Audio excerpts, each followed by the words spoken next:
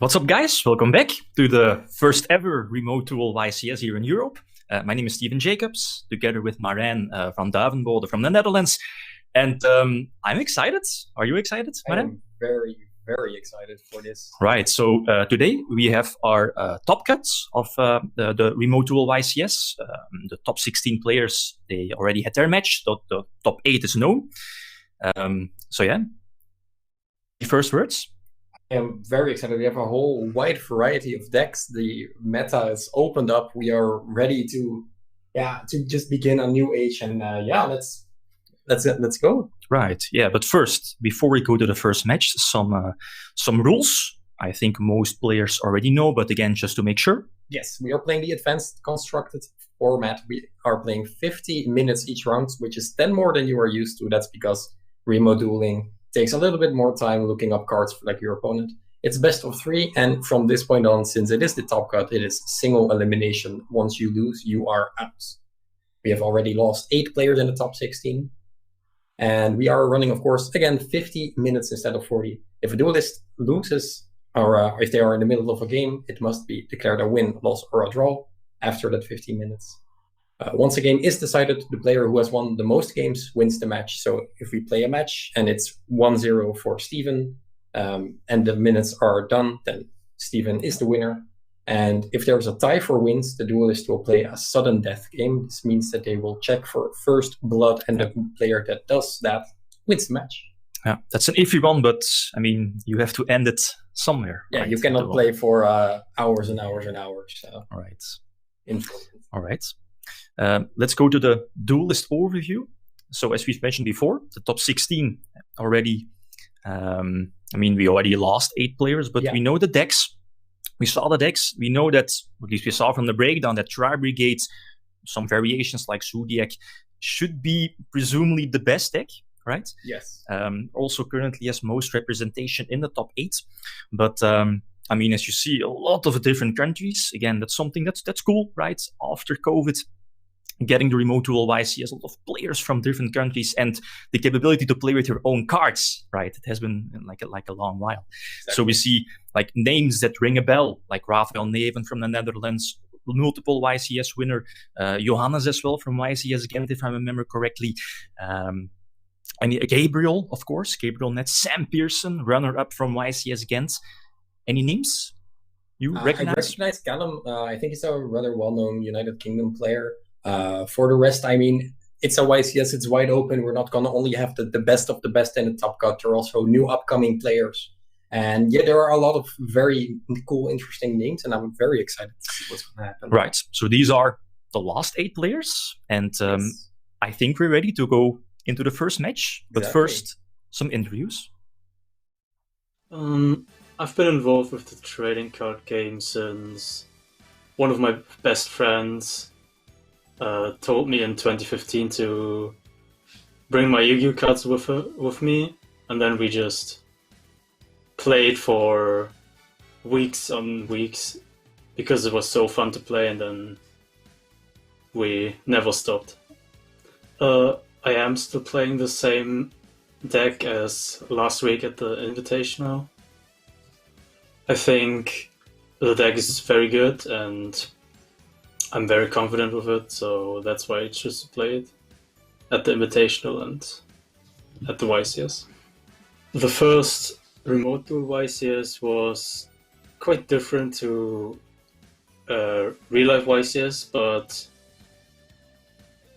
I think it was still very good to finally have a long event again. The first few rounds took a while, but it catched up in the later rounds, and then it was great overall. My first deck that I took to an actual event was Pendulum Magician in 2017 at the YCS. I played a lot of Pendulum during that time, and even though it wasn't the best deck, I had lots of fun with it. The announcement I'm most excited about from the Digital Next is probably, just like everyone else, the new TCG game, Master Duel. Just finally having an official game to play on when there's no real life events or remote duel events, it's gonna be great. Okay, so Max feels most comfortable with playing Tri-Brigades. It's more of a pure build-based version. Do you agree? Pure? This YCS, of course, took place 2 weeks ago, and these are a little bit older lists. The meta has developed a little bit after that, but for the time of the YCS, this was arguably the best build of the deck, using the powerful Rescue Cat to summon out that Karas and the Kit to gain much more advantage. It looks solid. The Gamma package works really well together with Rescue Cat, and yeah, overall, this is a very, very solid deck list. Okay, cool. Second player, he's going to take on Stratos from Greece, so it's really cool. He's also playing Tri-Brigades, so let's take a look at this interview. I've been involved with a Yu-Gi-Oh! Trading card game for as long as I remember. Maybe since I was a kid around 10. I always collected cards and played casually with friends. But recently, due to the pandemic, I found time to dedicate myself to the competitive part of the game, and I've been really enjoying it. The first deck I played that actually wasn't a random pile of cards was the Blaze of Destruction structure deck back in 2005. I really enjoyed the boss monster Infernal Flame Emperor. That was a cool removal for Speller traps, and also Solar Flare Dragon that was a pain to deal with. And I would love to see some modern reprints of these cards at some point in the future. Yeah, my favorite card is DDD Divine King Zero Rage. It's a cool looking and powerful card for the DDD strategy. And it's the embodiment of Rage Akaba, the character in the show. I wish we had the card legal in Europe. It's a really awesome card. For the tournament, I decided to go with pure Tri-Brigade. It's a deck that I really enjoy, and I particularly enjoy the playstyle of the deck. And after the ban of Trident, I decided to go with a pure version because it made the most amount of sense due to the fact that it had the room to incorporate more hand traps or going second cards. And I really enjoy the grindy type or mid-range type of decks. I have two other fond memories that involve Yu-Gi-Oh! The first one is when I was able to secure my place in the Invitational, playing Phantom Nets, which is a deck that I really enjoy. And the second one is the fact that I managed to make it into the top 16, which is the biggest achievement that I have in the competitive scene. And it's really a memory that I will remember for sure. I'm particularly excited about the Master Duel game. I'm really excited to play in an official, full-fledged type of Yu-Gi-Oh! Game. I enjoy Duel Links, but I prefer the standard game. And I'm really excited about what the future holds about it. Okay, interesting. Also, Stratos also decided to go for Tri-Brigade as well. Do you see any notable differences in his deck list? I honestly think that even though they are playing the same deck, like in their structure, it's quite different. Stratos opted to play a lot more different cards than Max, which I can see go into his advantage on the tournament. I am not really sure whether these deck choices will help him in the top cut, but he is gonna definitely prove me wrong, I hope, for him at least. And yeah, no, these decks are very, very different from each other, despite, you know, triple fractal, double caress, etc. There are a lot of different cards in each deck. So I'm very excited to see who's going to be on top. All right. Okay. Maren, what's the time? It's time to duel. It's time to duel. Let's go. First match. Okay. So not sure which player. Okay. So the dice roll still needs to happen. Okay. So again, it's a mirror match, but I mean, as it always has been, going first is important, right? Exactly. I think that in this deck specifically, you kind of want to have that advantage of going first. Of course, Revolt is what the deck is going for, and you just want to have that set up and be ready to continue the duel. What's like the, let's say, because again, this is pure Tri-Brigade, what's the strongest board it could end on, like going first? Most So- ideal. The most ideal end board is just a simple Appaloosa with a Revolt set. If you have multiple extenders, it is possible to get that Ancient Warrior double Dragon Lords out as well, beneath that Appaloosa. And that would be quote-unquote FTK there. It's very difficult to beat that. But since they are both running so many hand traps, it's going to be very difficult for them to end on the best board. Right. Yeah, there's a thing with Tri-Brigades is that, okay, you could end on, let's say, Appaloosa, Revolt, but it comes with a risk, right? You need to discard and use the Link 2, the Bear Brum, I believe the name is. So opening Tenki, that's already a very strong play, strong opening play. Okay, Tenki is at 3, but still it's very powerful Searcher. Yeah, Fractal accessing every Tri-Brigade in the deck. It's going to be very interesting to see how this is going to be played out. Getting the Nerval in the grave, which is something that you see a lot. Back in the day, people used to do Fractal, send kit, send Nerval, but nowadays people are realizing that there's no need to send kit that early already. Just manage your resources well. Right. Oh, all right. DD Crow is really strong. The one of call by. You say the one of that DD Crow also the one. Yeah, that's true. But still, man, this feels. I mean, if I would be Max, I would like, here's DD Crow. You know, you can't use your effect, your kit. Yeah. But then your Stratos and like, nope, call by the grave. So strong. So now he's able to go for the Link 2, right? Yeah, summoning the Bear Brum, summoning the Rugal to special summon a monster back. Interesting that Max did open the one-off DD Crow. Oh no, it's not Max actually. Right. I think that the players are switched up. I think that the top is Tim and the bottom is Stratos. Stratos, yeah, indeed. So the Bear Brum will get the Revolt going. Let's see if he does have like something to discard, potentially get another like beast warrior, graveyard. Again, getting that revolt. I mean, that's a thing, right? In He has his setup. Yeah, that's true. I mean,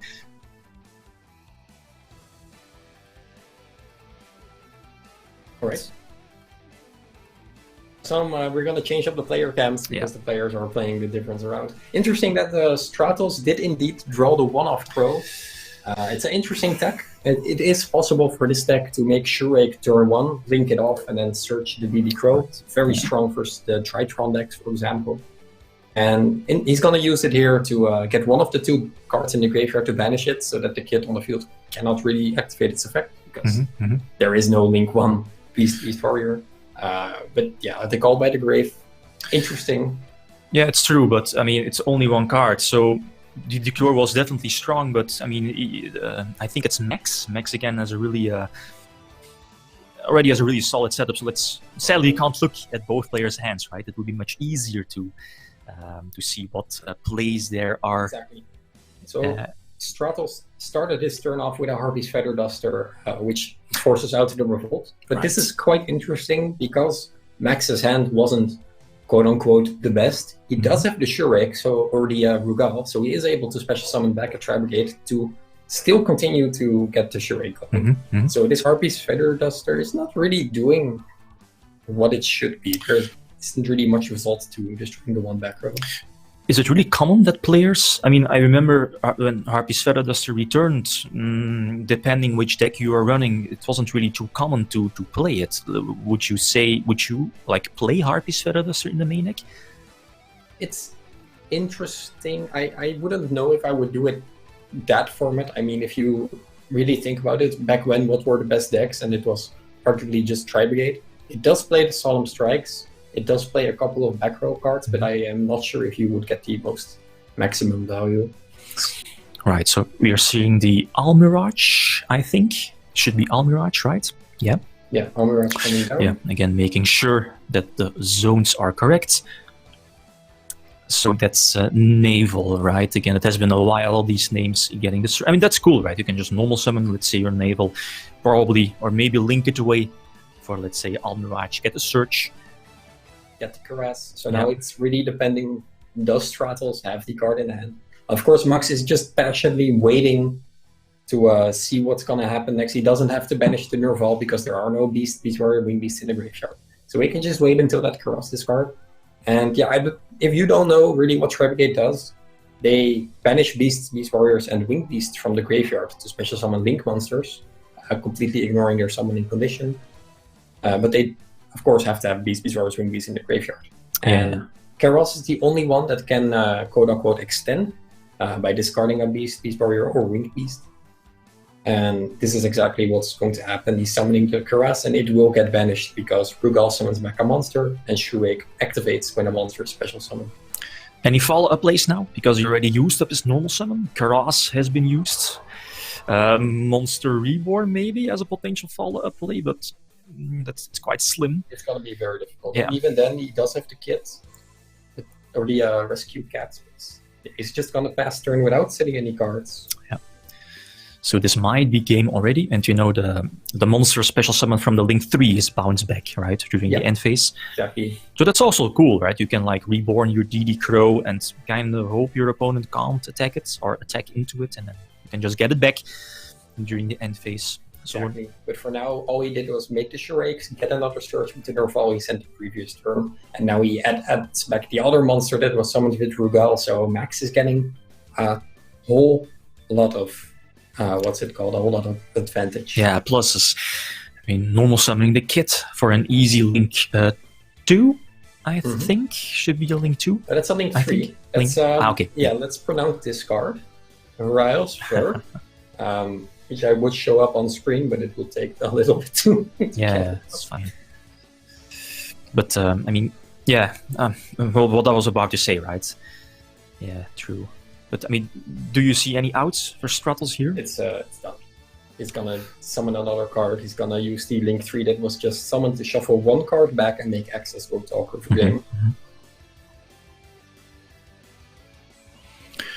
Just making sure. The card should pop up soon. I think Max is going into the battle phase, right? Just enough damage. Yeah, it should be double checking. Yeah, okay. Exactly. So that was game number 1. Yeah, one interrupt sometimes is just enough. If you don't really have the extenders. Stratos didn't see that tanky, which could have been very, very important. I think the call by the grave was really crucial, right? In the first game, he opened up, was able to pump out the Link 2, but thanks to call by the grave, you know, he was able to set up. But now let's take a look at both side decks, right? Like, what cards are they able to put in, let's say, the mirror? I mean, they're definitely prepared for the mirror match, because again, Tri-Brigade this year, deck 2 beat, they should be well prepared for this matchup.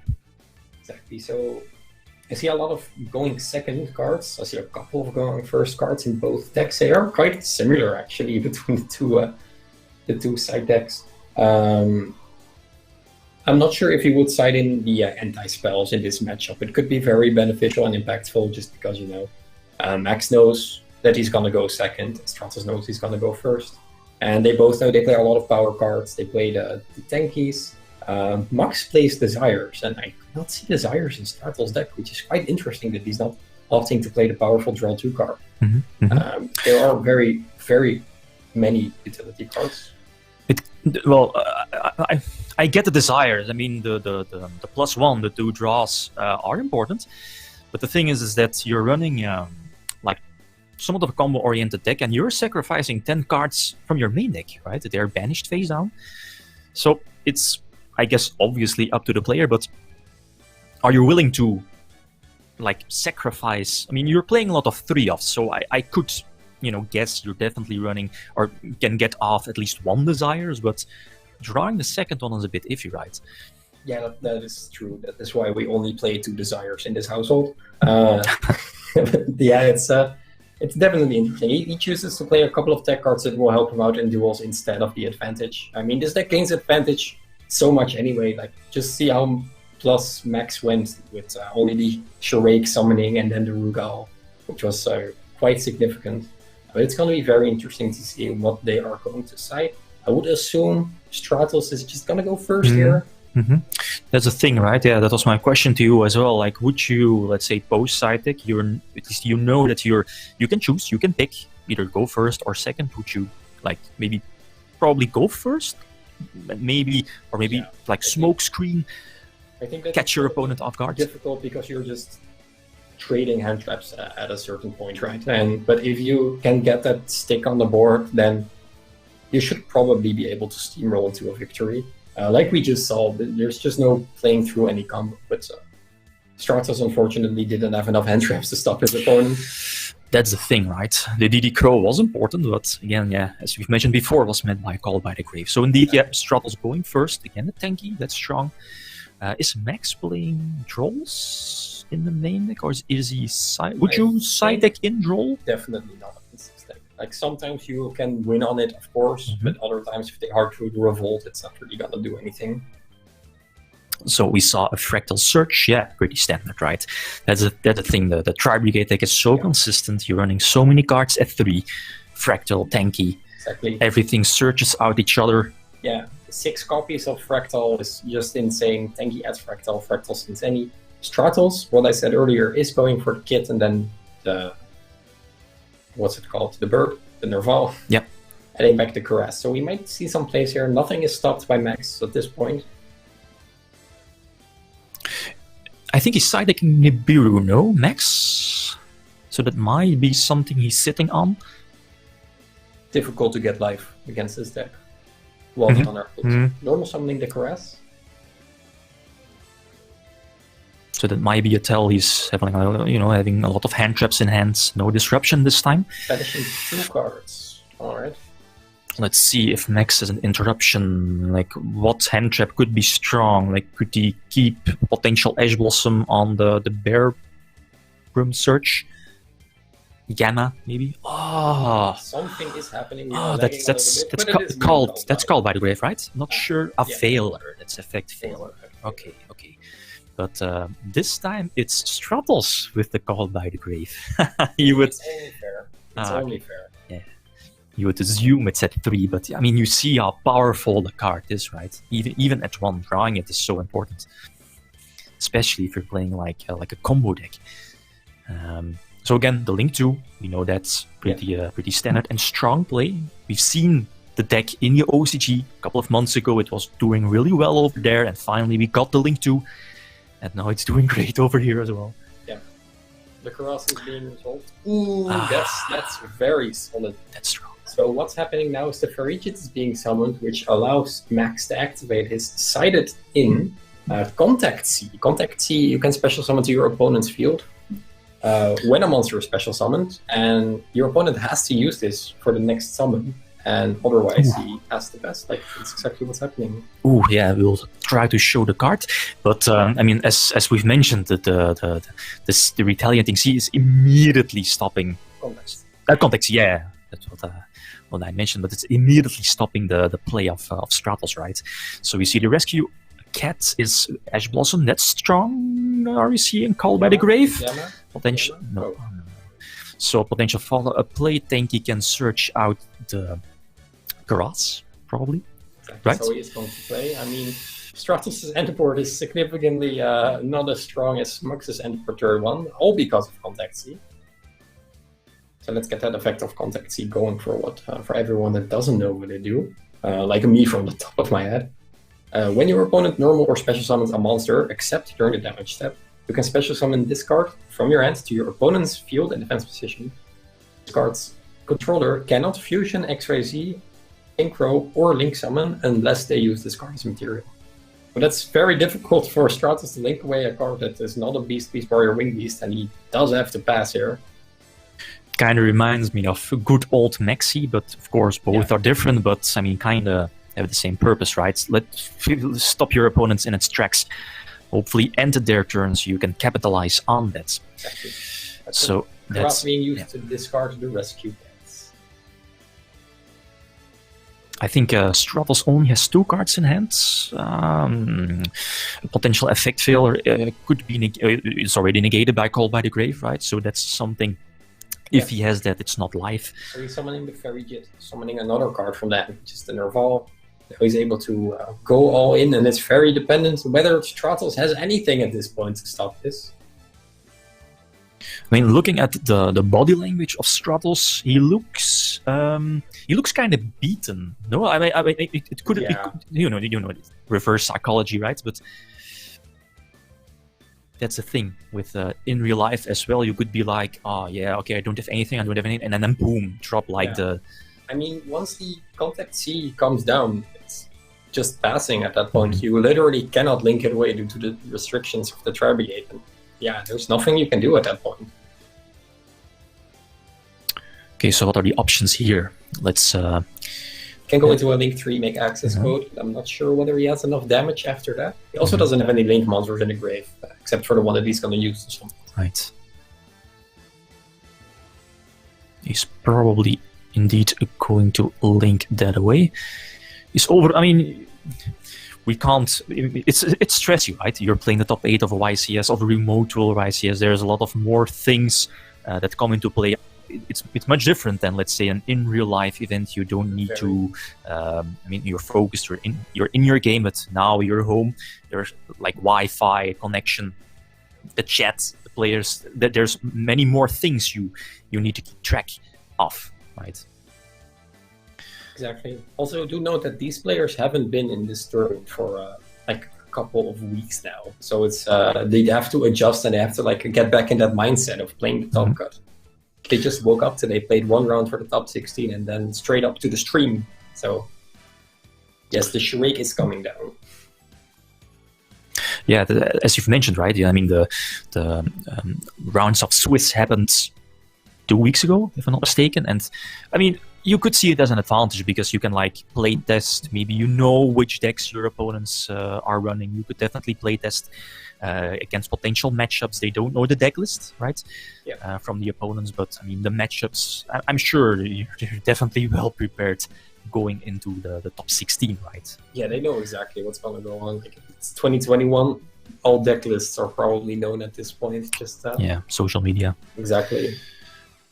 Also, I don't want to downplay the deck, but it's just a tri-brigade deck. So you really know what it does. And if you only know that, then you already know what to expect. That's the thing, right? It's really, on one hand, it's a real powerful deck, and on the other hand, it's like quite easy. And easy as in it's straightforward. Fractal, discard, search, foolish ads, and you know those link 2s, and build up, I guess, to your link 3, preferably link 4, search, revolt. I mean, it's very basic. Basic. Yeah. But still, you need to play the cards at the right time. Like, exactly. It's difficult to. It's easy to play a deck. It's difficult to master a deck. True.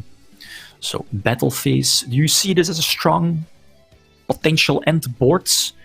He does have the Shurake, or in the is that no? That's a Farigid, but he can link it away for the Omen. So then he has the banish next turn, so he doesn't need Revolt. And with only 2 cards on Stratos' field, he's gonna push for damage here, which is interesting. He's linking away the Shurake, so he's going to be able to get a search going, and the beer run is coming down. Of course, yeah. What I was about to say is no revolt just yet, right? So he's definitely going to search it out. He should be searching kits, so that's cool. But still, no interruption from Stratos. So I think we can assume those are. Maybe some extender, I mean, or starters, right? Yeah, maybe because he discarded it. The Gamma, okay. Gamma is down a little bit too late because he just made Appaloosa. But this was the only time, of course. And it's honestly just fine to do. You're not going to be able to negate the Beer Drum, but the Appaloosa will lose a counter and he only has 2. So there's going to be a point where the Gamma will eventually be live. The thing is, and yeah, on one hand, again, okay, you're downgrading the Appaloosa to, I think, 800 attack, so it's still 1 negation, but the thing is now is that, okay, the Gamma did that, but again, the link 2 is going to resolve, you're going to search revolt, and that revolt could be important during the next turn to protect the Appaloosa, right? And once Stratos summons a monster, the revolt can just banish it without the contest of the Gamma, so not sure what they are checking.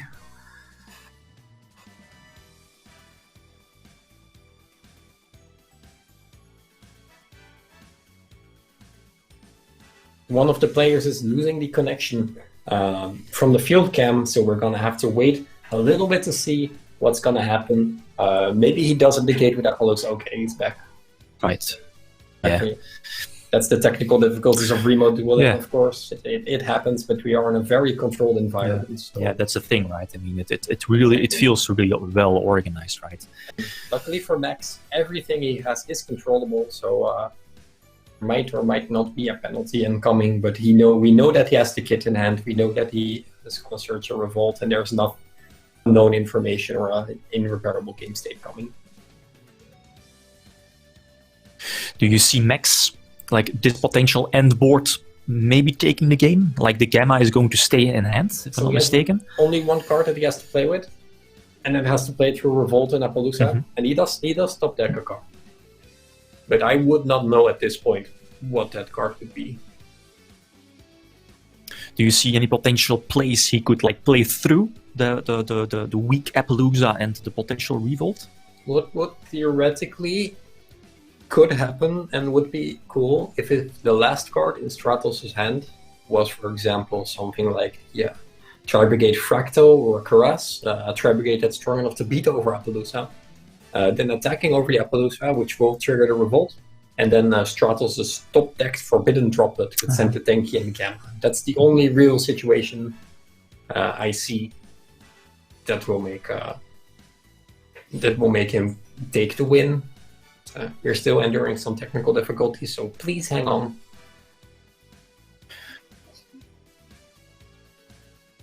Okay, right. So there's something wrong with the audio, but I mean, that's the thing.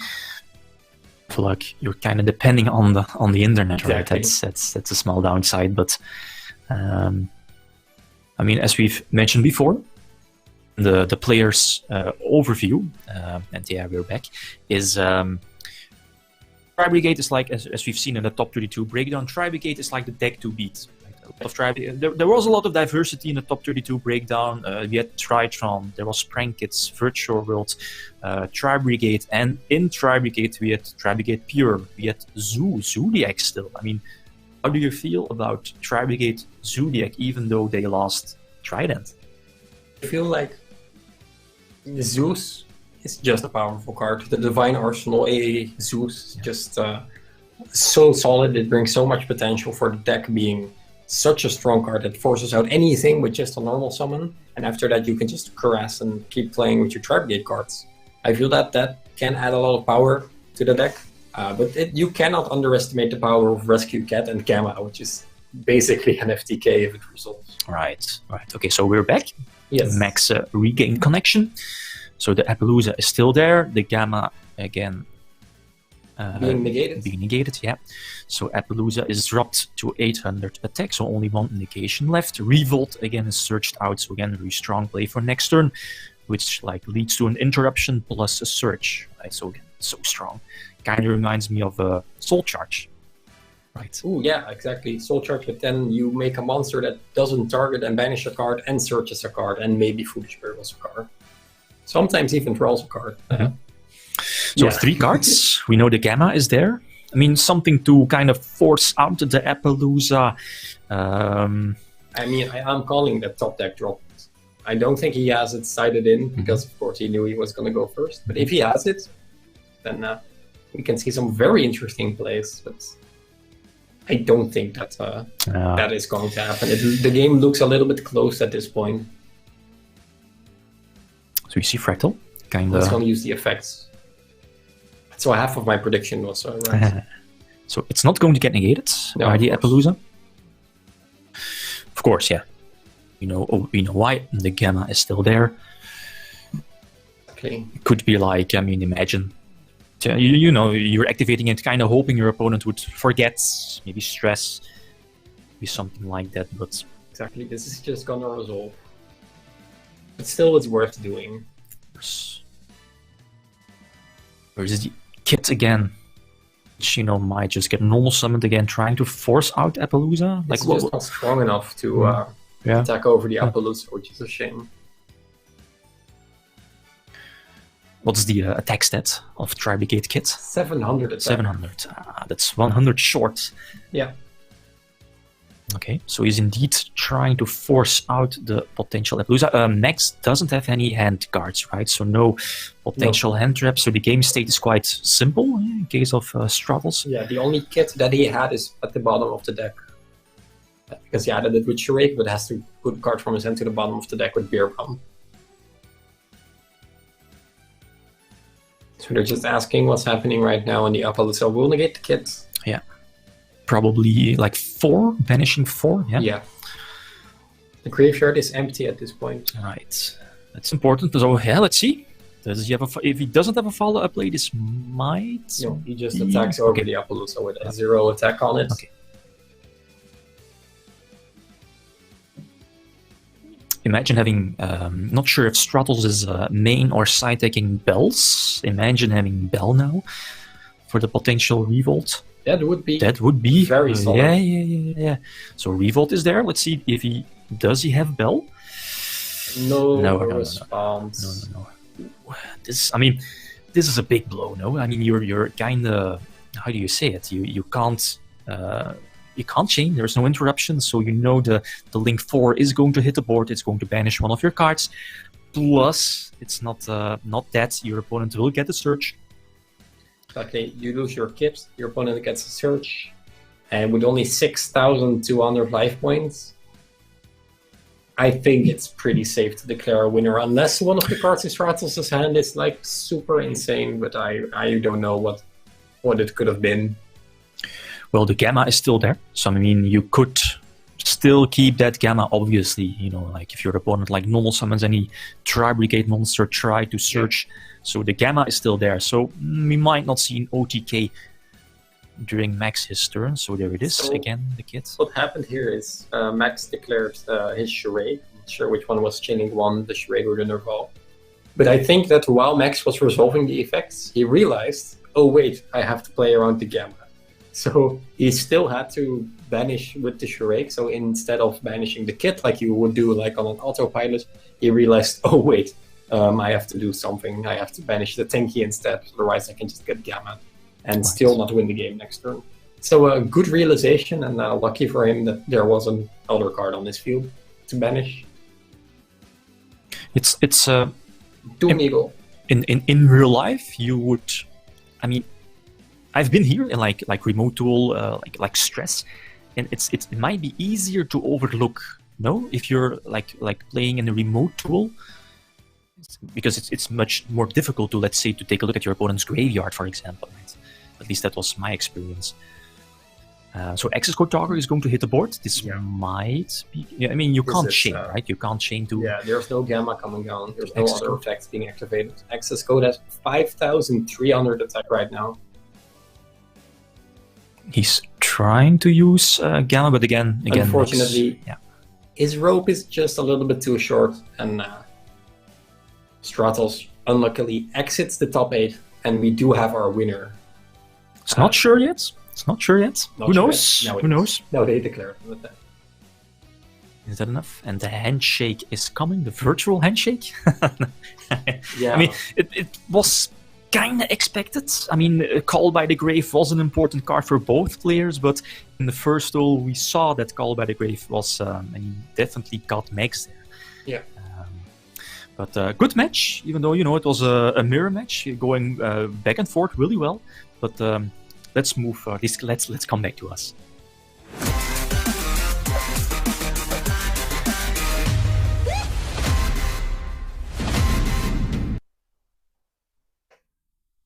So really nice duel, but again, as I mentioned before, a couple of very crucial plays. The Call by the Grave was important for both players, but again, Max was able to capitalize on that and to establish this board a bit better, much more threatening compared to Stratos.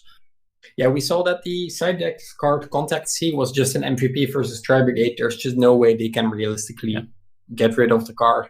So that definitely really helped Max. But he proved that Tri-Brigade is not a deck that can only go first, but it's also a deck that can go second and play through that cards. Well, of course, with some help. But that's what the hand traps were for. Yeah, that's why it's presumably, again, one of the most powerful decks. You can go first, you can go second, and break through boards. And with the side deck, it's, again, much easier to do that, especially if you're going second with stuff like Dark Ruler or Droplet or whatever. Okay, All right. first match. First match is done. Congratulations to Max, taking it all the way to the top 4. Yeah, that's Trarbrigade. And our next matchup. Ooh, are you ready for this one? We have two, how do you say it, like unexpected decks? Maybe that's the correct name. We have Madolche. Madolche is in the top 8. He's going to take on Dragon Link. So Dragon Link, yeah, even though without LP, the deck is still there. So we'll be back soon. Yeah, quick break. Short break. Awaken the power of the Egyptian God cards. 4 unique cards, plus the new Soul Crossing to add to your deck. Yu-Gi-Oh! Egyptian God decks. Slifer the Sky Dragon and Obelisk the Tormentor. 40 cards per deck, each deck sold separately.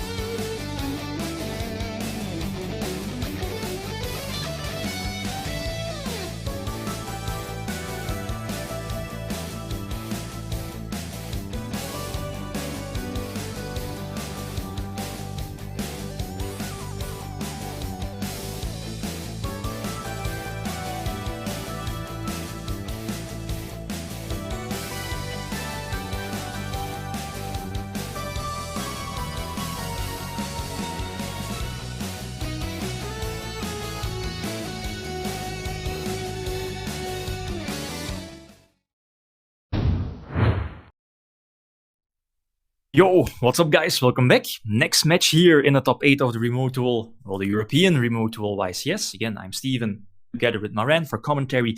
I'm excited. Are you excited for the next matchup? These are some decks I'm very excited to see. Madolche and Dragon Link in action. 2 decks that you may not have expected to see today, but I'm very excited that we are going to feature them. And yeah, are you ready to go? I'm ready. I feel prepared as well because I'm well into both Dragon Link and Madolche. But first of all, before we go to the matchup, let's take a look at the first player interview. I play Yu-Gi-Oh!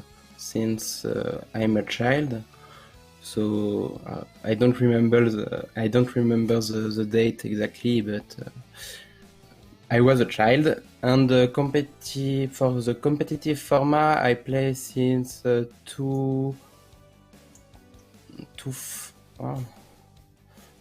don't remember the date, but that was the Shadow Necros format. Baby Raccoon. It was a fun deck. I played in Multitude WCQ. The deck was fun, multiple traps, and Natural Beast for a battle with meta deck.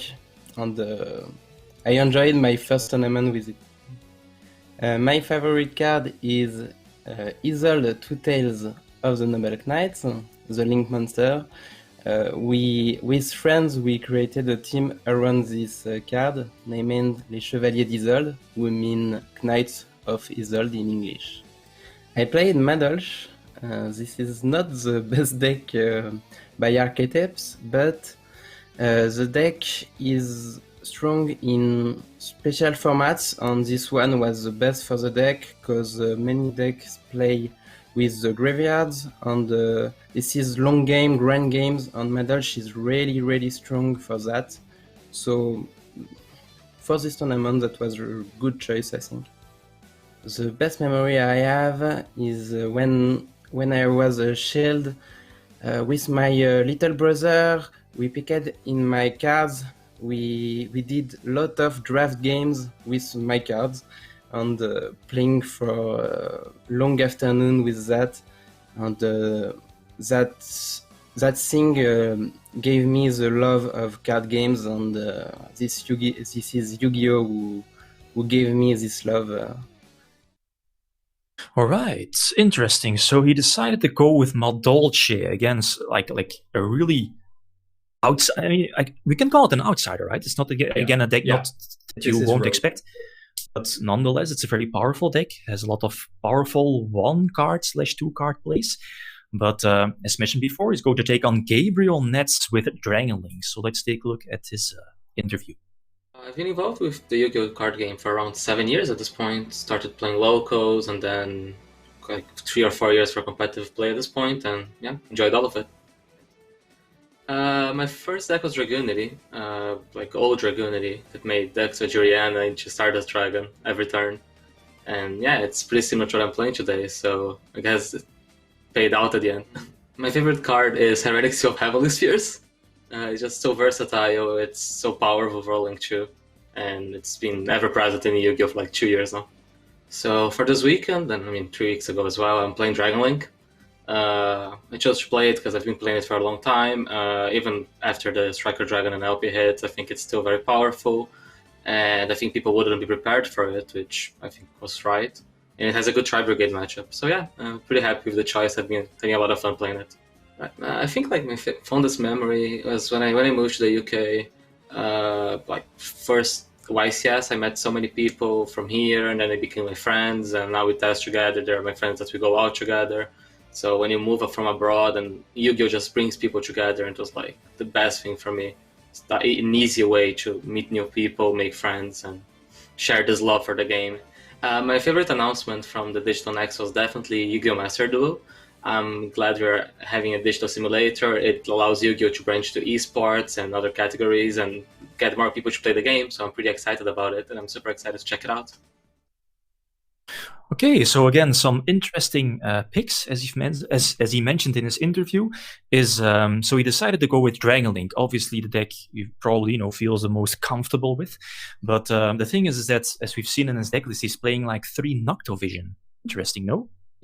I feel like Dragon Link is overlooked quite a lot this meta. I think that it's still very solid, very consistent, and with cards like Noctovision that give you free extenders and bonus cards, it's very solid, and I can completely agree with this deck list. It's looking very good, very well built. He really thought of all the decks, main deck, extra deck, side deck. He really made it fit. Of course, with one additional slot in the extra deck due to actually multiple Striker Dragon and LP are gone. But very interesting match. I'm very excited to see what's going to happen. Yeah, this is going to be a big one, hopefully. Okay, let's go. Time to duel.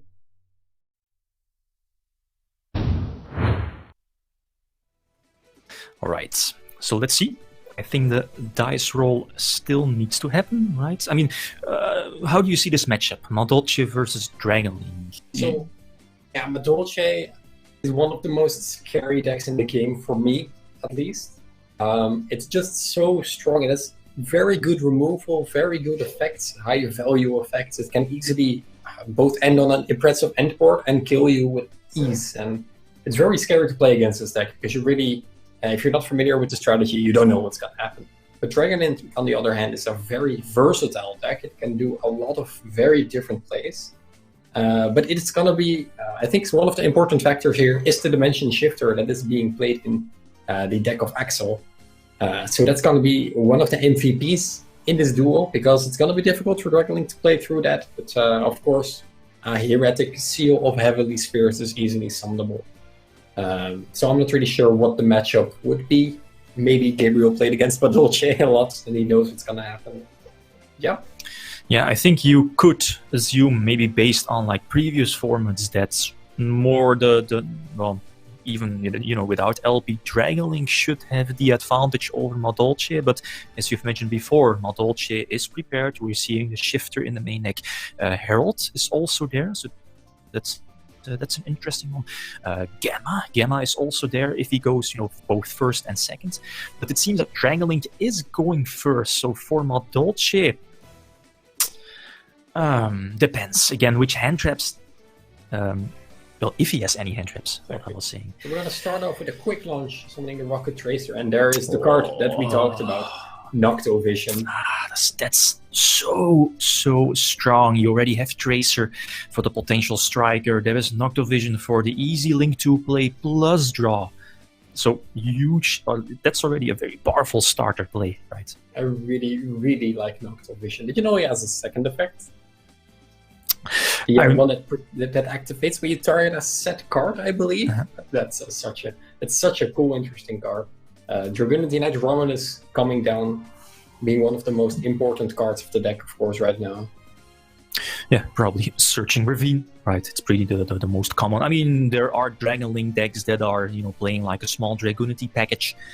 Maybe search out, what is it called? The continuous spell for Dragunity Spears? Dragon Ravine. No, it's not. That's the field, right? The equip spell, yeah. Lens? Lens, yeah. That's it. Gamma coming down on the Dragunity, that's impactful. That's what you want to do against this deck. You want to hit the cards that get advantage. Noctovision, however, will still resolve, being the Chain Link 1. Interesting that he didn't really want to protect his monster. Because of the Chain Links, right? Exactly, but he is free to use Boot Sector to Monster Reborn his Tracer now. Tracer, again, when it was released, it had such a big of an impact because, again, it's one card. It's searchable off of, let's say, Quick Launch plus Quick Effect plus can target, quote-unquote, any face-up card to, like capitalize on an activated card. Again, plus it's a Quick Effect. It does so much for the deck.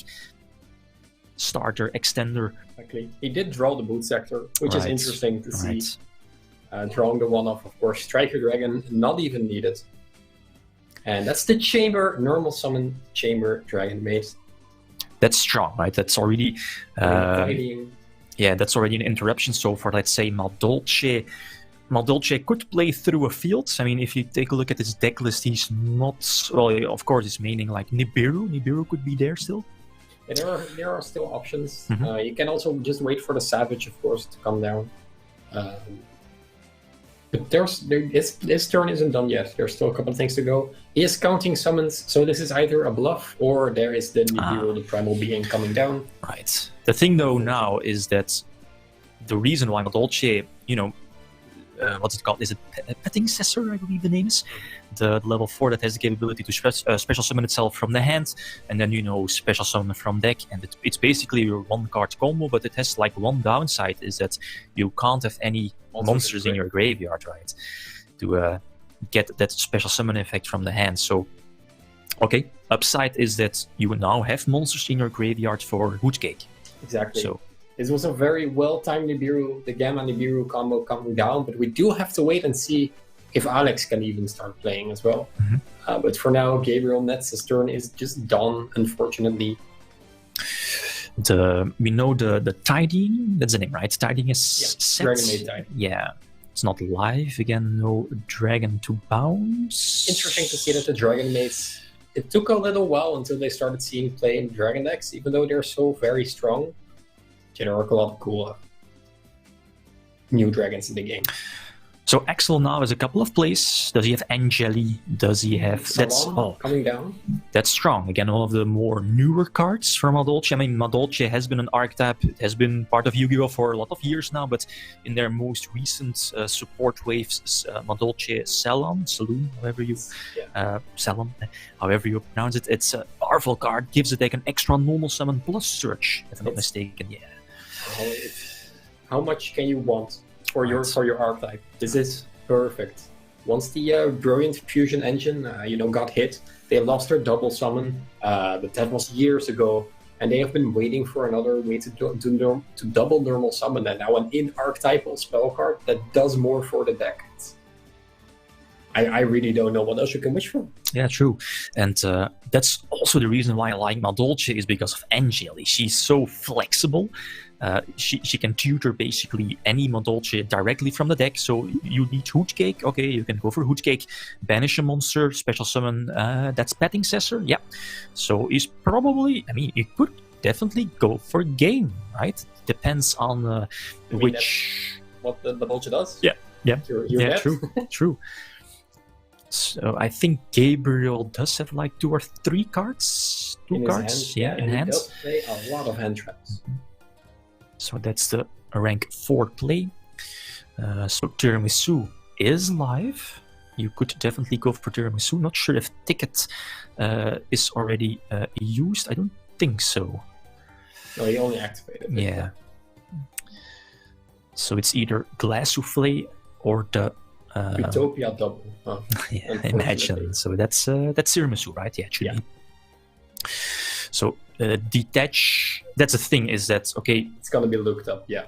You want to have like an empty graveyard in order for, let's say, Petting Cessor to activate your effect, but at the same time you want to have your Madolche cards, monsters, for example, to be there in the graveyard to use Tiramisu and send them back, let's say, to the deck. So targeting the 2. You're already in such a bad spot if you have to look up your opponent's cards, so I can really feel how Gabriel is feeling right now. And the token is gone, and the Tidying gets shuffled back into the deck, so that's also a resource that he is losing. Right. So yeah, that's the thing, right? The Ticket is definitely only a one-off in Madolche, just like the Chateau, like Field Spell. But Salon is a 3-off, so Axel is playing 3 Salon, again to search one of the traps if it's there. Yeah, Promenade, that was the name. Basically like a breakthrough skill, an effect negation in the form of a trap card. But this is probably going to be... Well, no. I mean, Nibiru is still there. Madolche is a deck that has the capability to play around Nibiru by going for, let's say, an early Glass Souffle, but it's not that strong, but it's there. If you expect your opponents having Nibiru. The cards are being picked up. Yeah. That's Tiramisu for your entire field and hand. Everything goes back in the deck. It's I can't remember, but I think Tiramisu, was it part of the first wave of Madolche? I think so, right? I think it was. Let's take a quick look at Tiramisu. And it's a very powerful card. It's very easy for Madolche to get out on the field, plus easy disruption. all the way from Abyss Rising. Right. Oof, years ago. 2012. Wow. You're seeing this card Okay. 9 years Yeah, on that's play. And I still have nightmares from the day that I saw it first. Okay, let's take a look at the side decks. All right. Let's see what Axel Madolche can potentially side deck in. Right, so we're seeing another Contact C. So that's a very popular card, this YCS. Anti-spell, kind of basic. The Alpha is Alpha Master of the Beast. He's only playing 1, but it is super, super strong versus Dragon Link specifically as well. And then there's a Pancratops. So I feel like the Alpha Contact C's Pancratops are all cards that can definitely go in. And I feel like Gabriel's surprisingly siding a small part of his Dragon Maid engine. So that's going to come in because he knows he's going to go first. And maybe out some hand traps and in some triple tactic talents. Right. Twin Twisters versus the spells and the field spell. Maybe good. Maybe good. Mm-hmm. Would you, as let's say Gabriel, Dragon Link, you're probably going to go first, right? Would just wanna you summon. side deck in those Twin Twisters? I feel like he can. I feel like what I would personally do if I was in Gabriel's seat right now is to just play the control game. Just summon the chamber, summon an extender, make spheres before the 5th summon faster. Tidying seals is going to be a big FTK versus Madolche bouncing their play, and then they just stop playing. And honestly, I think that Gabriel's in a good spot here. Unfortunately, he just couldn't play through a Gamma Nibiru, but what deck realistically can play through that? Yeah, that's true. I mean, Axel did have he had Angeli, right? Angeli, Yeah. he had Gamma Nibiru, so going second, that's already a very powerful opener. Exactly. It's cool to see though that Gabriel is kind of forced to play a little bit more resource and value game. He's gonna play a little bit more greedy, like we saw. That's because he didn't just make a Savage and then summon Chamber. No, he actually just had to dig for more cards. I think he really wasn't done with his turn yet. So it could have been very interesting to see where he was going to go with the rest of his turn, but it was cut off by the Nibiru. Mm-hmm, mm-hmm. And he, if I remember correctly, he had like 2 cards in hand, but sadly no hand traps, even though, I mean, if you peek at his list, he is playing a ton of hand traps in like 40 sharp deck, so the chances are still quite high. He opened really well. Yeah. As we've mentioned, quick launch, the Nocto Vision. Chamber. Yeah, Chamber as well, normal summon. But that wasn't enough. So as Dragon Links, again, you're probably want to go first. I mean, Gabriel is laughing, so they're having a good time. That's cool. That's cool. It's still Yu-Gi-Oh! We're Yeah. still having fun here and playing the game. Even though we are at the highest of competitiveness at this moment, it's still, you're playing Madolche and Dragon Link. It's kind of unreal to sit here. So yeah, good luck to both duelists. Right, it's also refreshing, right? We see a lot of, let's take a glimpse at the top 8, 5 Tri-Brigades. I believe, if I'm not mistaken, 3 pure and 2 zoo variants. So that's a lot of Tri-Brigades ready in the upcoming matches. So, I mean, one of these players are moving on to the top 4. So that's either Madolche or Dragon Link there. So that's refreshing, right? Madolche refreshes. That's the start. Got it. Okay, let's take a look. So Gabriel again going first. Normal summoning, that's strong. Definitely search Chamber out. coming Yeah. down. No disruption from Axel. Chamber objectively the best Dragon Maid. Getting the tidying going. Mentioned before, would you have expected Dragon Link in, let's say, because again this is top 8, would you have expected Dragon Link in top 8? Because again, one striker, no LP. Is that enough to carry Gabriel to, let's say, this match and then eventually all the way to the finals? I still feel Spheres tidying is still something that they can do, and that was just one of the most powerful things that Dragon Link could do. It could go all wombo combo on you and end on multiple negates. It could also just end on Spheres tidying and then also proceed to win. I think, like I said before, this is just a sleeper deck, and there are just not people playing it. I'm also not sure if you would always win against Tri-Brigade, but if the math is right, Seal one, bounce tidying is another, and that's all Tri-Brigade can do. Right. Gabriel is popping off here, making the Striker Ring, getting Boot Sector, summoning Recharger, a card that you really rather would not see. And there it is. That's really strong. I mean, Dimensional Shift is very similar to Macrocosmos, right? It's better. It's Macrocosmos in your opponent's turn 1. Yeah. your opponent hardly can chain anything to it. So is that spheres? I think spheres, double sets, yeah. Yeah. Oh, okay, that's fine. I mean, against my Dolce, the normal summon is crucial, so that's probably, let's say, going to get bounced back. There is a potential... Well, the shifter is there, so no putting cessor. It's not live, the special summoning effect. Salem could, potentially give my Dolce the extra normal summon. So... What is going to be interesting here is that if I am correct, then the Heretic Seal... when he is tributed, he can summon one, but I'm not sure if he is tributed and banished, he can still summon another dragon from the deck. But so far, it's still looking good for Gabriel. Yeah, a couple of disruptions. And as I mentioned before, Matolche, again, the normal summon is crucial. If you're able to stop that, it's very hard to come back again, unless some specific cards in the form of Salon. The Petting Cessor, but again, Petting Cessor is not live. Magellan, that's cool. That's your Stratos of the deck, right? Normal summon, search a monster. Stratos was the last match. But... Yeah. So I mean, what could you search? Probably a petting, but the petting with your it's not live. You could be gimmicky and play stuff like Soul Release, but you're not going to do that, right? You're not going to Soul Release your own card, exactly. Right, let's take a quick look at the Heretic Seal. You can tribute one monster from your hand or field, so it doesn't have to go to the graveyard. Return one face-up card on the field to the hand. If this card is tributed, special summon one. So this Heretic Seal can just properly resolve, even though there is a dimension shifter. So it's indeed. And he is going to bounce the Magellan. Or will he bounce something else? Is it threatening to leave the Magellan on board? You can also just bounce with... No, because you kind of want to have the monster that it summons, so I can feel like... I mean, this is fine though. He searched out, was it Hootcake? It kind of flashed it a little bit. So for next turn, he could potentially pop off, but the question is there going to be a next turn? If Gabriel plays his cards out right and there's just nothing in Axel's hand, then I am afraid that there will be no next turn. Because Dragon Link, even without LP, just goes. So again, Tracer hits the board. That could potentially be used during Axel's turn.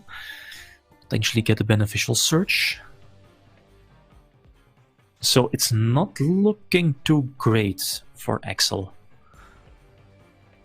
He already used up his normal summon. He hard drew the field spell, so that's something you don't want. No, you definitely want to search that one out off of what is it called? Is it Messengelato? It has been a while. Messengelato searches spells. Yeah, that's a level 4, right? Maybe we can show that on screen if it's possible later.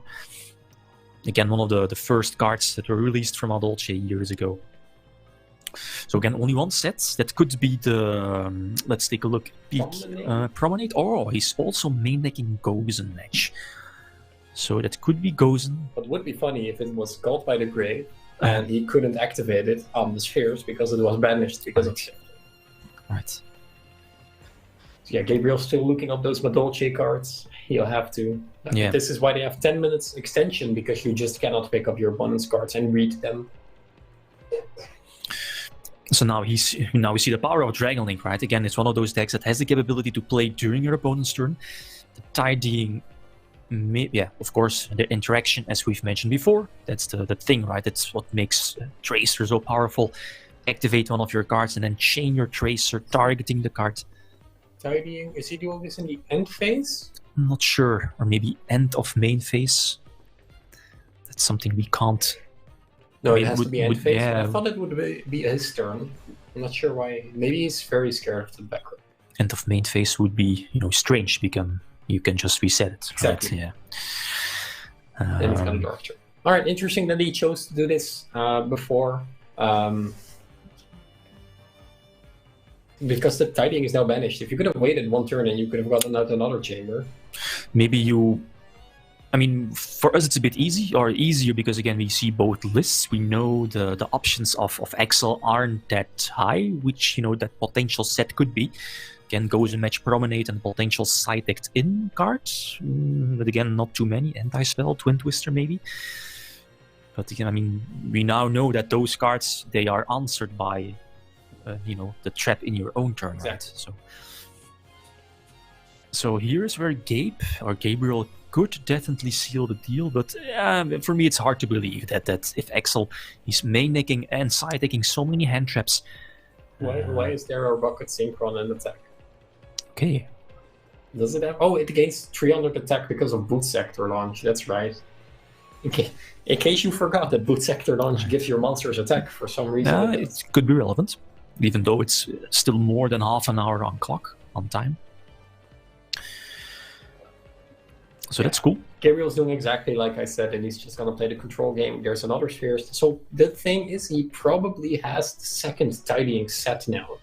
So that can kind of provide a reason why he didn't want to play the tidying in his own turn. Because he already has it, so there's no reason to summon back Chamber, and he also doesn't want to extend anymore. Right, so we know the potential Hoot Cake is ready, but again, Hoot Cake takes up your normal summon. Another Magilan, okay. It's the same one, right? That's your Struggles. That's Petting Cessor, I think. It's interesting. Okay, yeah, the spheres is still there, so go. Okay, so maybe he top decked Salon. That would be something to get himself back in a duel. I mean, he is playing 3 copies of Madolche's Salon.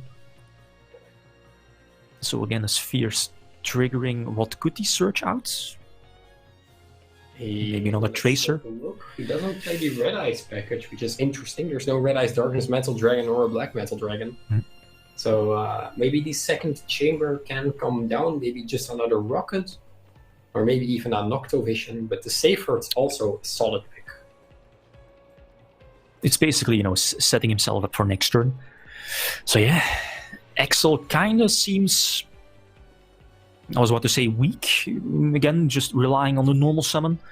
A lot of cards in hand, those might be, those bricks, Messenger Latos, which you don't really want to have in your hand. Does he have an extender or follow-up play? Oh, there it is. Yeah, that's strong. That's strong. That's really strong. So he probably top decked it. Look it up. So again, Saloon or Salon gives you the extra normal summon. So Hoot Cake is definitely going to be dropped. Now we don't know what Gabriel's set is there next to his deck. I mean, he cannot really tidying it because he can just get it back. Unless you can only activate 1 per turn, but I cannot imagine that. So there is indeed the beneficial normal summon, and that's the thing is that now Hoot Cake, if it goes through, you can banish the shifter from graveyard, and now that will make Petting Cessor live. So this could be a very crucial play. So let's see if Gabriel does have like an answer for this. Hoot Cake is a normal summon, right? Yeah, correct. So this is his second normal summon. It's kind of one or the other now, because if the Safeheart sticks, it's going to be very beneficial for Gabriel. But it has to stick, that's kind of the thing. He needs something to disrupt the Hoot Cake, otherwise again... We've said it multiple times that it might be game, but it might eventually be game, because, okay, so the Hoot Cake is going through. Interruption, okay, that's strong, that's strong. That's not just a failure, that's a star failure. So that keeps the shifter in the graveyard. Again, very crucial, because now Petting Cessor is not live. It will not flood the field with multiple special summons. So again, they are really strong. And this might be it for Gabe. The second tidying, like we said earlier. He did pass turn, right? He drew for turn as well. So now the tidying is in the graveyard. Oh, he did. And face. Yeah. Okay. So now he can activate the tidying, and he can summon back the chamber, proving that the Dragonades are still a powerful engine. Yeah, it needs to pop off, right? We've seen Gabriel struggling a bit with the hand traps. I mean, that's the thing, right? That's what your deck does. If your opponent has hand trap after hand trap, it's very easy or very hard to establish your board. But as soon as you're able to break open, if you're able to break it, you can start to establish your combos. So Tracer is getting reborn. Yeah, let's just state that Gabriel is playing this out so well, like not using the the tidying immediately, getting the value out of the monster reborn from the boot sector launch, then summoning it, sequencing his plays very well. You see that Madolche does have only 2 cards in hand. We know, I think, correct me if I'm wrong, one of them is the Petting Cessor, right? Yeah. We searched it out. And the other one is the Angeli. It's one set. One of them, maybe a trap. Oh, It's because it was bounced back, right? So I think Gabe is Gabriel pretty has, safe to play through this, right? If his perception is just as good as his sequencing, then this is gonna be taken by the Dragon Link for a swift 1-1, but he does have to play it out. The Chaotic Ruler, the Chaos Ruler, Yeah, the Chaos Ruler, Chaotic yeah. Magical Dragon. This card, I mean, Ooh, look It's- at the Black Dragon hit. And the Chaos Space hit. Oh, that, we love to see it. That's insane. yeah. Even though Wyver Burstar and Collapse Serpent are both that one, the cards are so strong. They are immediate advantage. They are dragons, level 4 dragons on the field, provide easy level 8 synchro plays, link plays. They are so powerful. This has to be one of the best mills I have ever seen on a live stream before. This is insane. Milling the exact card you would want to mill, and then also milling Chaos Space. It's Chaos Ruler is such a powerful synchro, right? It's one of the few level 8 synchros they're playing, next to, I guess, Boral Savage. Exactly, yeah. Plus, okay, you can mill or excavate. Yeah. 5. And yeah, basically you synchro up for 9, right? So there it is. More. Is this Scarlight? Yeah, Scarlight, right? That's Hot Red Dragon Ah, yeah, the negation, yeah, obviously. Because Scarlight is level 8, no? Yeah, the level 8 that Yeah, burns damage yeah, and correct. can destroy. So the Chaos Ruler again has the capability to special summon it back from the graveyards. The Wyver Burstar Collapse Serpent package is alive, so this might be game. This might be game for Gabriel. It's looking good. Because again, I think unless we miss something, both cards in hand are quite safe. Okay, Fisty. In the extra monster zone. I mean, it's fine, because again, you're only having one striker to trigger both the Wyver Burstar and Collapse Serpent. And he doesn't really need it anymore. He's just gonna push for game here, make a link to summon back the Chaotic Ruler. And this is. Did he make the? He didn't make the Dragoonity yet, right? No, I don't think so. He did mill Remus. the Dragon Ravine. So, but he still has like many options. White coming down. Only one card in hand, so Pisty is not live again. We know that he's trying to trigger or activate the Chaos Ruler or Chaos Space, although that's already a plus. Hopefully a strong extender. I mean, if you're a Gabriel, I'm hoping that, right? Chaos Space is easily one of my favorite cards in the game. I think I just love Chaos. I'm a little bit of an old school player sometimes myself, and I just like the Chaotic Ruler and the Chaos Space are just so cool cards. You have so many implications. And not only to the baby dragons that we are seeing right now, but also Chaos Space can search out ritual monsters as well. It's so wow. It's a really versatile cards. I mean, the most cards are the most played cards from the top of my head that it searches out is like Levianir, Chaos Creator, maybe, even though it's not that Also common. very powerful. Very powerful card, also from Toon Chaos, Yeah. right? Vendred, Battlelord. Yeah, If you're a true. Drythrone player before Diviner got released. Yeah, there are many applications. So that's a 3+ already for Gabriel. Is this enough damage? It's 5/8, yeah, that should be enough. So Hoodcake is going to get bounced back. No, just attacked. It's just attacked. Yeah. Uh-huh. Oh, it's gonna go back. In the Yeah, deck, you go mean. back to the deck, but it's going to trigger. Oh man, it has been a while, right? But I don't think it matters. Yeah, it doesn't matter. So okay, 1-1. That's cool. Gabriel coming back now. As again, we take a look at both deck lists. Should Axel go first with Mod Dolce? Probably, right? I feel like he's gonna just struggle to play through that spheres like we've seen before. Mhm. It's just he has to bait it out, and he can, and the card gets bounced back, and he has Salon, but it's also just a whole bunch of if I have Salon, I can play through it, and if I have a monster that's good to normal summon, then I can play through it. So it's gonna be very interesting to see what's gonna happen. Shifter is still MVP. And could play a huge part, but this duel was lost under a first turn Shifter. So Right. We can't overlook that, right? Even though it's a 3-off, it's not searchable, if I'm not mistaken. no, So okay, you you still can recycle it though. okay. But Dolce can Yeah. activate multiple dimension shifters throughout the duel, which is scary.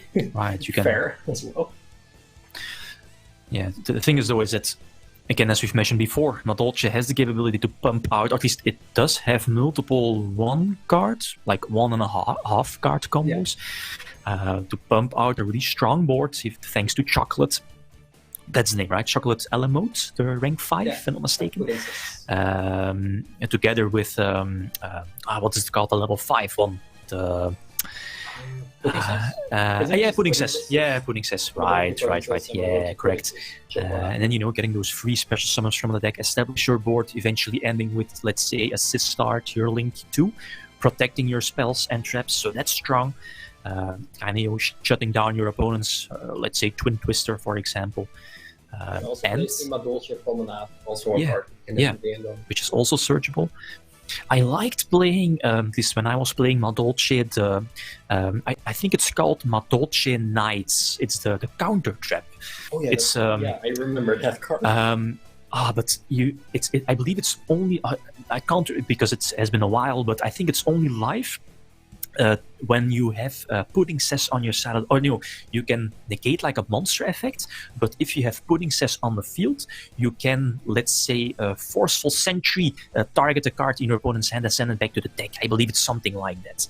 Yeah. But again, it has been a while. But again, get the text real quick because that's indeed a very powerful card. It's kind of slow this meta. Yeah, Axel is not playing it, by the way, so that's something to keep in mind. Let's take a quick look what Promenade does again. For those of you at home that don't know what it does, and me, target one face card your opponent controls and one Madolche monster you control in your graveyard. Negate the effects of that opponent's card until the end of this turn, and if you do, return your monster to the hand. You can banish it from the grave, target a Madolche XYZ, and attach one Madolche monster from your hand, deck, or graveyard to it as feature. So it feels like tidying 0.5. It's kind of like a breakthrough skill. So it's super easy, a super easy card. It's very easy to search out as well. It negates any monster effect plus, and again, as you've mentioned before, it has the capability to be recycled from the graveyard back to the hand. If you have the correct Madolche spells and phase up, right? So there is Madolche Knights, but again, it's not in the main and side deck. But it's something to think about if you're a fan of Madolche. Something I definitely liked running. Yeah, and Madolche Knight, of course, the counter trap that we talked about earlier. Yeah. When a monster effect is activated, if you have no monsters in your graveyard, negate the activation. Then, if you control Madolche Pudding Cess, shuffle one random card from your opponent's hand into the deck. Yeah. Hello? Yeah, that's true. I mean, not too many players know that, but again, it's very very specific because again, you have to have your Pudding Cess on the field. And no cards in the grave. You kind of can do that with stuff like Glass Souffle and Sistar to get it on the field during your opponent's turn, but you need to go first then, right? Anyway, so normal summon Magellan, that's strong. It searches out Cutting Cessor, and again, with no monsters in the graveyard, you're very easy, or you're allowed to drop Pudding Cessor, Batting Cessor from your hand to the field. Try to use the effect. So what are potential counters here in case of Gabriel? Vader, Ash, Gamma. He plays Gamma. He plays Gamma. Nibiru is also there. So that's a lot. Like 9 cards. How many times is the Magellan summoned this match? This is like the 5th time it's normal summon. Yeah.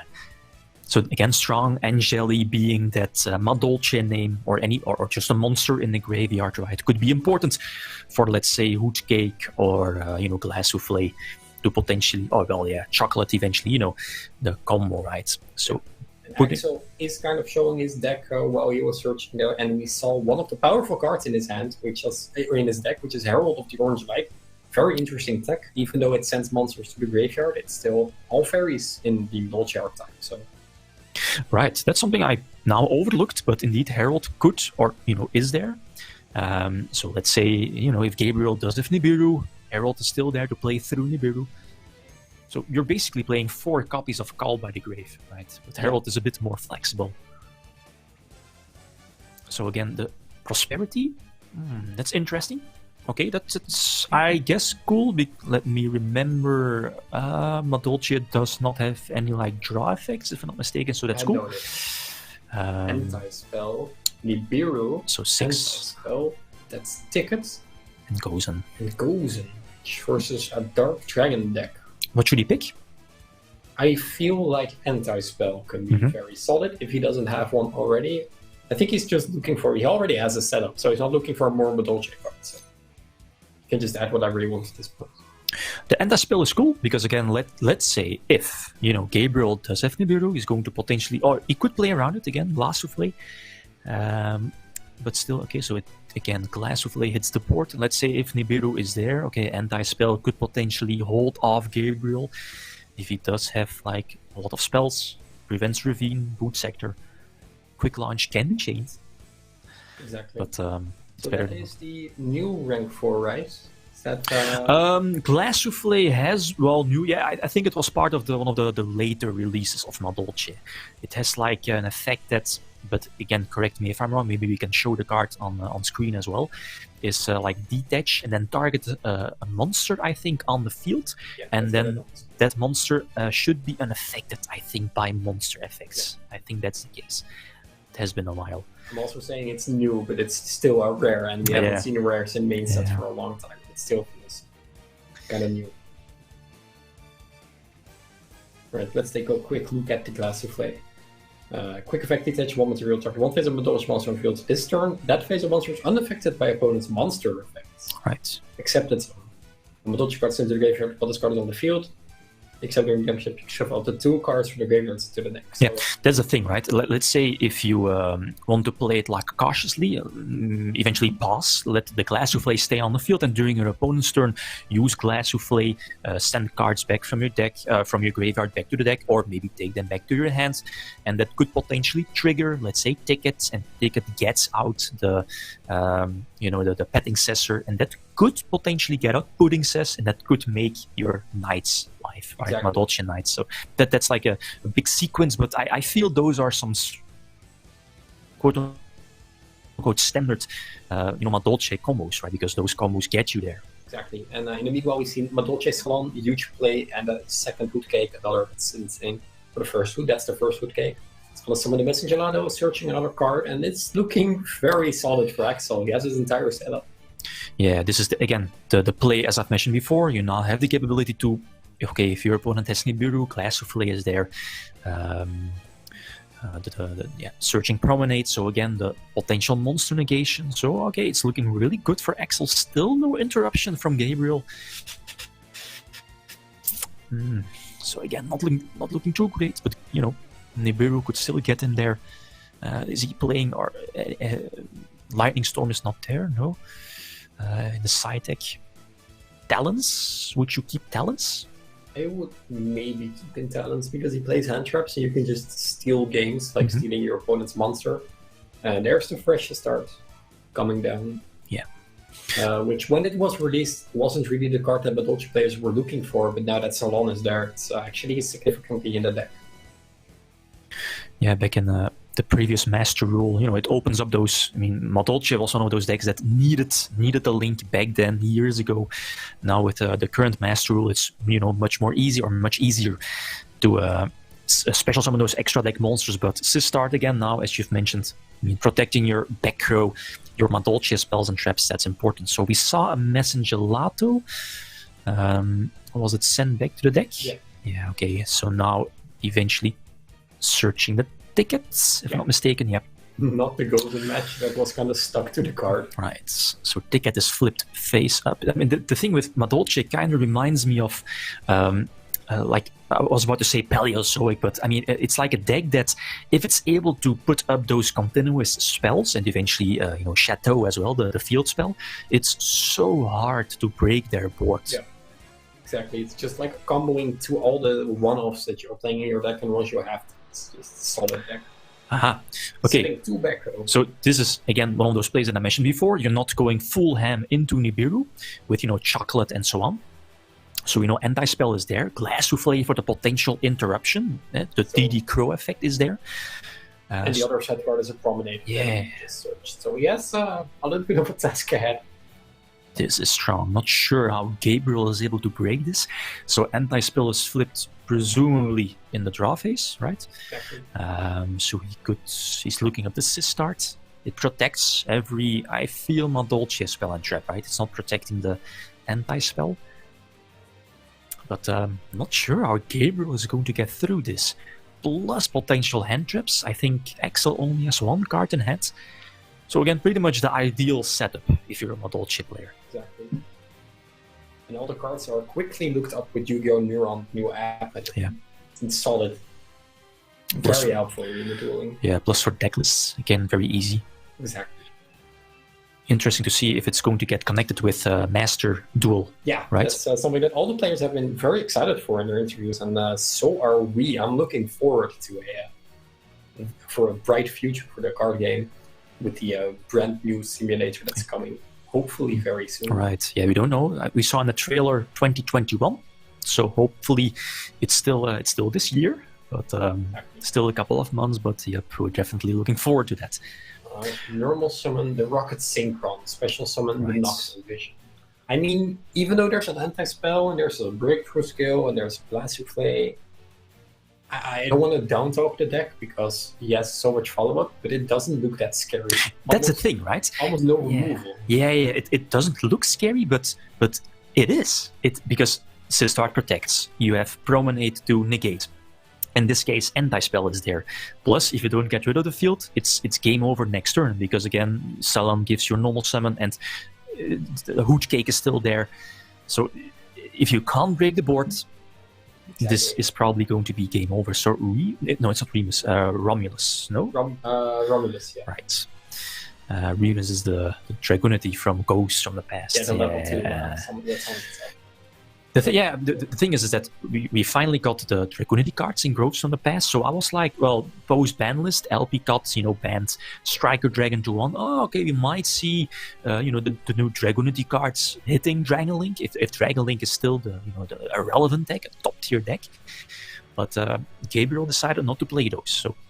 No, exactly. I feel like Control is just better at this point. Mm-hmm. Why would you try the one-mo combo when there's really... It's very difficult to work towards something without the easy summon of the card dragon LP that is currently on the Forbidden and Limited list. Right. That's Levianir is really strong. Okay. So it's one of those cards that, with like banish. I believe he banished like Light and Dark, so he can pop 2 cards, or at least up to 2 cards, if I'm not mistaken. I love this card so much. Oh no, he banished 3 darks, of course. So the last card in the deck. So now he knows exactly what he is dealing with. There's a sort of DD Crow on the field through the Blast Souffle. There's a Promenade and there's an anti-spell. So does Gabriel have the power to play through this field? It doesn't look that impossible anymore to me, but it's going to be difficult without spell cards. Yeah, if he already had the quick launch, he probably, already would have activated that one. He can't, use like Ravine, no boot sector. The Link 3 is hitting the board. I think this is going to be a Link 2. Spears. Yeah, probably. Do they even play Link 3s these days? Is that a Spears? It's a Unicorn. Yeah, okay. All right. I was a bit too fast. So Unicorn, that's cool. Going second. You can shuffle back the anti-spell. You can start playing. What did he discard? The cost? Then again, it's probably going to get negated by the Promenade. Yep. Okay, but that's cool. Again, something forced out by Gabriel. I mean, you have to give it to Gabriel. He's still trying. He's still trying. So that's cool. You have to. You're 1-1. The game is far from being played. This is the thing. Is that okay? Sistart is there to protect your Madolche spells and traps. But as soon as you against Madolche go into the battle phase, attack. Let's say in this case over Hoot Cake. You're giving Madolche so much advantage, right? But I mean, what can you do? Hoot Cake is gone, but it's going to be sent back to the deck. But I think, because of the continuous spells, you can take it back to the hand and then eventually trigger your tickets and Promenade to again search Madolche, trap, or spell, depending on which ones you have in your deck. And Promenade is getting set once again. That's going to look more and more and more difficult. This is a rough one for Gabriel. I'm not seeing a comeback here. Maybe if there's a baby Chaos Dragon. There is not. I'm not sure what's happening here. He's attacking over the replay. stars, Yeah, replay. or over something, and then it gets shuffled back instead. Yeah, and that's the thing. Something we've mentioned, at least we didn't or haven't mentioned yet, is the Sistart also has a protection effect of her own, right? If I'm not mistaken, like banish a Madolche card from your graveyard. Yeah, I think so. It has been a while, but no, it's That's not looking too fast great. turn. Yeah, very unfortunate for the Gabriel. I don't want to declare a winner too fast, but this is going to be very, very difficult for Gabriel to take this game to a win, and Axel has access to everything now. Right, yeah. Plus, Promenade is set, but Promenade only hits face-ups, right? It doesn't hit Nibiru. Yeah, correct. So that's Pudding says, right? Pudding says hits the board, so potential Tiramisu is eventually hitting the board as well. He's still under Nibiru. Not sure. This is summon number 3? Yeah. 3.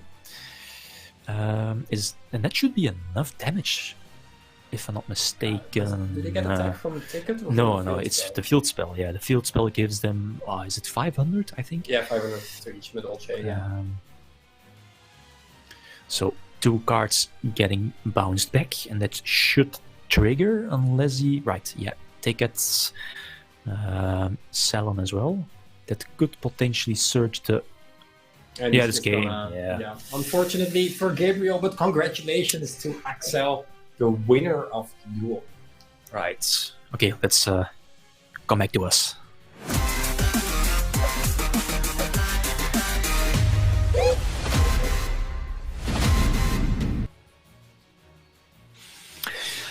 A big one, and something I've thought before is that Madolche, again, those powerful 1 card plays, 1.5 card plays, you're able to end on Glass Souffle, Sistart. It proved to be a bit too powerful this time for Gabriel, but I mean, you have to give it to him. He tried with Unicorn, he tried to break the board, but it wasn't enough. Yeah, I would have said that Dragon Link would have been a little bit favored here, but Madolche it's just not to be underestimated. You cannot play against this deck and think you're gonna win. No, it can end on a significant board like we just saw, and it may not have been like interrupts or disruption or removal, but it was definitely enough to take home the win, and the turn after, the duel's over. The thing we saw with Axel, and that's at least from the body language and the way he plays the deck, he knows the deck in and out. It's not a deck that, let's say, would be your top pick for, let's say, a multiple round YCS, but the reason he's feeling so confident with the deck, he knows the deck in and out, he knows the combos, he knows how to play around hand traps, so this might even be our underdog. Exactly, this might be a Madolche YCS win. Who knows what can happen? Okay, so the next matchup should follow soon. Our next top 8 match, Exactly. interesting one. Yeah, now we are going to have a quick break, so see you soon. Rank up with the ultimate Dragonic Utopia Ray. Strategies return to bolster their power, and brand new themes take the spotlight. Yu-Gi-Oh! Lightning Overdrive. 9 cards per pack, each pack sold separately.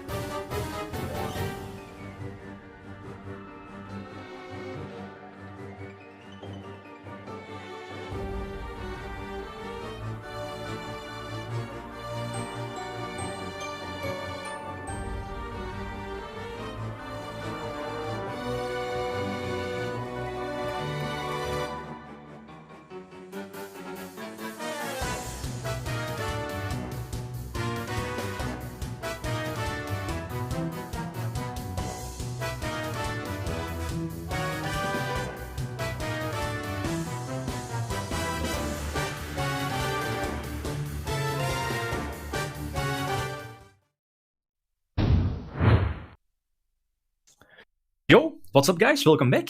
Third match of the top 8, and we have two big names. Yes. Are paired up against each other. We first of all have Rafael Neven from the Netherlands, so the GOAT. 2 YCS victories, right, already under his belt. He's going to take on Sam Pearson. At least that name should ring a bell. He was second place at YCS Ghent, so that's already a little under 2 years ago, if I'm not mistaken. Impressions? Yeah, I don't want to be biased, but I am biased. Team Netherlands, of course. Rafael, 2-time YCS champion, world competitor. He is one of the best right now. So Samuel does have a big challenge, but Samuel, of course, is not that bad himself.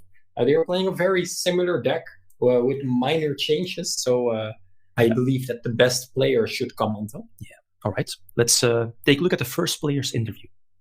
I started being involved with the game from a very young age. I think I've already told this in other interviews, but I started getting back into the game when I had leukemia. My parents brought these cards over, and I kind of reconnected with the game, because at that point I didn't know it still existed because it was not on the television anymore. And then a few years later, I went to my first local tournaments. This was the end of 2012. With I think it was Insector, Dino Rabbit format, stuff like that. And I went to my first YCS with my grandfather in Leipzig, which was, I think, still 2012. So yeah, over almost 10 years ago, I guess. The first deck I played at a real event, I think, was at the YCS Leipzig, when I played Tech Genius Agents, because it was a very cheap deck, and I was just 15 or 14 or something. So of course I played something very easy to play, and something that wasn't very expensive. Yeah, this is I not really, to be honest. I have favorite decks, but not really a favorite specific card or something. One of my favorite decks is the 60 card Paleozoic that many of my friends and teammates and I played at YCS Prague in 2017 out of the top of my head. But the 60 card version was one of my favorite decks of all time. For this tournament, I'm playing Tri-Brigade with the Zodiacs. It's something we came up with, me and my friends, people I test with, and it's definitely a very solid deck. It's a lot of space for techs and hand traps, which I think right now is very important. How many non-engine cards your deck can actually play, because it's such a wide format with many decks. And the Zodiac version seems very superior to us instead of the Rescue Cat version, because it's so much better going second. That's hard. Winning my first YCS at Prague was definitely a huge moment for me. But I would say, and also the World Championship, I would say last year, but it's it feels last year, but it's 3 years ago almost, 2019. But I think my fondest memory is actually my trip to YCS Quito in Ecuador, when we were hosted by one of my friends, Galo, and we were there just with 10 people from all around the world, and it was yeah, it was a perfect example how this game can connect you with people from all over the world. Because that trip was legendary for me. For me, it's definitely Master Duel. I got very excited when I saw that. I still have a lot of questions. I think it's still up in the air if it will be the big success I hope it will be. That's all very dependent on how the game will actually be brought to us. And but I have very high hopes for it. And yeah, I think if done right, this could definitely double the player base. This could be an insane success. But it's still all up in the air for now. But I'm very excited for Master Duel. All right, so interesting. He mentioned 60 card Paleozoics. Those were the times. Grass looks greener shenanigans. Exactly. All right. Now he's back with the cheapest deck, easiest to play. It's straightforward. Yeah, exactly. Tri-Brigades. Yeah, let's see what Rafael can do. But first, we're going to tune in to Samuel Pearson. So I've been collecting to one extent or another since the very beginning, buying actual LOB, Legend of Blue Eyes packs when they were in shops. But I've only really been going to YCSs and that level tournaments since 2016. The first deck I really took to a locals was Blackwings. I think it was Vayu Turbo back in the day. At the time, I think I got lucky pulling some of the nicer ultis in the decks, so I just wanted to play them because they were nice back then.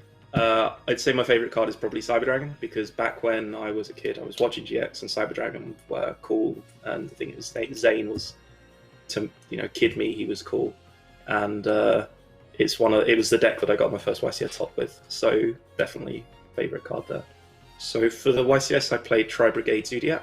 I felt that given the meta was moving in such a way that people were either playing decks like Drytron that required everyone else to play loads of hand traps to deal with that, or generally quite simple decks, I wanted a deck that could play a lot of those hand traps themselves, and when forced into a very basic game state by all these hand traps, could just drop a Zeus onto the board and turn a game that should be more complicated into something very simple and gain a lot of advantage through that. Probably my fondest memory would be YCS Ghent, where I made quite a deep run into Top Cut, losing in the final.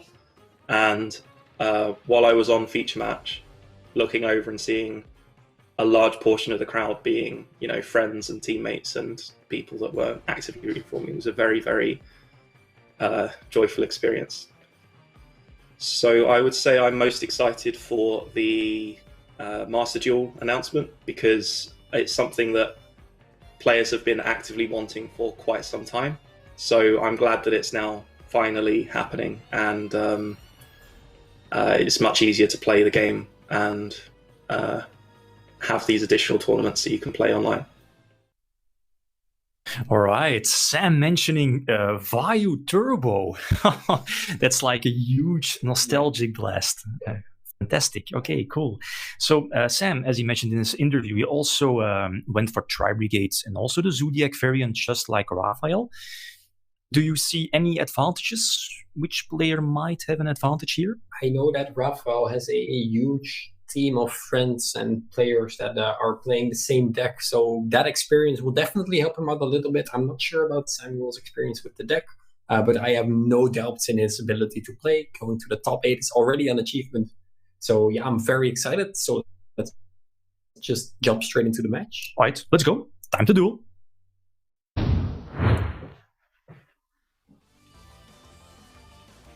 Okay, so again, you're obviously want to go first. I mean, again, you don't want your opponent to give the potential starting point of Appaloosa, of Revolt, as we've seen before, and the potential Ancient Warrior link as well, for more interruptions. But I mean, as we've mentioned before, both players are playing the Zodiac variants. I mean, what do you think? I mean, on our most recent TCG Forbidden and Limited list, we saw that Trident got hit, because again, very powerful card. And a lot of people thought, man, it's going to, have a big blow, or give a big blow on the Zodiac engine in Tri-Brigade variants, but here it is. 2 Zulis in the top 8. Exactly. I think that the engine's still solid. There's just no combo anymore like it was back in the day. The Trident popped to Ram. So now the players, I think they are both... Samuel's playing on even smaller engine. Raphael's playing 3 Zodiacs, and Samuel's playing only 2. Just to get it out, search it with either a tanky, so technically like 6 and 5 copies respective. And that would definitely just be enough. Raphael starting off his turn with the well-known Fractal Send Nerval, like we said earlier, getting out the kit, and then Link summoning for 2, which is all completely fine by Sam.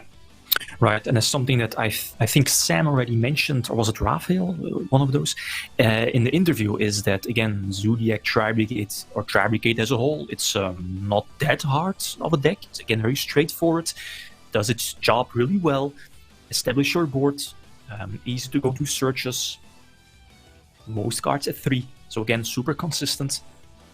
Again, searching Revolt. Exactly, this is exactly why you don't want to set your kit earlier, because now you can just link someone away the kit and the Bear Brum, and then chain block the Bear Brum, so he's 100% certain to get that Revolt going.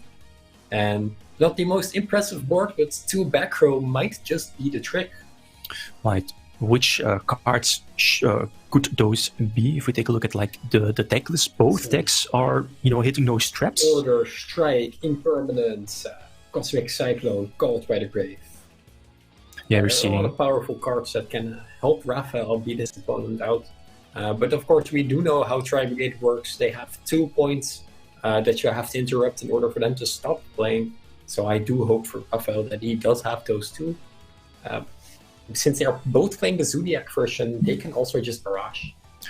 Right. Oh, okay. This was something we've discussed before the matchup. Is that Sam indeed decided to main deck the Cyclones? This was a 50-50 that he lost, unfortunately. Well, I guess, I mean, you kind of forcing out a revolt, so that's, I guess, one less interruption. Not really, because Raphael summoned a Rugal, and Rugal can special summon one back in the main phase. So True. even though that he did remove the surprise factor, he's gonna Ash the Nerval. That's interesting. It's an iffy one, but I guess you have to. So that might be a tell he already had Ash Blossom, or was he playing around Gamma, maybe? Probably not, probably right? around Gamma, yeah. And after that, there was just nothing anymore you could do. Yeah. It's also fine to kind of do it here, but this 50-50 of Cyclone was really, really huge. Now Raphael just has one more card to still play with, and Sam basically just lost a card. And I don't see any answers to the Rugal here as well. I'm not sure if Rugal targets some monster in the graveyard to special summon him, so let's quickly read him since he was on the screen. You can special summon 1 level 4 or lower Beast Warrior or Weak Beast monster from a hand or graveyard, so it doesn't even target. And it's just gonna be it. Yeah. Yeah. I guess that 1 interrupt already was enough, let alone the second one. Did we get information about the set cards? Which, no, what? I missed it. I was looking at Rugal. I mean, obviously, Raphael is not going to say, man, yeah, it doesn't matter because my last set was a Solemn Strike, right? You're not giving your opponent that information. You're not even allowed to give your opponent that information. Okay, so let's take a look at the side decks. We see, let's say, for example, if I look at Sam's list, we see Ghost Bells in the main deck. I don't think Raphael is running those. No. Correct. So that's already a good one, especially here in the mirror match. Other things? Raphael citing Shared Right is very interesting. Skullmeister also only Raphael. Something that is due of note is that Raphael is maining the Imperial Order while Samuel isn't. So that's also very, very interesting. But yeah, I cannot really talk for Samuel that much, but I do know that Raphael has his deck profile. It's going to be live on my channel after the tournament ends. So if you want to hear Raphael's reasons why he played this card, he goes through it very in depth, and he's of course one of the best to win his World Contender. And let's see if Sam can take him down. I do think it's very exciting, this match. Sam can just go first now. Yeah, eventually the winner of the stream will have up after the finals, so who knows? Might indeed be Raphael. We can ask him some questions of some deck choices, for example. But then he needs to win the YCS, right? Are their extra decks identical? I'm looking at it now. I think they are. Literally just card for card, it's the same extra deck. I mean, Tri-Brigade is one of the easiest solvable, there are some rules that you have to abide by, and then there's just a difference between the Cat deck and then the Zodiac deck. Yeah, exactly. That's the thing with Zodiacs, is that, okay, it gives you, well, with Dryadant, it gave you an extra disruption, but it also gives you more beasts in your graveyard, right? So, plus, now we have Zeus. Zeus is still such a powerful beast. It's insane. I love the card. Going first, going second. But I mean, so let's see if Sam can pull through. Is Raphael drawing or opening enough hand traps to potentially stop Sam from, going off? They're both laughing and having a good time, so I like this setting. Right. It's very lighthearted, and that's exactly what we want This to is see. this is something we. Can you see it in like a live ICS? The faces of the players When you're standing at the table, at the edge of the table, they're always getting a small part of the venue and letting the players play there, and everyone is just surrounding them. And I miss that fight. So it's nice that we are still playing the game, even though we're in this situation. Right. So again, we always tanky, right? Always this is tanky. They never search beer. It's really, really weird. It's, the Fractal is coming down again. Let's see, is he gonna send the kits or is he gonna send the Nerval? He's gonna send the kits. Alright, must have a reason for that. And then Val was coming down. It may indicate that he already has the revolt.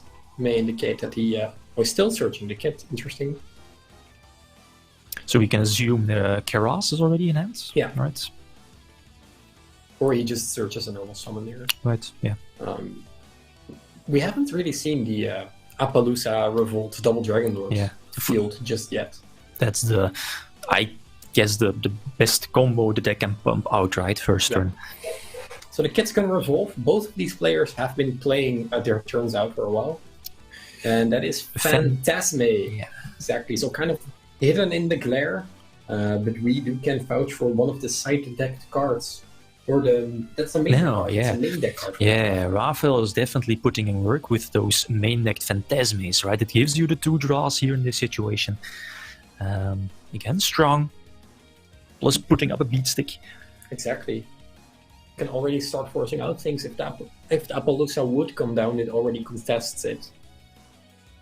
And that's already a big difference compared to this with Sam's list. Sam is not running a Phantasme. So in situations like this, that could give you like a big advantage, right? Phantasme was one of the cards that Raphael was kind of a little bit like on the backside of. Like he wasn't sure if this was correct. It was kind of a last-minute decision, he said.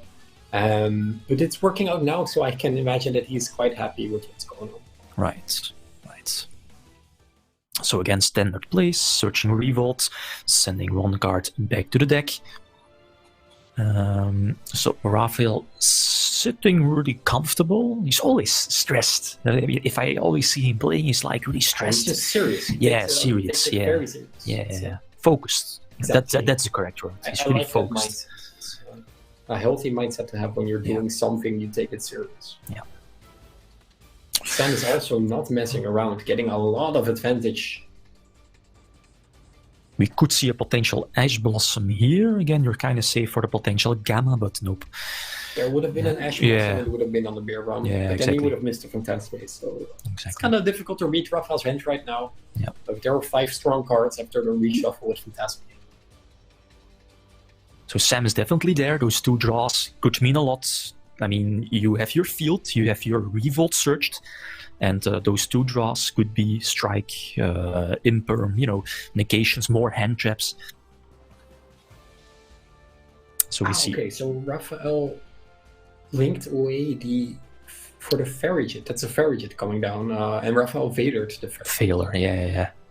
Interesting Veiler pick, but I can see why he does it. I don't really. It's difficult though because he used Bearbrand, so he is locked into only special summoning the Tribegate monster. So I think he would have went for a summon the Shurake, link the Farigit off. So we now see 2 sets. So again, as I mentioned before, what are the potential options? We see Solemn Strike, Imperm. Oh, he is side-decking Solemn Judgment. So Judgment could be there. Order, maybe. So a potential Order could be strong against Raphael's, let's say, Tanky. So let's see. Let's see Tanky. Overlooking his options. That's Tanky, all right? I think that's Tanky. Yeah, that is Tanky. Nice clear, Raphael. Doesn't matter how many times you went to Worlds, apparently, lighting is very difficult to film. Well, it's sometimes hard, right? Yeah. You're somewhat dependent on which location you're sitting in. Exactly. Okay. Also, in Raphael's defense, yesterday he at locals he borrowed a deck from one of his friends, and it's now the maximum rarity. So it's all very, very shiny. So what are the options? Yeah, you've seen now the Solemn Judgment again, as we've mentioned before. Sam does side deck triple Solemn. I can see at Raphael's body movements that the judges are indeed saying lighting, and he's like, "There's nothing I can do." Yeah, I don't think that Sam cares too much. Some experienced player, he knows exactly what's going on. He doesn't need to see the Tanky to know it's Tanky. Fractal, okay. So again, very standard. No beard, no gorilla.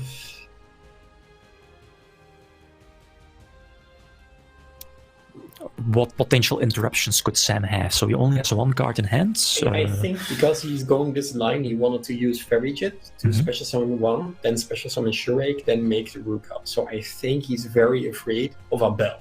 And in case it is a Bell, then the cards that he has set right now are not cards that he can use to protect the, the Revolt. Right. I think that that's the reason why he went into this play, because there was nothing else he could have summoned, because Bear Room locks him into Treadgates. So Karas giving Raphael the Look, we're seeing extra... some cards. Right, the extra special summon? Oh, yeah, the special summon, right? Yeah. Phantasme is on the board, but I mean, Phantasme, other than the beneficial draws, it doesn't really do that much, right? It doesn't, against Tri-Brigade, it doesn't really give... Well, Imperm, it could be useful. And Sam is indeed running Imperm, so it could give him some extra protection. With a Phantasme on the field, Sam is thinking his options. Should he... it's probably Judgment? I feel like it could be Judgment, but then there's no reason to think here except for the Revolt. Okay, so the summon goes through, no disruptions from Sam. Right, so there's going to be 4 cards banished, and that's going to be allowed. This is mighty scary. That's a big one, right? So Imperm is probably going to get shut down by the Phantasme. The Shurake is being summoned. The Shurake doesn't turn. So this is going to be the 50-50 of Raphael's life, or it's going to be met with a response by Sam. And it seems like Sam is fine with this, so... Yeah. Oh, he had the 50-50, and he did banish. So maybe... No, he doesn't have 2 Revolt. If Sam has 2 Revolt, he's officially the biggest brain player in the room, but I don't think that's the case. It might be. Might be the case. But again, because he was like, well, it could be, like again, reverse psychology, thinking your place. But seeing that we have the information that there could be... it could be Strike as well, right? There was no real reason to change the Revolt here anyway, because you would have just summoned Shurake, and with the new revised rules, Raphael can just banish the Shurake, then when that Shurake should activate, it's no longer in the place where he has to activate. So the Revolt is just getting banished here. Raphael's going to link away the Shurake for a ultra rare copy of Blossom. That's not a Starlight, that has to be specifically said. And he's going to search the card with the Shurake, hitting a level 4. This might be one of his quote-unquote favorite plays with the deck. He can search out a Zodiac monster right now and still make a Zeus, even though he hasn't normal summoned yet. He can continue on playing. That's so strong about Tri-Brigades. Again, it's one of those decks that even without the normal summon, you can pump out a big field, a couple of negations, and if your opponent does have like 1-2 hand traps, there is still your normal summon. And imagine if you're playing Zoo or the Zoo variant, Zodiac variant, there is still, the Zeus threat in the back of your opponent's mind, right? Such a powerful card. But he's gonna search the Fractal instead for Funnel. Also, he hasn't used the effect of Fractal on field. And it's quite a big monster. 1900 attack together with the tank, it's 2000 attack. So, it's Revolt. It's Revolt! Revolt, yes. Ooh, okay. Sam is still there.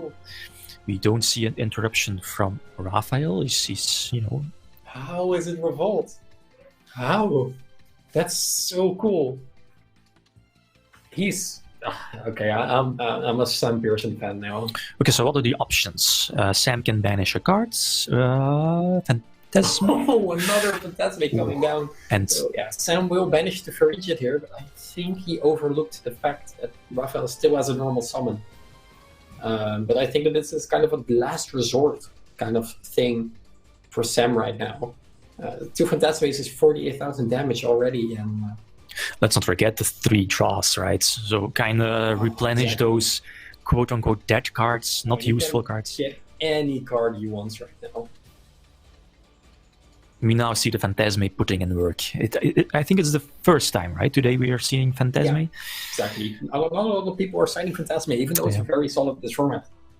Remember that this YCS was when Virtual World wasn't represented as one of the contenders.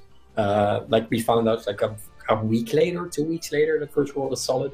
So Phantasme was a very solid pick versus Prank Kids, versus Tri-Brigade, versus Sky Striker, which is a deck we haven't really seen in the top cut. Right. I mean, that's something we can definitely discuss. It's like where Sky Striker engage got, unmanned back to 1. Exactly. And so it's fair to say that the deck is good. I just personally think that there are better decks to play. But you can still like get away with it, but you do have to be like an exceptional good player to play the deck. It requires 0 misplays, and that's, I think, maybe a little bit hard to do for the average Joe that plays Yu-Gi-Oh! And I think that if you can play the deck 100% perfect, 100% perfect, no misplays, then why would you quote-unquote waste that talent by playing Skystroke? That's the thing. It could do well on, let's say, locals, levels, regionals, but then we have like a YCS 10, 11, 12 rounds of Swiss, and then, the top 8 or top 16, top 32. Most of them you just want to go for the most consistent deck, or like at least, Brigade. or the deck you're feeling most comfortable with, like again Madolce, for example, as Alex. So we saw Desires again for Raphael, giving him 2 draws, normal summoning the Fractal, double Phantasme on board. Could this be enough? He still has Fractal. Oh, Nibiru. Is that, no, I was about to say, was it the last card in hand of Sam? No, he still has 1 card in hands, but Was this... it card that he searched? And Raphael is... No, it's a draw, right? Okay, yeah. So drawing from the effect. The token in defense position. Again, just checking the attack stats and attack points. But some huge plays from Sam. Yeah. Double Revolt. Again, an early Revolt, giving, I guess, Raphael the hint of, man, I might be beaten. Again, waiting on a normal summon of Fractal and then go for Nibiru. Okay, that's strong. Definitely keeps him in the duel, right? Raphael is kind of showing his hand, something he shouldn't really do. And now it's Barrage or Bust. A lot of traps. Let's analyze Raphael's hand properly. There are trap cards. A lot of traps. 5 cards. Wow. Yeah, 4 sets plus the tanky, right? I mean, it's not really the best. I think that Raphael, when he activated the Phantasma, realized that he wasn't going to push for game this turn. Maybe he even expected another interrupt. So just keeping all the good traps are a massive play from Raphael. Do we know Raphael as a Revolt? Did he search it out in He stream? hasn't searched Revolt, Okay. but I can imagine that with one of the Phantasmas that he has resolved, Right. yeah, will probably happen. Yeah. And There it there's is. the Revolt coming down. So Sam normal summoning the Fractal and again getting met by the Revolt, and that's probably going to get banished. So it's looking good for Raphael. Again, not sure how many. This forces Sam out to have another, another Caress and a discard, which is quite difficult to do. Barrage maybe as a follow-up play. We haven't seen Barrage yet. Mhm. So. It's a card that can definitely come down. Too bad it's only one-off, yeah. So again, Fractal. Okay, He Caress. has the Okay. Caress. Okay. I don't have a 3 back row. Do you think he's gonna pull through, Steven? I feel Raphael should have this one. I mean, we saw a glimpse of his hand. We saw a couple of traps, so we know there might be Imperm Solemn maybe, and that could be enough. Could be enough. The Tanky is still there on the far right side. Face up for both players. No pendulum zones, unfortunately. So what are Sam's options, right? He can link 2 or link 4. Start playing, I guess. That's like Raphael already searched the card, so that's just very unlucky. So even though he can make a Shuei, can banish Raphael's Shuei, that's a big option to deny another search, but it's just super difficult for Sam to get through all the advantage right now. And it's going to be met with an infinite impermanence. Right. I would have expected a Solemn Strike here, but Imperm also does the trick. And Sam says it's okay. He concedes. Have it. All right, skillful play from both. Sam definitely surprised me, but congratulations to Raphael for winning the game. Right. Let's get back to us.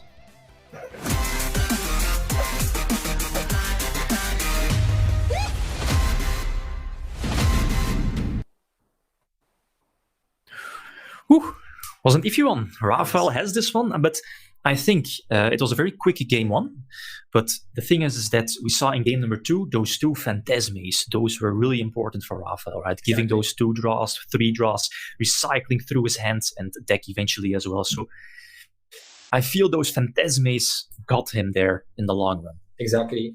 Samuel played excellently. I think that the double revolt setup, it was very, very big brain of him, and I have to compliment how he dueled there. And just Raphael's pure advantage to the Phantasme, the perfect cards at the perfect moment, is what gave him the win. So even playing it out perfectly, I feel like Samuel was in a tough spot from the start. Yeah, it was a good match. Sadly, no Zodiac shenanigans. No Zeus. Not yet. Not yet. We'll get more time for that. Okay, so the last matchup, it's a good one. It's going to be Prankits versus Tri Brigade as well.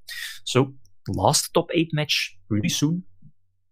See you in a minute. Strategies emerge in Yu-Gi-Oh! Ancient Guardians. Rise from the grave with reptile deities. Pendulum summon a new harmony. And freeze with flashy synchro monsters. 7 cards per pack. Each pack sold separately.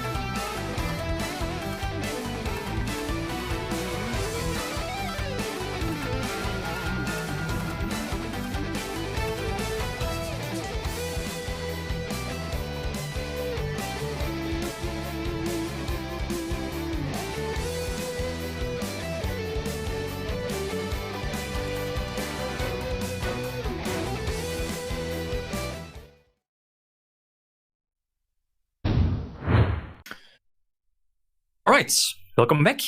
So the next and the last top 8 match will start soon, but let's before we start, let's get the brackets up on screen. So again, last top 8 match still needs to be played. Let me double check. Both have Prankits versus Tri Brigade. That's the last matchup. Caleb Cook versus Johannes. We know Johannes. He's the winner at least he was the winner of YCS Ghent back in 2019. So a big one, big player. But he has to take on Prankits. What do you think about that matchup? I think that Prankits is very solid this meta, being a one-card quote-unquote combo deck. It's more control. It's a little bit of a hybrid, but it does a lot with one card. And it's very valuable, very strong, very consistent. Ending on the Prankit Battle Butler. And so, it just pops twice. And that's exactly what you need versus Tri Brigade. So it's difficult to say who's going to win. And again, it kind of feels like the underdog deck. If you would say who will win this one, I feel, again, going from like representation, again, Tri-Brigade being presumably the best deck, I would say Johannes might have the advantage. But again, Caleb probably feeling very confident with his deck. Exactly. So the players are ready. So let's go into the first interview.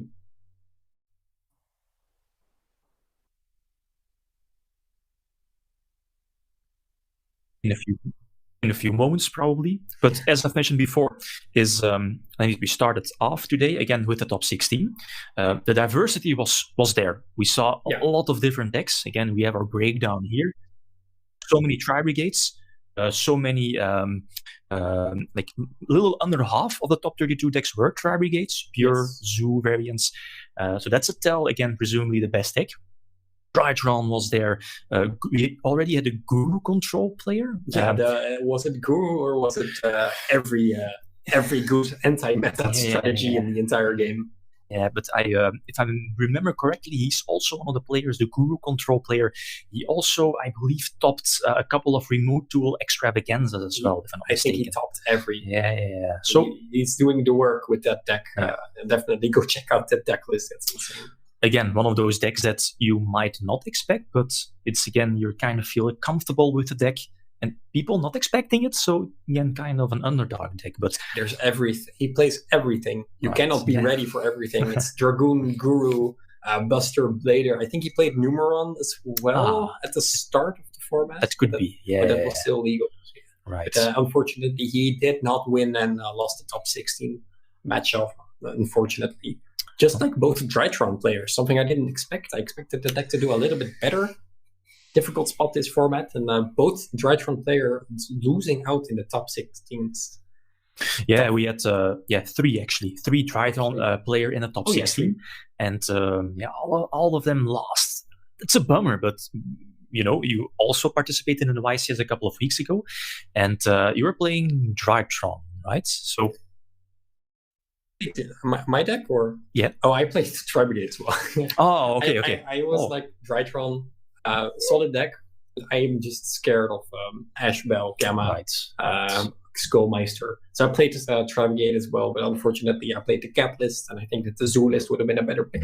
Right. But that's going to a list that does play Rescue Cat, but I think that the players are ready. Yep. Let's take a look. First player interview. So I basically play this game ever since it came out. Back then it was the basic playground ping pong table without sleeves and rubber bands holding your cards together. So nothing really professional. And then it progressed ever since. So now I'm here. Going back to the playground, the first deck was like all sorts of cards you had and you liked, mainly the cards you can get your hands on, and just played them and had a good time.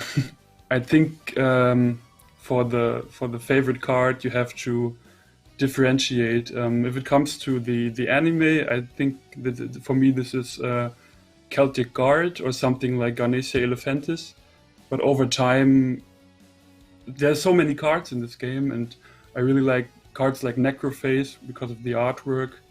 But in current format, I think it is something like Rescue Cat, for example. And for this tournament, for this YCS, I'm playing pure Tri-Brigade because I considered it to be the most consistent deck for 11 rounds of Swiss, while also being able to fit in many non-engine cards like hand traps, tech choices, because the current meta is very, very broad and you have to be pretty much prepared for everything. There are a lot of memories I connect with Yu-Gi-Oh!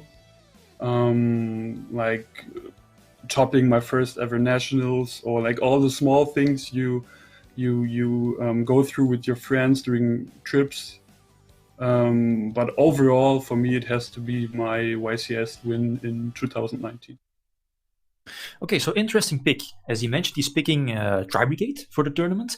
But as you've mentioned before, Johannes is a well-known player, has a couple of YCS tops under his belt, and most recently, back in 2019, he was a winner of YCS Ghent, again back in 2019. But if I remember correctly, he was playing Orchest, right? You remember one of the bigger, like the crowd was going wild, like the Boral sword play for you have to go quickly. fast, right? Yeah, it's somewhere on stream on the Konami channel, but it's and you have 5 seconds to OTK. Yeah. Go ahead. And he did. Yeah, it's amazing player. He knows his deck in and out, so definitely looking forward to that. Second player, Brankits.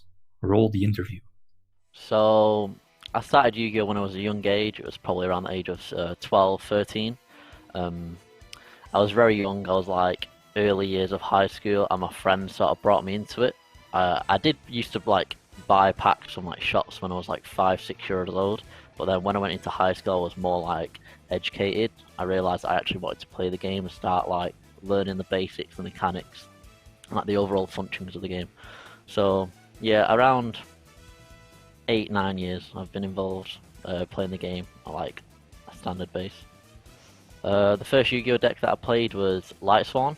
I pretty much just bought, it was when the new structure deck came out, so I just bought 3 of that and pretty much used the cards from that. I had help from other people from my local shop as well, who like gave me like more staple cards.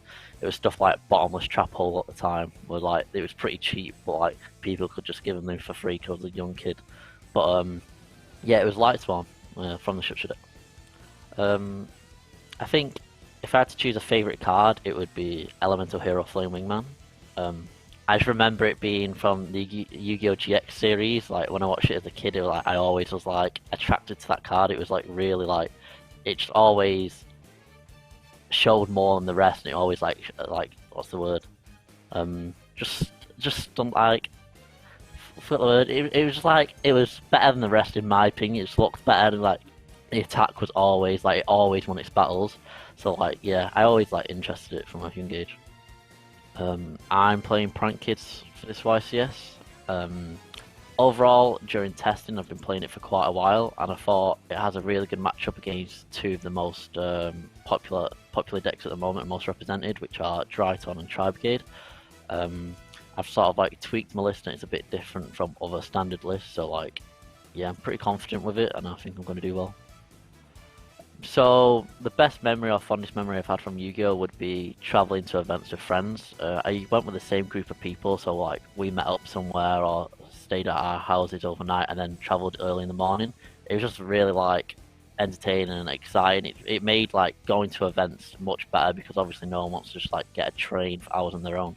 So like being with the same group of people testing and just like being with each other, traveling there and back, it was really good. All right, so Calum going for Prankits. We have his list here. What are his chances?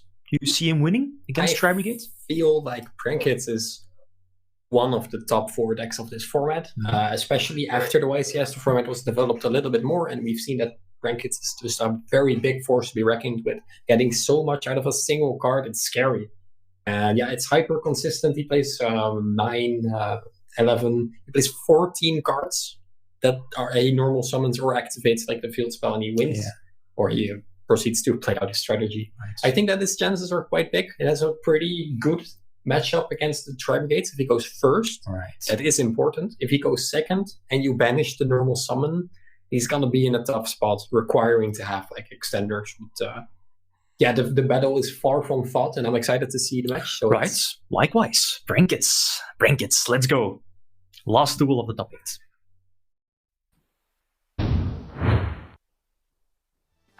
All right, again, dice roll. So again, as you've mentioned, Prankits is a deck that, like looking at this list, does he have the capability to play through those interruptions that Tri-Brigade can set?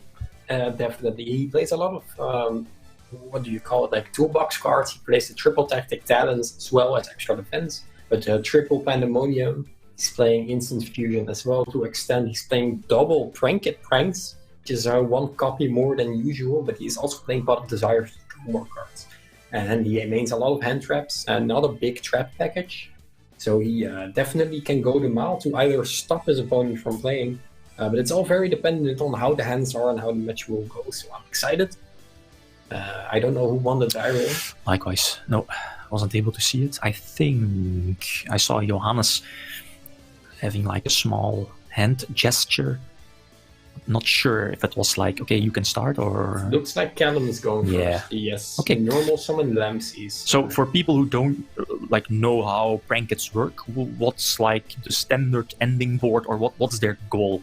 Alright, so there are 4 Prankets. There's Lamses, the fire, Dropsies, the water, the Fancies, the wind, and Roxies, the earth. And they all do something when they are used as a link material or fusion material. And when they do, they have something like Lamses burns for 500, Fancies, Foolish Burials, Spell or Trap, Dropsies gains 1000, Roxies draws a card.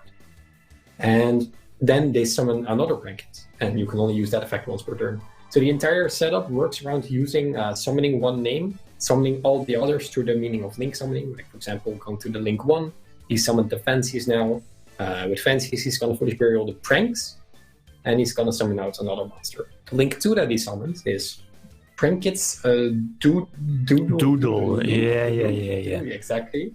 Names are very difficult. And on summon, he can add a Pranket spell from his deck to his hand. So he will use that to search the fusion spell card. And he also has a second effect that he can tribute itself, link 2, to add back 2 Pranket cards. And this strategy all works towards their end boss monster called Battle Butler. I wasn't sure if it was called Buster, but that's the ABC card. But Battle Butler, which is a fusion that you can make with Lamses, Fancies, and Dropsies. So not Roxies. And Butler has a very interesting effect. You can tribute him to destroy all monsters in your opponent's field. Which is already quite strong, but you do lose your monster. But with the new Link 1 that came out a couple of months ago, this deck can first of all start playing easily, and the Link 1 can also banish itself instead of the tribute as a cost. So you can Raigeki 2 times. And how many monsters did Tri-Brigade need to win exactly? 2? Okay, so he's in a very favorable spot right now, getting all the cards out, searching more cards, getting them back. No responses from Johannes so far. Right, that's the thing now, is that I remember when Prankets were like released in the TCG, quite, well, I was about to say like a standard fusion deck, but that wasn't really the case. It was really vulnerable. I mean, you had your multiple 2/3 card combos, but the fact that recently, some time ago, they got their rank 1, Meow Meow, I believe the name is. Phantom Rage? It has been a while. I think it's actually Phantom Rage, and not even like more than 5 sets ago. So I'm relatively new, but ever since it's been a force to be reckoned with, exactly what the deck needed. Right, it makes all of those 2/3 card combos basically one card that you could get started. Yeah. So very powerful. Again, still playing. Exactly, he's gonna make the that's the Bow Wow Bark. Bow Wow Bark is the same as Doodle Doo. He doesn't search and summon. But he can tribute itself in the opponent's turn to add 2 Prankets cards back from their graveyard to their hand. So that will add any of the missing names for the fusion monster that's on the screen right now, Battle Butler. And he also has the fusion spell already. He also has the Pranks. Now, if you wonder what Pranks does when it's on the field, you can shuffle back 3 Pranket cards to draw a card in the end phase. And for the strategy, I mean, I always like see Prankets as Burning Abyss, very similar, and giving, let's say, well, Burning Abyss, but here in this case, Prankets, a Pot of Everest-alike card is fantastic. It resets your engine back to the deck, sets your Prankets back into the deck, to be special summoned in the next turn as a potential follow-up play. So again, very strong, very strong. Drawing cards, always nice. Always good. Who doesn't like to draw cards? He's just shuffling his hand now. He does have the entire setup with the Lamses on board, the fusion spell set, the Bow Wow Bark to add back the Dropsies and the Fancies, that is. And one additional set card. Looking at his deck list, can be like either Impermanence or Called By or Desire he doesn't want to use, maybe. So how many interruptions does he have, or through how many interruptions Johannes needs to play? At this point, 2 Raigekis. Right. Which is a lot. That's a lot. Double Butler, yeah. Exactly. And do note that once he fusion summons for Butler, all the monsters that he fusion summons with summon other monsters as well. So even if the Butler gets removed from the field, because you can only banish the Link 1 once for its effect, and then you have to tribute himself for cost, he still has follow-up. this deck is easy and very strong in killing you, especially since Johannes is already losing 500 life points. Right. Yeah, we haven't seen any form. Ooh. Yeah, okay. Yeah, what I was about to say. We haven't seen any form of interruption from Johannes, so absolutely no hand traps. But that's a bell, right? Am I correct? Yeah. Again the call by again. Wow. The one-off. So as you mentioned, the one-off call by. In the words of the famous Raphael Nevin, that cards needs to be on the Forbidden Limitedness. It's an iffy card. It's such a powerful because it's so versatile. Like going first, it lets you go through like quite safely. Okay, there are some hand traps you can't negate. Imperm, Nibiru, depends. And if your opponent does not have any form of interruption, you can just set it and interrupt your opponent during their turn. Exactly. So Callum is able to get his entire setup out of just the one normal summon. The Prankets, as you can see, it might seem super insane right now, like being one of just one card everything. But there are a lot of cards it struggles to deal with. Of course, they normal summon once, then summon one from deck. So if you ash that, it's getting close to a pass turn without extending. Mm-hmm. And also Bell is just insane, like Johannes was planning to do. So unfortunately for him, called by the Rescue Cat. Now that's a very juicy Battle Butler card right there. Should you go for Butler? Probably, right? You can't give you... Anyway, right? If he waits for the kit, then he can Raigeki on the kit, but once he does, he gets the effect of the kit, gets the nerf. Plus, he does have a couple of I was about to say hand traps in hand, but a couple of cards in hand again, which could be hand traps, more forms of interruption. So maybe we could see the Rescue Cat, probably not. Yeah, but there is a fusion play. You do have to think about all your options, right? What's gonna happen? Exactly. But since he added back the 2, he's gonna use the third on the field, and there is the fusion that we talked about earlier, the Battle Butler. Such a powerful deck right now. He will get 3 summons, gain life, Foolish Burial 1, burn life, and makes all his monsters gain attack through the field spell. That's the thing. It again kind of reminds me of Madolce as well. As soon as the deck gets rolling, with like its setup and its combos, it's so hard to stop. Okay, it could be quite weak. Let's say going first or on a normal summon, one interruption could stop you in your tracks. But as soon as you get rolling, it's again so hard to stop because the pluses rack up. And right here we see Johannes reading cards, and you know what that means? Well, I mean, you could like double check. So you might be familiar with like the cards, like I am. Like I'm familiar with the cards, but some details, maybe like a forced activation or something like that. Exactly. So again, just making sure, I guess, to. Yeah, if you don't know what Prankets does, this is easily one of the top 4 decks of the format. I put it myself in tier 1, definitely. This deck is huge, coming back with just but 1 link, 1 monster. And as you can see, it's putting in its worth. Like next turn, Johannes doesn't even stand a chance if he even gets to the next turn.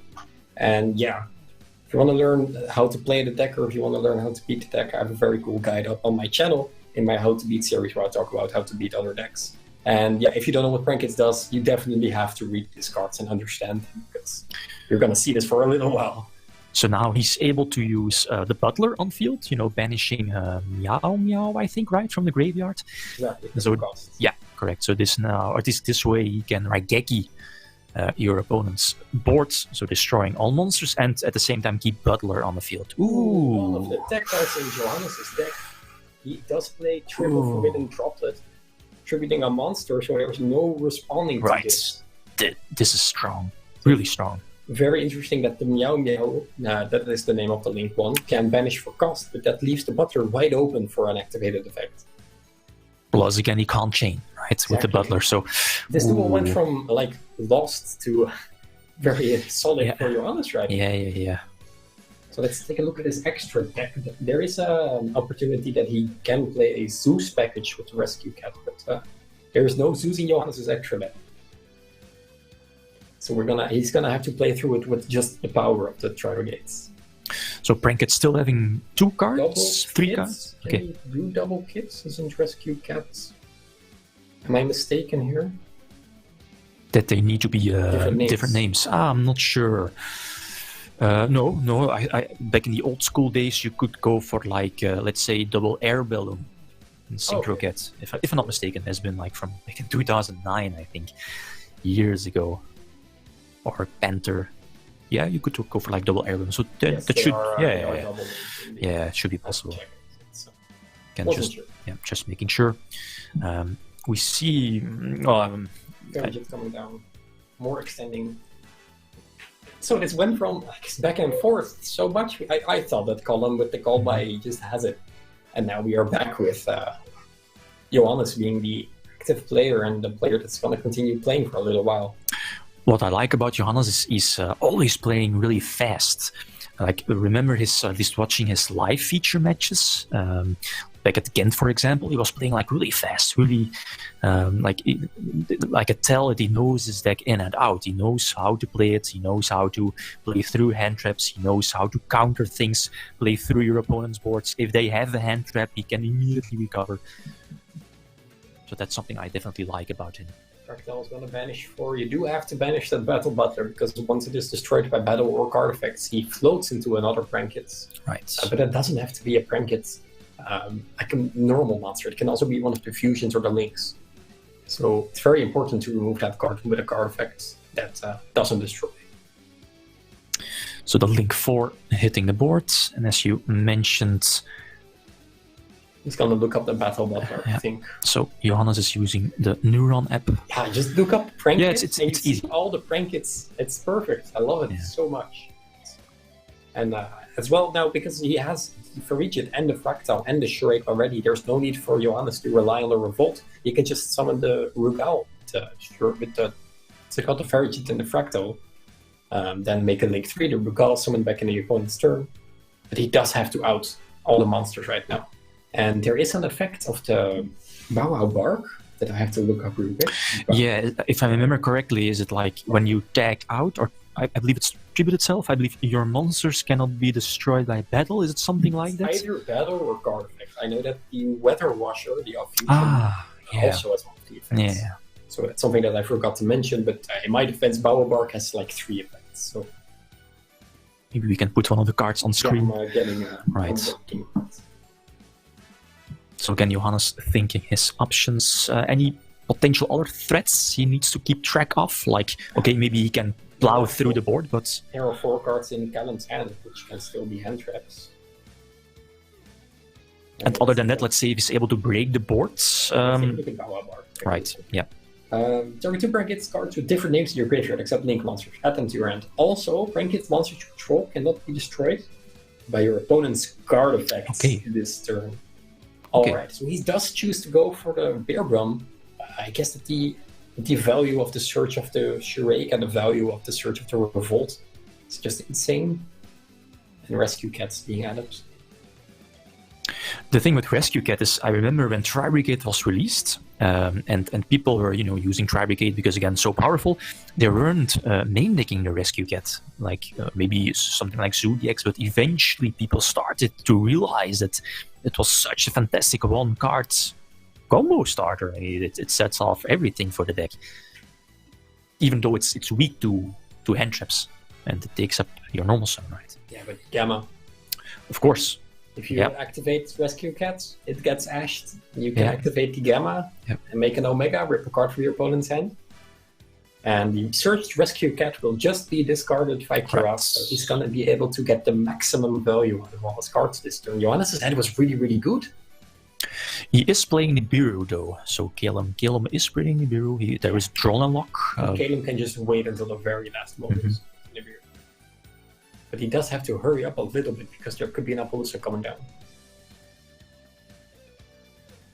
Also, something to note that I often have happened to myself is the arrows of all the Tri-Brigades point in like very different directions. Like the Ferrigid points left down and the Biram points right down and left. Right. So he does have to play with those arrows a little bit in order not to lock himself, because it's really easy to lock yourself with this deck. Now, does Calum have the interruption or not? So again, very strong, having the ancient warrior link on the field. Okay, battle phase, so no interruption.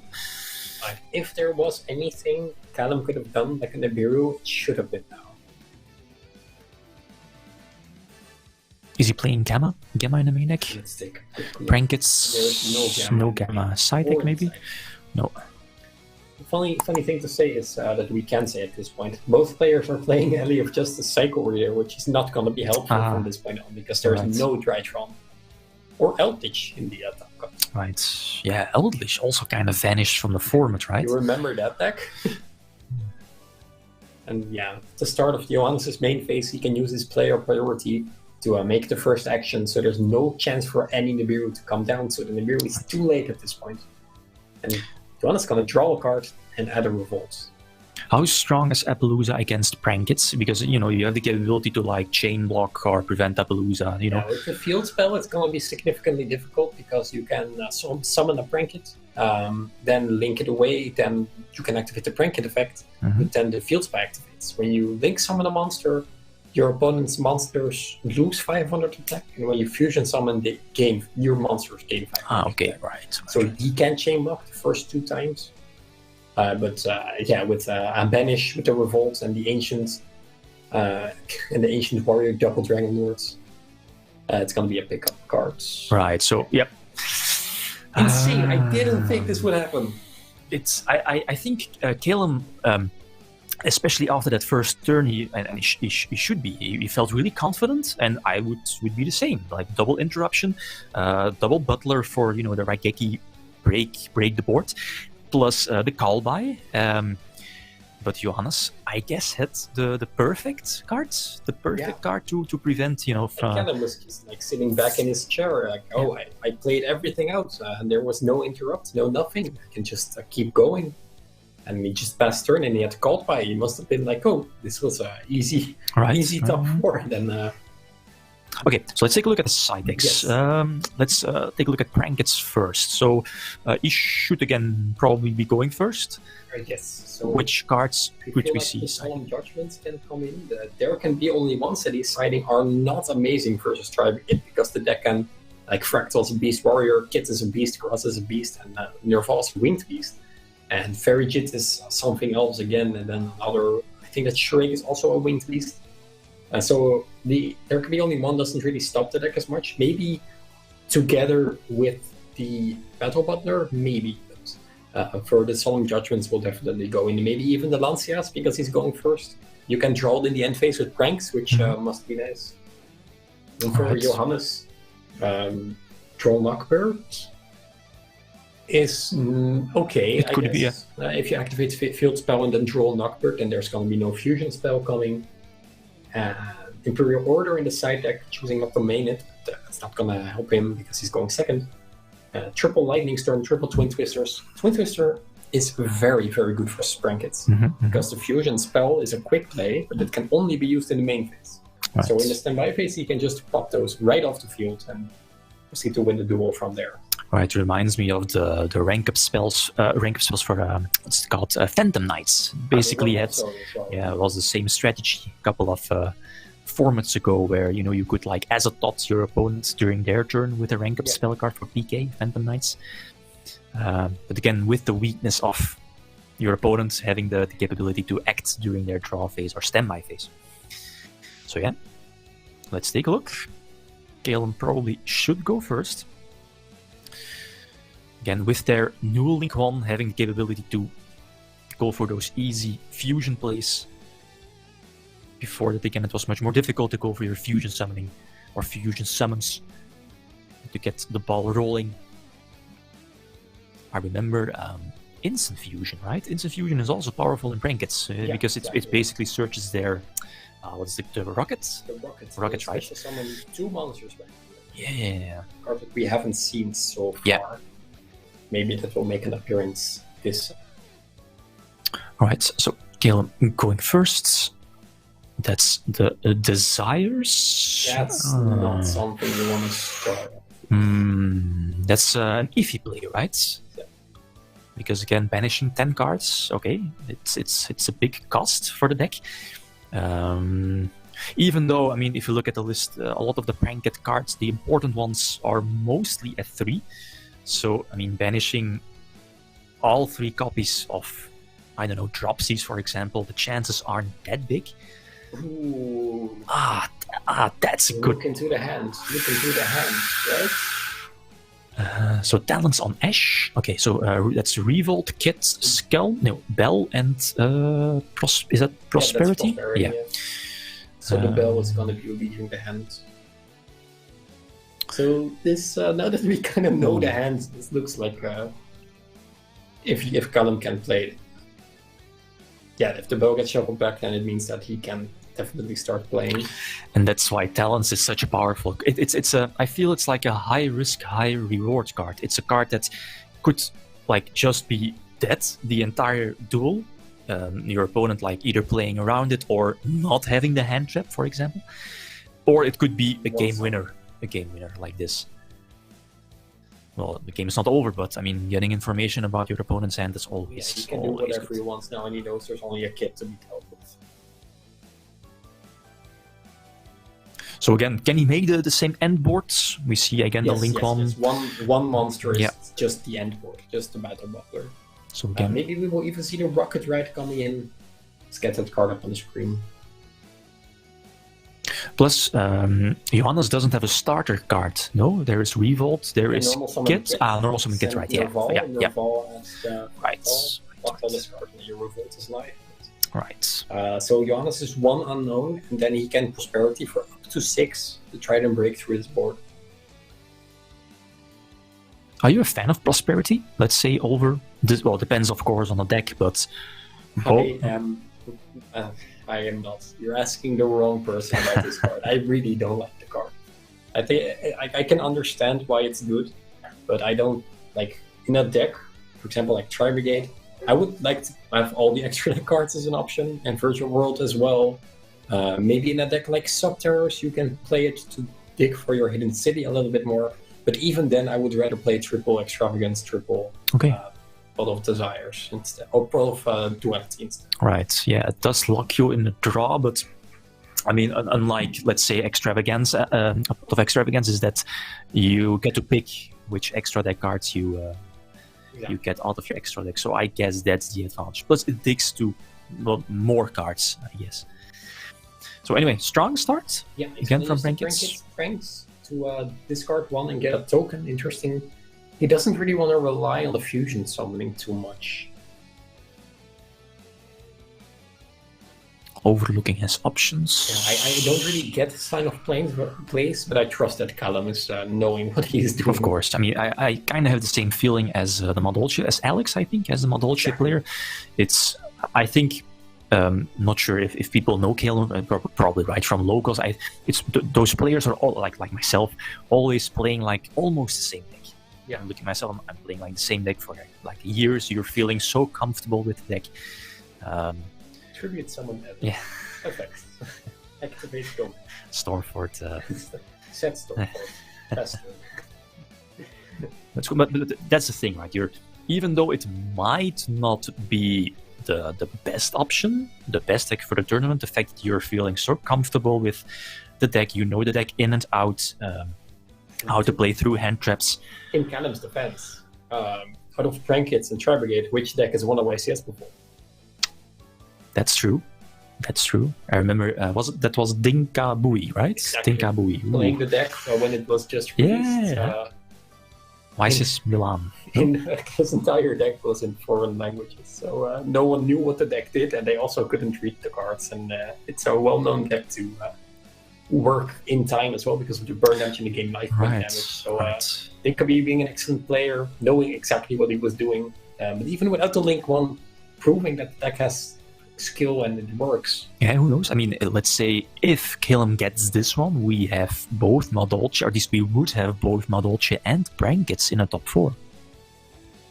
Do they have to play against each other? No. If Madolche and Brankets are in the final, I don't know what I'm gonna do. It's gonna be insane. Something that we definitely would not have expected right before this. Not stop deck to call by the grave, which is huge. It's gonna start off with the Prosperity. Probably digging for 6. Yeah, we can getting assume another card, which is nice, but Callum knows exactly what he's gonna add, so the surprise factor will be hindered severely. So how many potential, again, the same disruptions? Double Butler again, in case of Prankets? He's going to banish 6. Let's take a look what he's going to banish. He has a couple of options. Firefighting, the Rumadol is not really going to help him much. Cyframe Lord, Omega. I'm not sure if he's going to banish Mirage, since he might need that later. But definitely one of 2 Bear Brums or one of 2 Fairy Hit, or one of 3 Shrek he's playing. Right. You see Foolish, Karaz. Karaz is a nice add. Tanky's also nice, but he's not playing Zoo. So this isn't he revealed 5 Tribe Gate cards.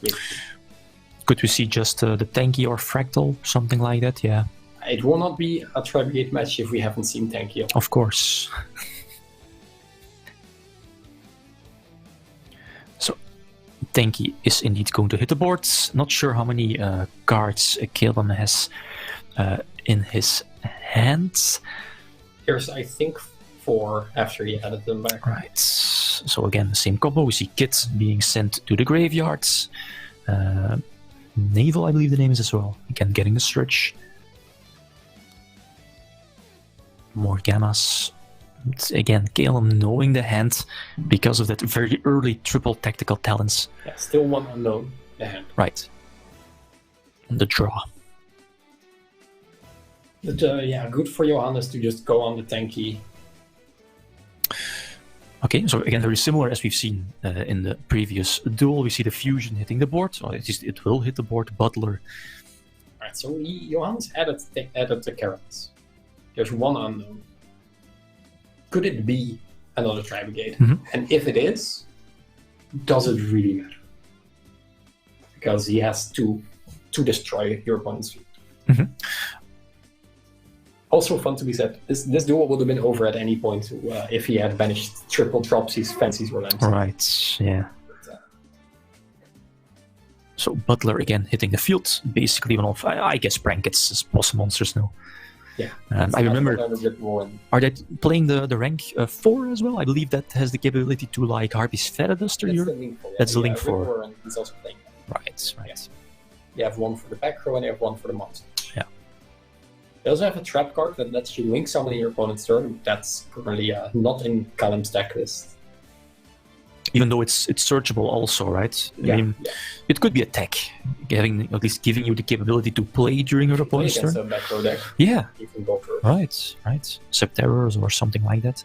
Altergeist. We haven't seen those. So Prankets hitting the boards, setting up for next turn again. Butler should be activated on Kids. Like, what are Johannes' options? Okay, he still has one unknown card. What we know, Revolt is there. Has to be another Droplet. Other than that, anything else? Probably not. Alright, so Callum banished a couple of Prankets names. So he is unable to summon all of the Prankets, but that doesn't matter because you don't have to summon to use their effects. Okay, so Meow Meow is indeed getting banished by the Butler. Droplet's not coming down this time. Yeah, no Droplet this time. Okay, so Kellen has 2 cards in hand. One of them is Revolt, one of them is Caress. Johannes, right? Yeah. Yeah.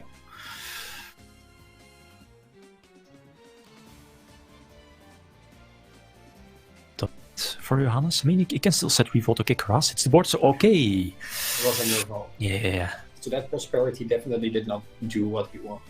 Okay, so yeah, that's something we definitely expected. Again, Butler tributing itself, Rakeki the board, and Revolt is now set.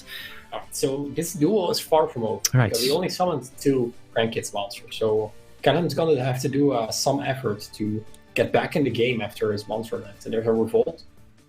So yeah, I don't think he has many options to summon from the deck anymore. Here is where the early desires kind of gets him, right? I mean, the 2 draws definitely, could have helped out, but the fact that you lost so many of your engine cards, and for a deck like Prankets, you don't want that. You definitely don't want that. So Revolt is there. Like what's the most opportune moment to drop the Revolt? Like on which card? On the link? No, I think you're gonna wait at this point. Maybe you can. No, because he shuffled back one of the Duel moves. So I think that the best thing to do right now is just to wait until your opponent does something that kills you. And until that point, there's no use of doing that early. Because if you, for example, do it now on the Link 2, then yes, he cannot tribute it for the add back, but he can just make another Link 2. Right. But still, I mean, Johannes, okay, he's sitting at a kind of comfortable 7k life points. Does Prankets have the capability to OTK immediately? Only true access Codewalker, realistically.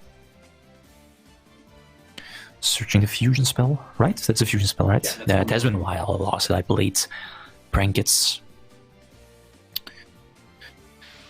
Okay. So Johannes is still in this. Again, he still has Revolt for the potential interruption. Does he have enough targets? No, don't do it now.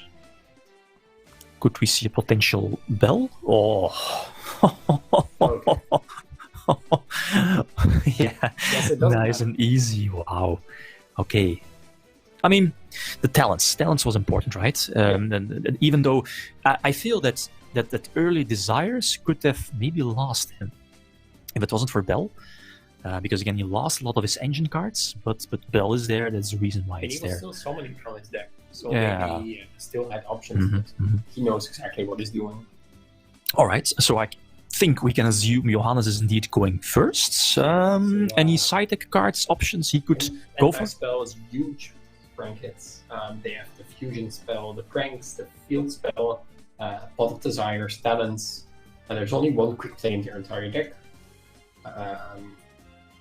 Twin Twisters might also come down, just stop field spell or pranks set in the end phase.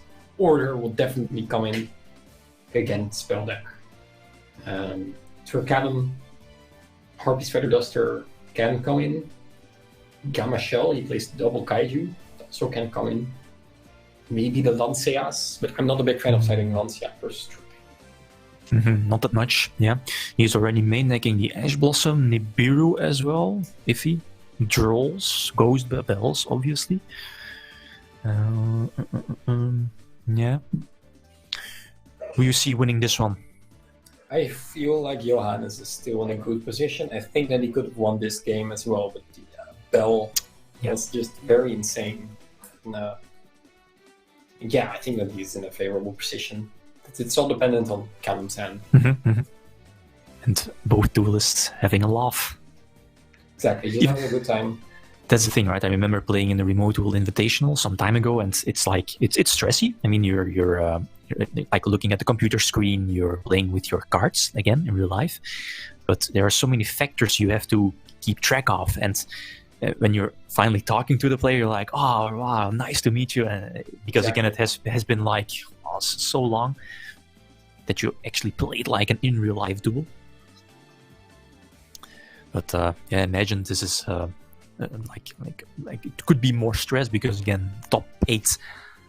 But there's have you seen that trophy? That's a nice trophy. Yeah. I saw it being posted on, was it Twitter, on the Konami or Facebook or Twitter, one of them. And like there were multiple, how you say it, like multiple layers, it's crazy. Blocks. It has the, the Dual Link Dragon, the Dual Dragon, the prize cards that feature right now, and the winner will also, of course, get the ultra rare copy of it, which is insane. Right, and I also saw the prizes of was it a PS5? Yeah, they're getting first place. There's a lot at stake. Right. Okay, so still side decking. Again, Johannes is definitely the player that should go first. You definitely want to set up your cards. Again, you don't want, as in last turn or last duel, kill him having the potential tactical talents. Get a peek at your opponent's hand or potentially 2 draws. It's going to be interesting to see what's going to happen. It's Yu-Gi-Oh! Everything can happen. Right now, it's just time to duel. Johannes saying he is going to go first. So again, you're potentially thriving towards, I guess, the same ending boards with Tri-Brigade, like looking at Appaloosa. Yeah. Appaloosa, the ancient warrior Link, the Link 2. The ancient warrior Link, and what's it called? It's strangely enough the same deck, where Prankits has the the one normal summon that gets interrupted. But Right. if they fusion summon, you are a hole further from home. So We saw one of the other top 16 players. He was main decking in Tri-Brigade, a little more ancient warrior. yeah, like only two, the bouncer and the extender. Not too familiar with the names. Like, what's your opinion? Do you like those in the main deck? There are options to play, but I personally think that the deck is kind of solved right now. I think that the Zoo version is just superior with the Zeus. Okay. A lot of decks are still unprepared to deal with a Zeus. So I think it's cool. The deck is just like far from perfect, right? We're still very early in the format. Right. But Tri-Brigade seems so refined already. Mm-hmm. And, Simply because it's so straightforward. Exactly. Everything at 3, hand traps. Fractal, send kit, send your ball. Exactly what's happening right now. As Get we've seen someone before. down. It's also so funny when like you make a play and your opponent picks up their cards. Lencia. What can it's only fair. again? It's only fair. You Lencia me, I call by you. You call by me, I call by you. Wow, called by the great. You would think that called by like watching at these like feature matches, you would think called by the grave is at 3. Oh yeah, but it's not. No, called by the grave is at more than orders. Yeah. This is again crucial because like what would have been like, let's say the call by wasn't there, how can he recover from Valencia? Not. Yeah. He has to have caress, but that's super difficult to work with. Okay, yeah, you can get your searches, I guess, but again, having the extending play, yeah. So Kit is there. The Lencia is stopped. Any other options Galen could have in his hands? A quick look, Nibiru, but I feel like that's not gonna happen. Has Ash still maybe for the beer Brum? He has a kit on the face. He did use the kits though, so. So this is again a powerful extending play, right? Using the effects. Yeah. So discard any 2, right? You can discard any 2 cards. Yes. To is it Reborn from the banished pile or graveyard and banished pile? So again, Johannes working with the link arrows of the Tri-Brigade. He's gonna focus on the double Dragon Lords. And it's Nibiru now or never. Huge play, right? Again, this is the Appaloosa play, so no Nibiru. Kind of safe for the hand traps, even though we do see impermanence for Prankits. He is indeed main decking it, so Imperm could still, be there or come from the top. Here is the end field. Appaloosa, double Dragon Lords, Revolt. This is everything Johannes wanted from his deck, and it's giving it to him in the top 8. Will it be enough to proceed to go to the top 4, take on one of the other duelists?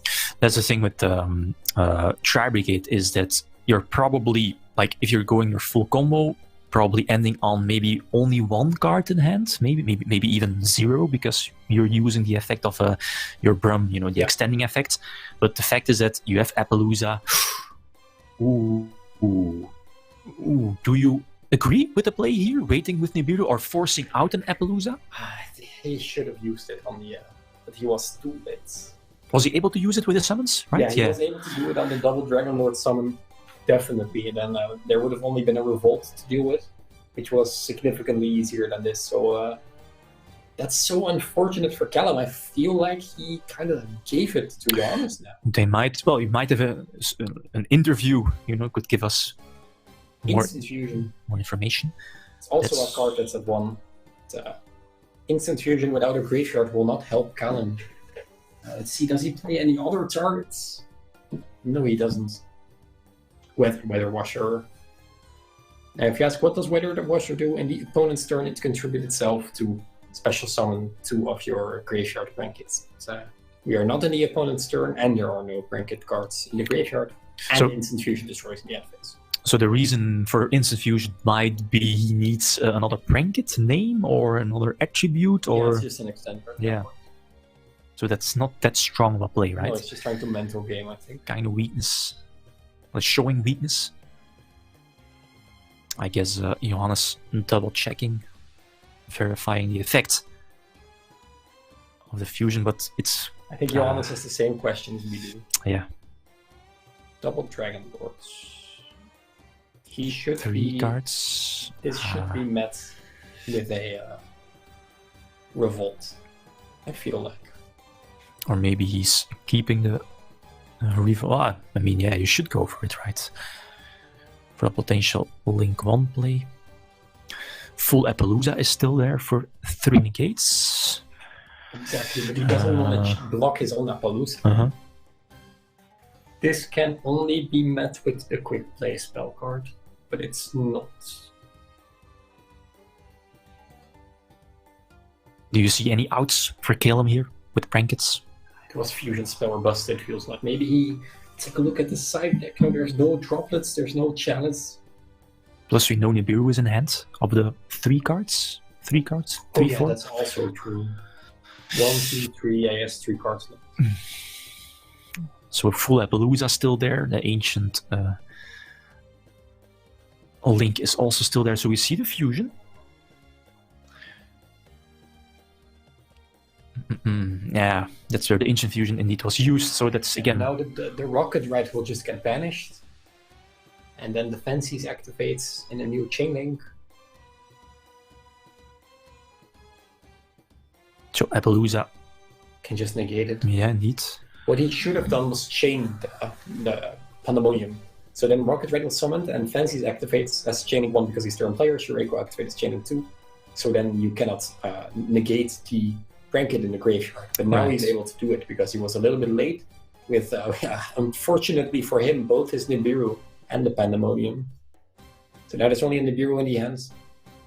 You can kindly ask Johannes if he wants to summon 5 times in your turn. I don't think it's going to be happening.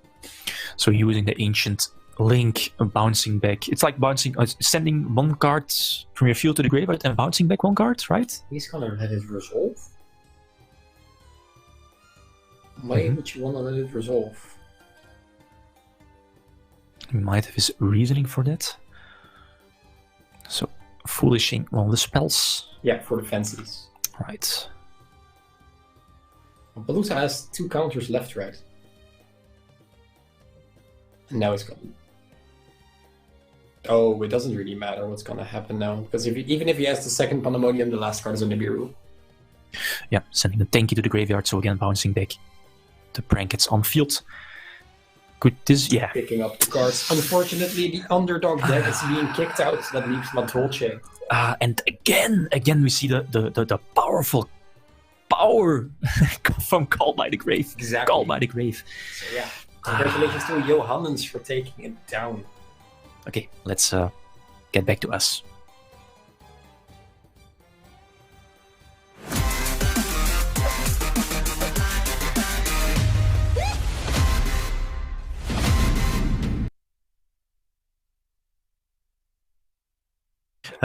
It was a really quick first game, but yeah, the again, as we mentioned before, the Call by the Grave we've seen before in other matches. Call by the Grave is at least was a crucial card, getting your plays go through. But here, stopping the Lancia was important. Again, it gave Johannes the opportunity to play through, being able to banish his cards and set up his board. And yeah, Call by the Grave did it. Yeah, again. The players keep trading Call by, which is something that I do like. Yeah. There hasn't been a match where only one player has had it. Each match, both players had it. So yeah, we're gonna advance to the top 4 now. 4 of the best duelists from Europe right now are gonna play it out to see who will take the ultra rare copy of Duel Link Dragon, the Dual Dragon. Right, and interesting, the 4 decks here in the top 4: Tri-Brigade, Madolce, and another Tri-Brigade, but a Zodiac variant. So for me, kind of expected. But let's see. Next matchup should be Tri-Brigade versus Madolce. Right. Okay, we will be back soon for the first match of the top 4. See you soon. Court is now in session. The face card nights are here, and a brighter future is in your hands. Yu-Gi-Oh! King's Court. 7 cards per pack, each pack sold separately.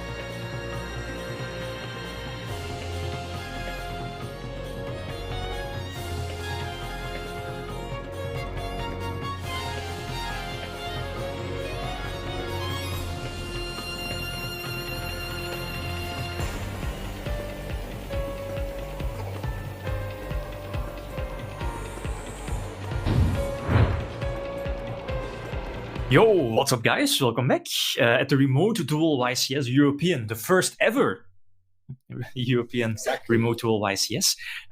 We just had our top 8. We'll try to get the full brackets as well on screen, so we can guide you through that. But we are almost ready for the top 4 matches. We still have like our top 4 decks. We have Tri-Brigades twice, so 2 players playing Tri-Brigades. Raphael, Neven, and Max Tim playing Tri-Brigade. And then 1 Tri-Brigade Zoo, which is indeed Raphael. Raphael, sorry. Yeah, and then my underdog, and that's Madolce. Axel is playing Madolce. So that should be our first top 4 match coming soon against Max's Tri-Brigade. So as we've seen before, as we've discussed before, the diversity in the top cut was there. We've seen a lot of decks. Tri-Brigade was there, Virtual World, which I hoped it would do more, but he sadly lost in top 16. Same for Guru, again, something different, but also sadly lost in the top 16. Tritron as well, yeah. But, I mean, I'm excited. Our next match, Madolce versus Tri-Brigade. I mean, what do you think? Yeah, so the Madolce player definitely proved that he is worth being here. Like, he won the game. Not with ease, but he fought for it very hard, like he has in the entire event. Like just for a YCS, it's insane that Axel took it this far with such a rogue strategy, and I think he has what it takes to take it home. But he's playing against Max Tim, and in his game, Max proved that he also knows exactly what he's doing, and he's very familiar with his Cat Tri-Brigade deck list. Yep. So even though Axel is the underdog, this kind of feels like a Tri-Brigade YCS at this point, with such a high, what's it called, like representation. And in the top cut as well, and so many good players are playing it. Definitely, Axel has to beat at least 2 more Tri-Brigade players to take it home. And there's only 1 Madolce player in the way of Max's final spot. Yeah. So, all right. I think we can go to the duel if the players are ready. Otherwise, we can talk a little bit more about, let's say, let's go to the bracket first. Yeah. So now we have Max versus Axel, then we have Johannes versus Raphael for the top 4, which means that this is one of the final rounds of the first ever YCS. Ooh, I mean, look at that, the right top 4, Raphael, Neven versus Johannes. So both are YCS winners. Exactly. I mean, as we are seeing, Raphael did really well, winning his top 16 match, top 8 match. Johannes as well, you know. It's cool to see. Like I don't know much of Max or Axel, but it's cool to see like the right bracket is like YCS winners, and then the left bracket is kind of the underdogs, you know, with the of course the Tri-Brigade deck, but also the Madolce deck. And who would have thought that Madolce would have had such a big presence? That's true.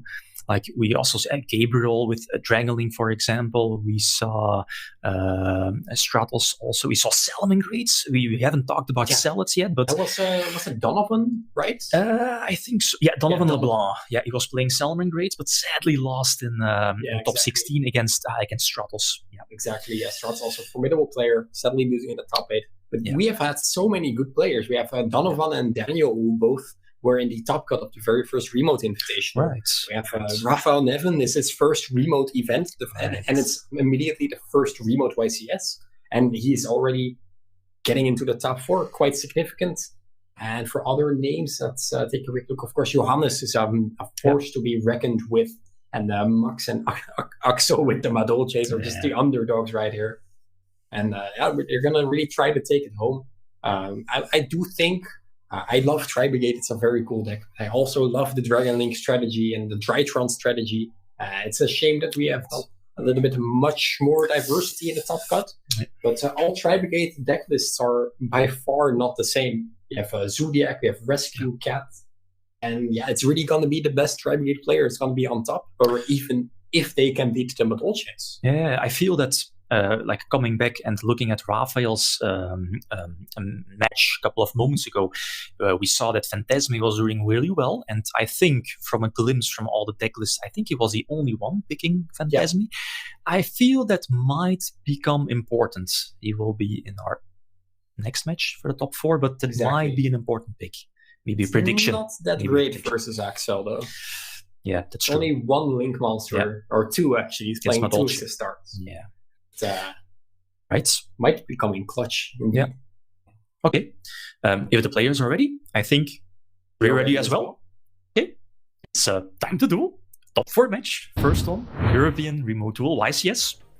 So this should indeed be Axel Benoit playing Madolche versus Max Tim playing Tri-Brigade. We saw in the previous match, Axel with Madolche doing really well. It's like, as I've mentioned before, he reminds me of like one of my fellow local players, like always playing the same deck, format after format, ban list after ban list. Doesn't matter how your deck is hit, you're just playing it because you like it. You're familiar with the cards, with the combos, how you play through hand traps, disruption, how you play going second against an opponent's established board, and that's what I really like. So kudos. Theoretically, he has 9 years to practice. That's true. Yeah. He's not the only Madolche player booking some success. There were also some Madolche players in the remote invitationals as well that were in the top cuts. All right. So let's see who's going first. Max is going first, so that means Tri-Brigade is going first in favor of Madolche. Oh, it's the first time we're seeing again. Oh, the second time. Yeah, correct. So we saw that Shifter put in work. It was against Gabriel, right? Gabriel Nets with Dragon Link, putting in a lot of work. So again, Dimensional Shifter, basically a macrocosmos, banishing every card, right? This is exactly what Axel wants. Yeah. What is Max even going to attempt to do here? Maybe if he has the Revolt already, he can get away with a kit, but it looks like he's going to get away with a pass. So now the thing is, something, as again, we've mentioned before with Madolche, okay, Shifter is so powerful here in this particular matchup, but again, it's a monster card in your graveyard, so for now, if you have a Petting Cessor in your hand, you can't use her special summoning effect, and I think she only triggers off a special summoner, right? So let's say your normal summoner, you won't get her effect. Tickets coming down, other cards you want to see. Yeah, opening tickets or Shadow is not the best. You would rather want them to be searched from, let's say, a Messenger Lato. So Shifter. He's just explaining what the card does. So Max, another player that is unfamiliar with the Madolches. Right, but I mean, it's a strength, right? That's the reason why you're picking a not so common deck, because players might not just be prepared for it. They might just not expect it or play against it. Yeah. Might be a reason. So, and Magellan is coming down, getting the search on the... Might just be an Angeli or maybe Petting. Getting the Hootcake. Maybe follow up for next turn. Maybe he has Salon already. He's playing triple Salon, right? Oh, he's playing triples. Yeah. Right, so all Max is depending on right now is the Effect Fader and the Ashes, because he, of course, doesn't have Gamma because it would have been activated on the Shifter. But it looks like he's going to go into the battle phase attack and pass it straight back. Not what you want to see. This is not that strong of a Madolche turn. I mean, ideally you would just end up on like Sistart, Glass Souffle maybe, or Chocolate, and get those beneficial special summons, and end on a couple of Madolche spells and traps, multiple interruptions. But this is far from ideal. So he needs an extra turn. He needs the Hootcake to go off. So that might also be a tell. He also has Petting in the hand, because again, Hootcake normal summon banishes the Shifter, and that turns on the potential Petting Cessor in hand. But yeah, anyway, so Fractal. Oh, he's skipping a little step. He's already adding cards. Yeah, but they're in contact, voice call, so it's all fine. Naval for search.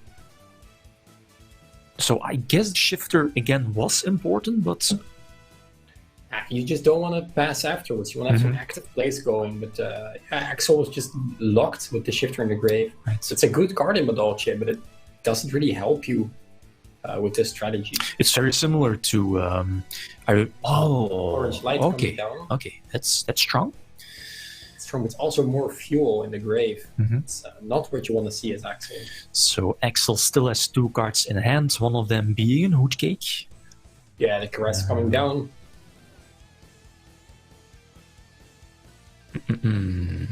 What are the options for Axel here? Like, what are the other potential hand traps? Hootcake in the hand. So next to that, it has to be It's game 1. Nibiru maybe? Yeah. Nibiru, maybe. That's the only card. I can figure it being another Madolche card, maybe another Magellan. Or Gelato, maybe even another card you really don't want to see. So Max definitely is an advantage. Definitely having Bear Brum on field, right? Axel's counting the summons. He is not hiding that it is Nibiru in case it is Nibiru. I mean, it could be, you know, like a psychological thing to counter summons. Maybe give your opponent like the tell you have Nibiru, but what are you going to use it for after, realistically? Or if you don't have Nibiru, right? Yeah. But I mean, let's face it, is it going to work? Like, let's say if your opponent is like counting. I mean, I'm just gonna play out my turn. Yeah. Like, you have hands where you can play through Nibiru. You have hands where you don't. Right. And, picking up the cards again. Either Axel's really good at playing mind games, or he's trying his hardest to get a win out of nowhere. So this you might as well try, right? Good. Yeah. Wow, it is Nibiru. Okay, so Axel is definitely still in the duel. The thing now is that Magellan is staying in the graveyard. Not sure if it's when they are destroyed and sent to the graveyard and, you know, sent back to the deck eventually. I think so. I can't remember. It has been a while. Last that I played or tried out Madolche. I think so. I think it just stays in the graveyard, but that's fine. If Axel's not shuffling it back immediately, then I feel like it's Yeah. going to stay in the graveyard. So we know the last card in hand of Axel is indeed the Hoot Cake. So for next turn, that's strong, even though the Revolt is there. So Axel needs to top deck something to force out the Revolt, or, you know, like a Bell, but he's not running Bell. So I feel he's far behind, even though the Nibiru was big. A big token as well. Max's place, but just took some while. So he needs to top deck, like potential cards he could top deck, like a quick glimpse at his list. Let's take a look. Salon can help Ticket or Chateau to shuffle back some cards. Not the tickets, of course. Oh, we see. Let's not forget Ticket for the potential beneficial summon, but I think you need to control, is it a Light Fairy? I can't remember.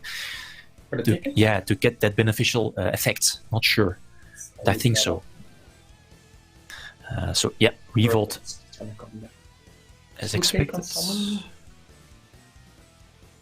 I cannot remember. It has been a while, right? So again, the Hoot Cake is indeed going to get banished. So yeah, it depends on which cards he drew. Is it something that gets him back in the duel? That could turn the tides, but I'm just not seeing it. Which cards, like from his deck, could be it. He already used up his normal summon, and yeah, Hoot Cake is not on summon, so I feel like that's gonna be the end, and that is the end. As expected. So Nibiru was there, was strong, but the fact that, as we've mentioned before, the normal summon of Madolche is crucial, unless, of course, there are no monsters in grave for the potential Petting Cessor. But I mean, that's how it is. Max played it out really well. So let's take a look. Side deck, which cards? So the Contact C in Axel's deck, which worked wonders for him before, can probably come in again. Anti-spells are also solid. He knows he's going to go first. Since he's going to go first, Dimension Ground is also a very promising card. Right. And, I mean, as Madolche, again, you're definitely wanting to go first. You have your one-card combos. I mean, opening stuff like Petting Cessor or Angeli to immediately get something like Petting Cessor on the field. You can definitely play around Nibiru, or, well, like play into it, but I mean, having something like Glass Soufflé, the rank 4 on field, gives you more protection plus potential follow-up play during your opponent's turn. So it's not good, your opponent has Nibiru, but I mean, you have the option to play around it. Plus, Herald is still there. Yeah, I feel like Axel's in a good spot. He has like the different dimension grounds, he has the anti-spells, he has the traps. But he needs to look at game 3 as well, and that's going to be a little bit more difficult. Going second, yeah. I mean, the Shifter definitely put in work. How many Hoot Cakes is he playing? Probably 2, yeah. That's the most common ratio. Other than that, Nibiru, Cyframe, Gamma, is there other options? Like Contact C, other than that... Madolche. No. I don't know how you make the start. Is it generic or? No, in favor of Axel, potentially side-decking it. Yeah, you can do that definitely. Yeah, definitely. Well, I mean, I see Madolche still. My gut says that Madolche is going to take the second game, especially because it's going first. Unless, of course, I mean, he could brick. That's always the case. But I feel this could be his game. But as you mentioned, the game number 3, where he is going second, he needs some powerful hand traps to stop, the standard combos from Tri-Brigade to go through. So Ticket indeed says when you control a phase of right. So I think it's pretty common, right? Madolche running only 1 ticket, 1 Shadow, the field spell, because again you want to have. You just want to search. Yeah, you want to him. Did we see Messenger Gelato already triggering during? Not I don't think so. Game no. Yet. Okay. In this game. Okay, so Axel first. Yeah. Summoning the Angeli. This is powerful. Let's say again your opponent having very similar to Rescue Cat, having Ash Blossom or any form of monster interruption. You could gamma that. So again, very strong. Petting Cessor hitting the board is an interruption going to be activated. So potentially, Veiler is fine. Petting Cessor again special summons from the deck and lowers the level of the Madolche monster summons. Ooh. Okay, that's strong, but it's Is that right from there? it's a big one. Oh, what's that? A Gamma? Oh, Gamma is really, really strong. So at least only 2 cards. What could they be? It's fine though. I mean, Petting Cessor is negated. Normal summon has already been used, so that's a big one. Only 1 set, which could be Promenade. It's past turn. Yeah, Veiler, Gamma. Cessor cannot be destroyed in battle, so that's nice. Right, because of Angeli. Yeah. So we see the Rescue Cat. That's really strong. So no interruption from Axel here. So Promenade. What could the set then be? We see Gozen Match. I don't know how Promenade works. Maybe different dimension grounds. Something like that. Activated that. Maybe Twin Twisters then? Or just a brick? It's probably Gozen. It's Gozen. Okay. So what are the options now for Max? What can he do? Both of the Tri-Brigades that he has on the field are negated because of the effect of Rescue Cat, because of its errata, of course. Mm-hmm. So I think it would be safest to go with Earth in case he does have one of those extenders. But he would rather have Dark for Shueik. So for now it's going to be kind of hard for him to deal with this. He can't just send the kit and use kit effects to search the cross to still get some plays going. Right. He has a couple of cards in his hand still, while Axel only has 1. And again, we know that, right? That card in hand. That is... Do we know the card in hand? I don't think we do. No, it was in the previous duel, where the Hood cake was searched. Yeah. Right. So Max has to think through this turn very carefully, because he can still play, but it's difficult. The thing though is that it reminds me of like those floodgates, like Rivalry of Warlords, Gozen Match, those cards that they could be quite common depending on the format, but it really takes a really experienced player with the deck to thoroughly play through like let's say Gozen Match. Yeah, like you have to keep track of your attributes or your types, for example. And that's where it comes down to the fact how much did you play test with your deck, how in depth do you know your deck in and out. He's gonna keep the kit. That's interesting. So using the effects, okay. This is not allowed. Should we double check? I know it is not allowed. The judges should. It should be picked up. Real quick. Should be picked up. So, Angeli, yeah, that's cool. Herald is there. Like, what are the attributes? Like kits? It's fire. Their one's also fire. Right. I'm not saying it's not allowed because of that, but due to Rescue Cat's errata, the monster effects are negated. So even though Max's copy of Rescue Cat might say that it's not negated, because it's an older copy. It still is because we are working with the All last. right. Yeah. So hopefully. Oh, they are going rather fast right now. So I hope that someone.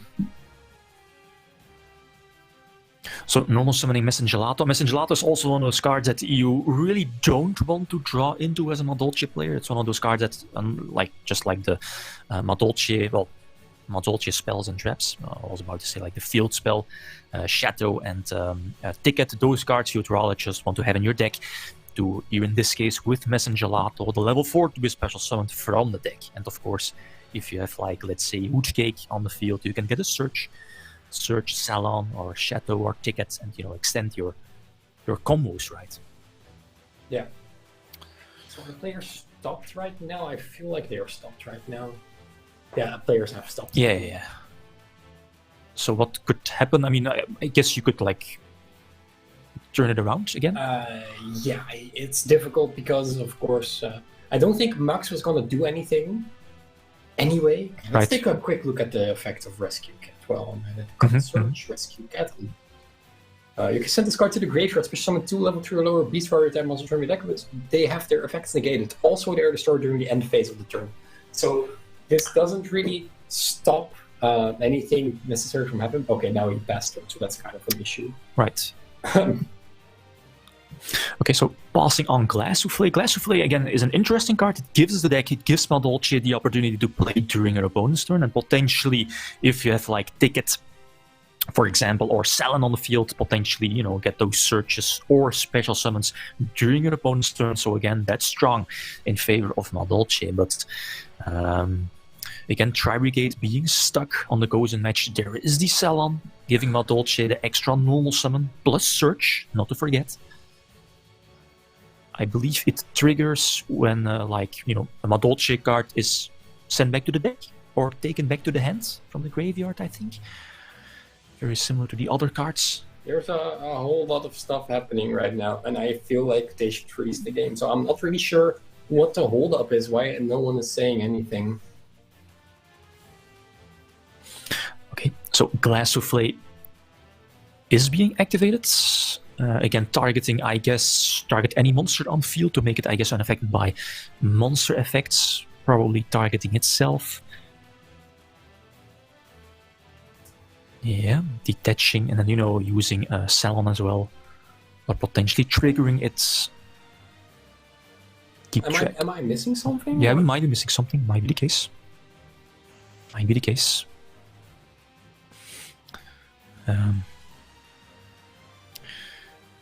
So players are double checking.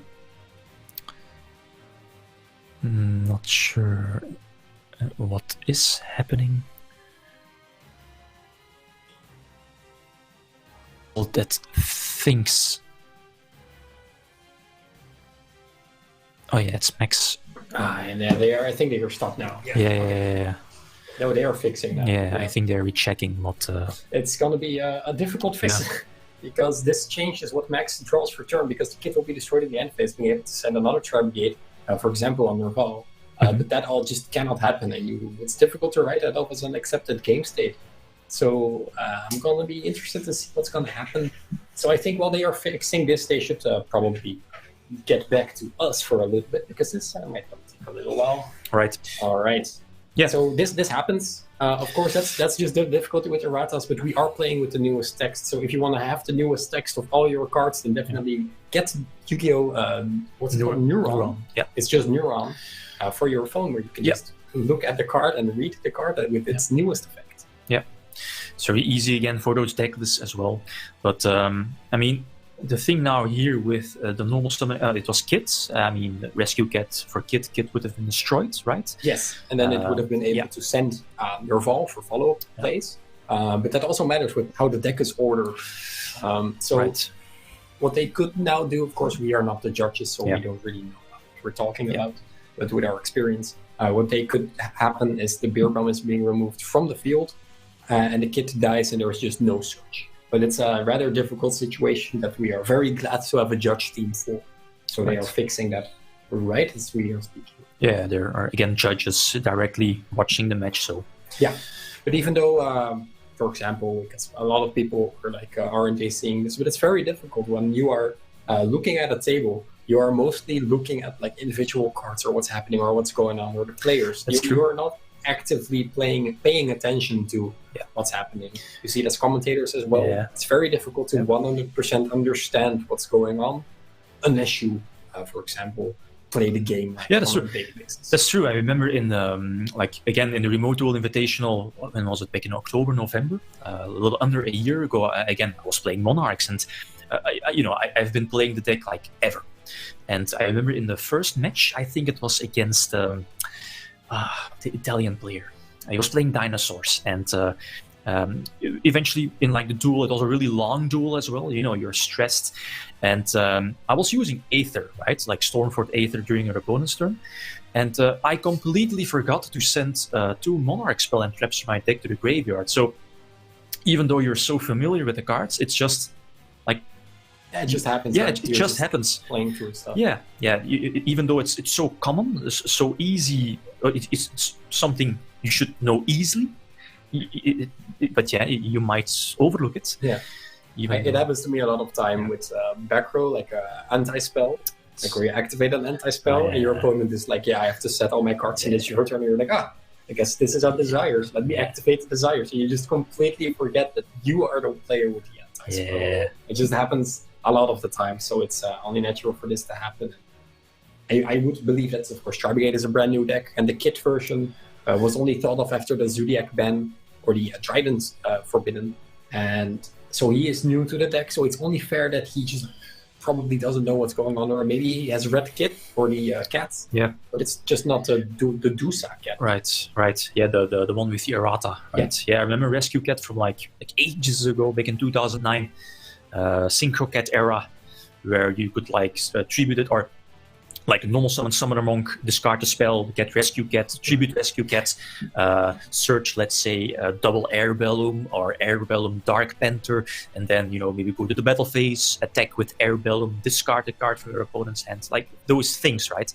But with those erratas, cards change, cards can. It's not too common. But it's also not common that one of the erratas cards is seeing play. Yeah, that's true. There are a couple of cards like the Sengan and the Witch have been seeing play in like true Draco decks where they tributed them off and searched an Ash. It's very innovative and fun to watch.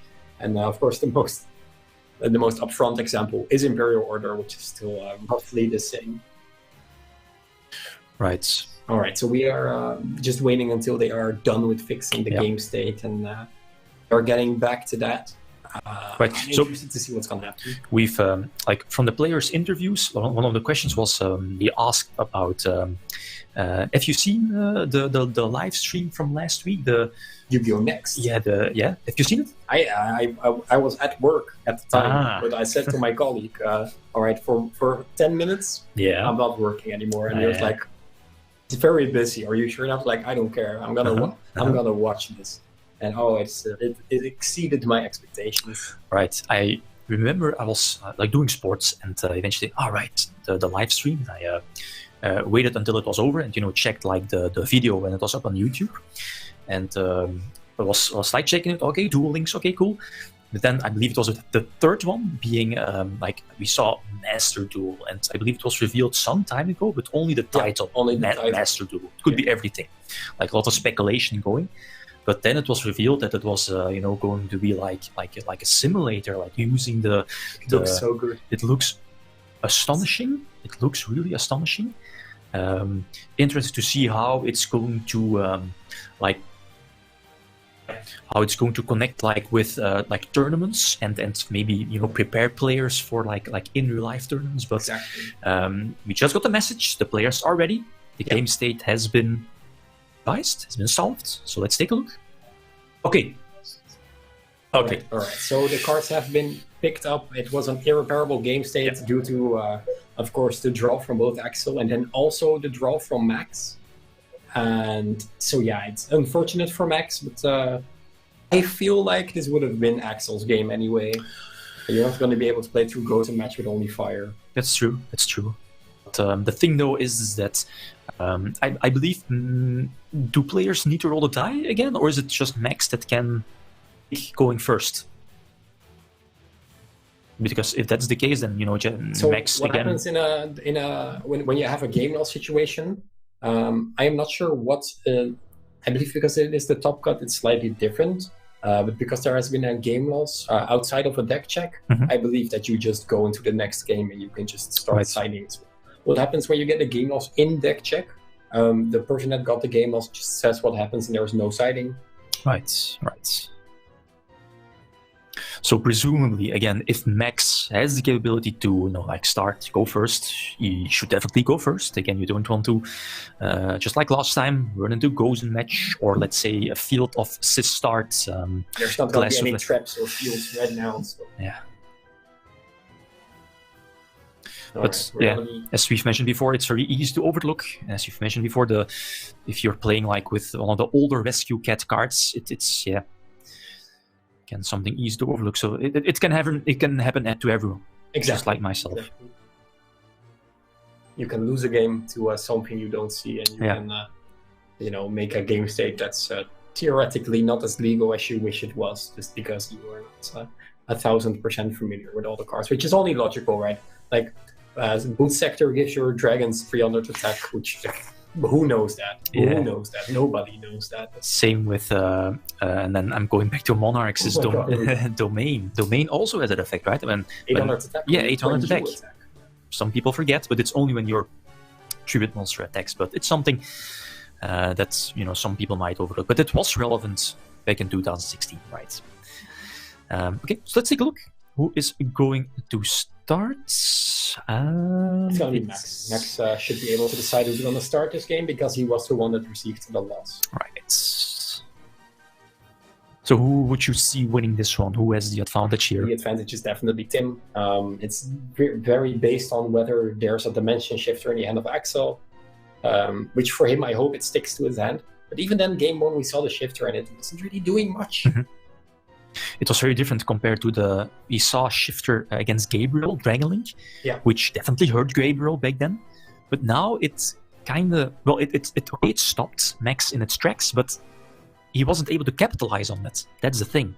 It's a good hand trap, especially for Madolce, but if you can't capitalize on that, it's not doing it. You have to win after that, or activate Hidden City, Red Eyes Fusion after that. Kind of reminds me of Droll. Again, Droll is also one of those cards that it's a well-timed Droll and a Lockbird could stop you directly in your tracks, but if you have as a follow-up player don't have any follow-up plays, then you're just going to continue where you left. The Troll didn't do anything. Fractal will be resolving this time. There was no shifter in the hand. So it's going to leave the question, what other cards are in the hand of Axel? So an early Desires, that's, I guess, fine. I mean, as we've mentioned before, the Tri-Brigade deck is running a lot of 3-off cards, so getting off that one of Desire, or at least the first Desire deck, hopefully staying with only one Desires, but you're losing some part of your engine, but because you're running so many 3-offs, you're kind of safe of getting off that first Desire. So Kit is indeed going to use its effects. One sets, the Ancient Guardian Link hits the board, if not mistaken. That's Double Dragon Lords. Yeah. He's just going to pass on that. Ancient Warrior. That means that he already has the Revolt, so this is a fine play just to bounce. I like that Ancient Double Dragon Lords. Right. So, well playing. Ooh, this is a big one. So, Twin Twister forcing out, discarding the Contact C. Okay, so it was Solemn Strike. It wasn't Revolt. That's a big one. This could be big. Then again, is there Rootcake? Because again, Axel has a monster in his graveyard, so potentially Angeli for Rootcake could be a play. Yeah, there it is. Angeli for Rootcake. But again, Max is running a lot of hand traps. So who knows? Potential disruption here, bouncing back the Angeli. Is a Salam there? Which could give Axel. So unfortunate for Axel, by the way, that he drew Ticket 2 games. All right, trigger. At least Ticket also triggers when when it leaves the field. But you can't. Well, okay, you can get a search. Well, it could be important if he has Salam. Then he has the beneficial normal summon. Then it could be huge. That could be cool. I see at the thumb right there. That's Salam. But yeah, I mean, it doesn't really matter because still he has already the Angeli. So in case of Salon, you would just still well, okay, depends if you want to have monsters in your graveyard, yes or no. And the Nerval will search another card. He passes. I feel like Axel wasn't done his justice. It might still be okay. I mean, he has a Tri-Brigade in hand, Steven. Be optimistic, who knows? I know, but it's so difficult. Like, look at how Axel is sitting over there. I think that Axel also kind of knows exactly what's going on. You're looking at body language, okay? Yeah, exactly. I really would have liked Madolche to be the dominant deck, but it's so difficult to keep up with the Tri-Brigades. It's just so difficult because each term they're coming back with their resources and their searches, and it's definitely not an unbeatable deck. I mean, he had the Twin Twister, he had the Retaliating Sea, but this ticket should have been a Salon, and then Axel would have been the happiest guy in the world. But, kind of reminds me of Zodiacs. I mean, back in the 2017 Zodiacs with Broadbull and like if you gave Zodiac another turn, it could search something from the deck and Undrident, Reborn something. It did so much. Same for Tri-Brigade. Only one card, give you a search, a special summon, search Revolt. Like it does so much for the deck. But Axel is still in this. So normal summoning the Fractal. Then again, right? The link is still there. The normal summon is always getting bounced back. So potential outs, not too many. Next Salon have two normal summons. Yeah, I think Salon is the only out here. He has monsters in his graveyard. He wasn't too lucky with let's say an early Petting Cessor. Yeah. Set a card. That's would it be impermanence? Does he play it? Yeah, it could be. I mean, telegraphing it being in the same column as Ticket. He needs to top deck something. Again, we see Angeli. Another Angeli. Yeah, which is probably going to get bounced back. Or Impros, maybe even. But then, yeah, okay. Yeah, indeed is going to bounce it back. Sending, was it Desires from his hand? Yeah. You can also tribute from hand. Again, he's going to get another search, but if there is no Salon following up... Rootgate for the next turn. I'm afraid there will not be a next turn, because just on damage alone, the board is already almost 4,000. Yeah, like one extra normal summon is going to seal the deal. Only 4,500 left. Just a normal summon away. Is there anything we might overlook? Why Axel would not concede? Would fair sportsmanship just play it out? It's not game. He's just attacking for damage. Okay. So indeed, fair sport. I mean, you are at the top 4. If I was in his seat, I mean, I've been at a remote invitational as well. Even though you are losing, first of all, there are multiple people watching, and you want to give your opponent a chance to be victorious as well in all its grace. And to play it out correctly, and it's Yu-Gi-Oh! You never truly lost, and you never truly won until all damage is done and your life points are 0. Yeah, and now you see again, Max wasn't able to pull through, deal the last damage, one set. So this should be it, right? This should be it. Can Max do at least bump out another monster? No, this should be enough. How much? No, it's not enough. No, not sure how much defense Angeli has, but it's not that much of Fractal will defense. So Axel is just gonna play it out nicely, and then after that, the double Dragon Lords will attack directly, and that will be enough with 1600 attack. This probably is. Yes, yeah, indeed. Okay. It's very unfortunate, right? That's the thing we've mentioned again before with Nadolce. If your normal summon gets bounced back here in this case, it's you need some specific cards to get yourself back in a duel. So great play by Max, bit unfortunate with the rescue cat, but again, it's something easy to overlook, right? Exactly. Well, congratulations to Max. Let's take it to the next one. Right.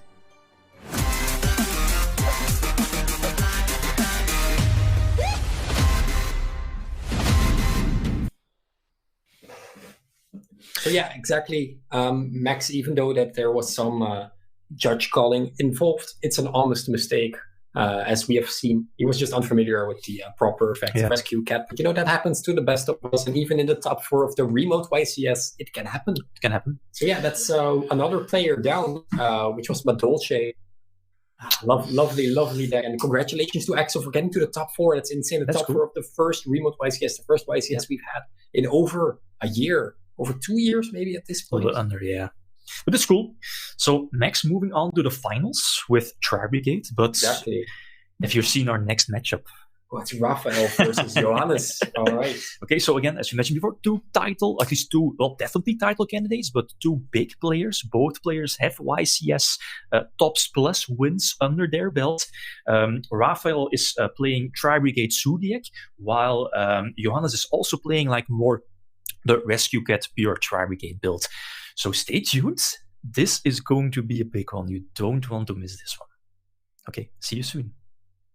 Rarities return in Yu-Gi-Oh! Ghosts from the Past, featuring glorious ghost rares, 9 themes from the past, and 2 new strategies. Yu-Gi-Oh! Ghosts from the Past. 15 cards per box, each box sold separately.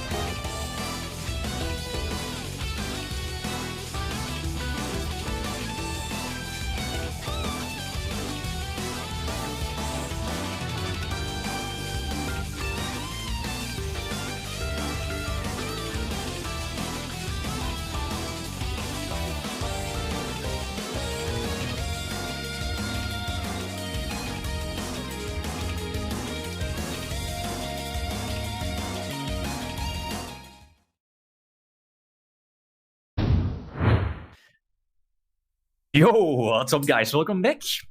Are you ready for this one? I am super hyped. So we have the second match here of the top 4 of our first ever European Remote Duel YCS. We have 2 big names, big players here in the European competitive metagame, I guess, for Yu-Gi-Oh! First of all, we have Raphael Neven from the Netherlands versus, he's playing Zodiac Tri-Brigade Zodiac. He's going to take on Johannes. He's also playing a more pure-based version of Tri-Brigades, but who do you see winning? I mean, Johannes has been proving his worth. On the other hand, Raphael as well. And if the math is not off, 2 YCS wins is more than 1. So I'm biased, so you shouldn't ask me. But I wish Johannes the best of luck. I wish Raphael the best of luck. I'm very excited. I think that the players are ready for the final match of the top 4. Which of these players is going to go to the finals? Let's find out. Let's go. It's time to duel.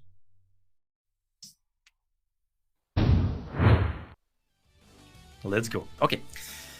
Whew. All right, we have Johannes and Raphael. Raphael looking really focused. Really... Similar decks, but they couldn't be further from each other. We have a Rescue Cat build featuring the Gamma package.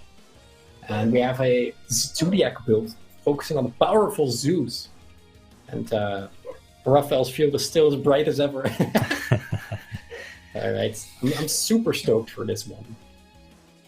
cool. I mean, Rafa already has 2 YCS wins under his belt. I believe it was YCS Prague back in, was it Spiral format back in 2017? Yes. And 1 or 2 years... I think Las Vegas. Was it I Vegas? think Vegas Vegas with... was the 3v3, right? Oh, I can't remember. He won with the innovative Luna Lights. Luna Lights back then. Yeah, very cool. Also Beast Warriors. So. And yeah, as you mentioned before, Johannes took YCS Ghent back in 2019 with Orchest. Was it like, I can't remember, was it pure Orchest or... Oh, it's been a while. But again, like he knew the deck in and out. The way he was playing, he always plays so fast. Like I remember seeing his match on stream. Like those matches are still up on YouTube.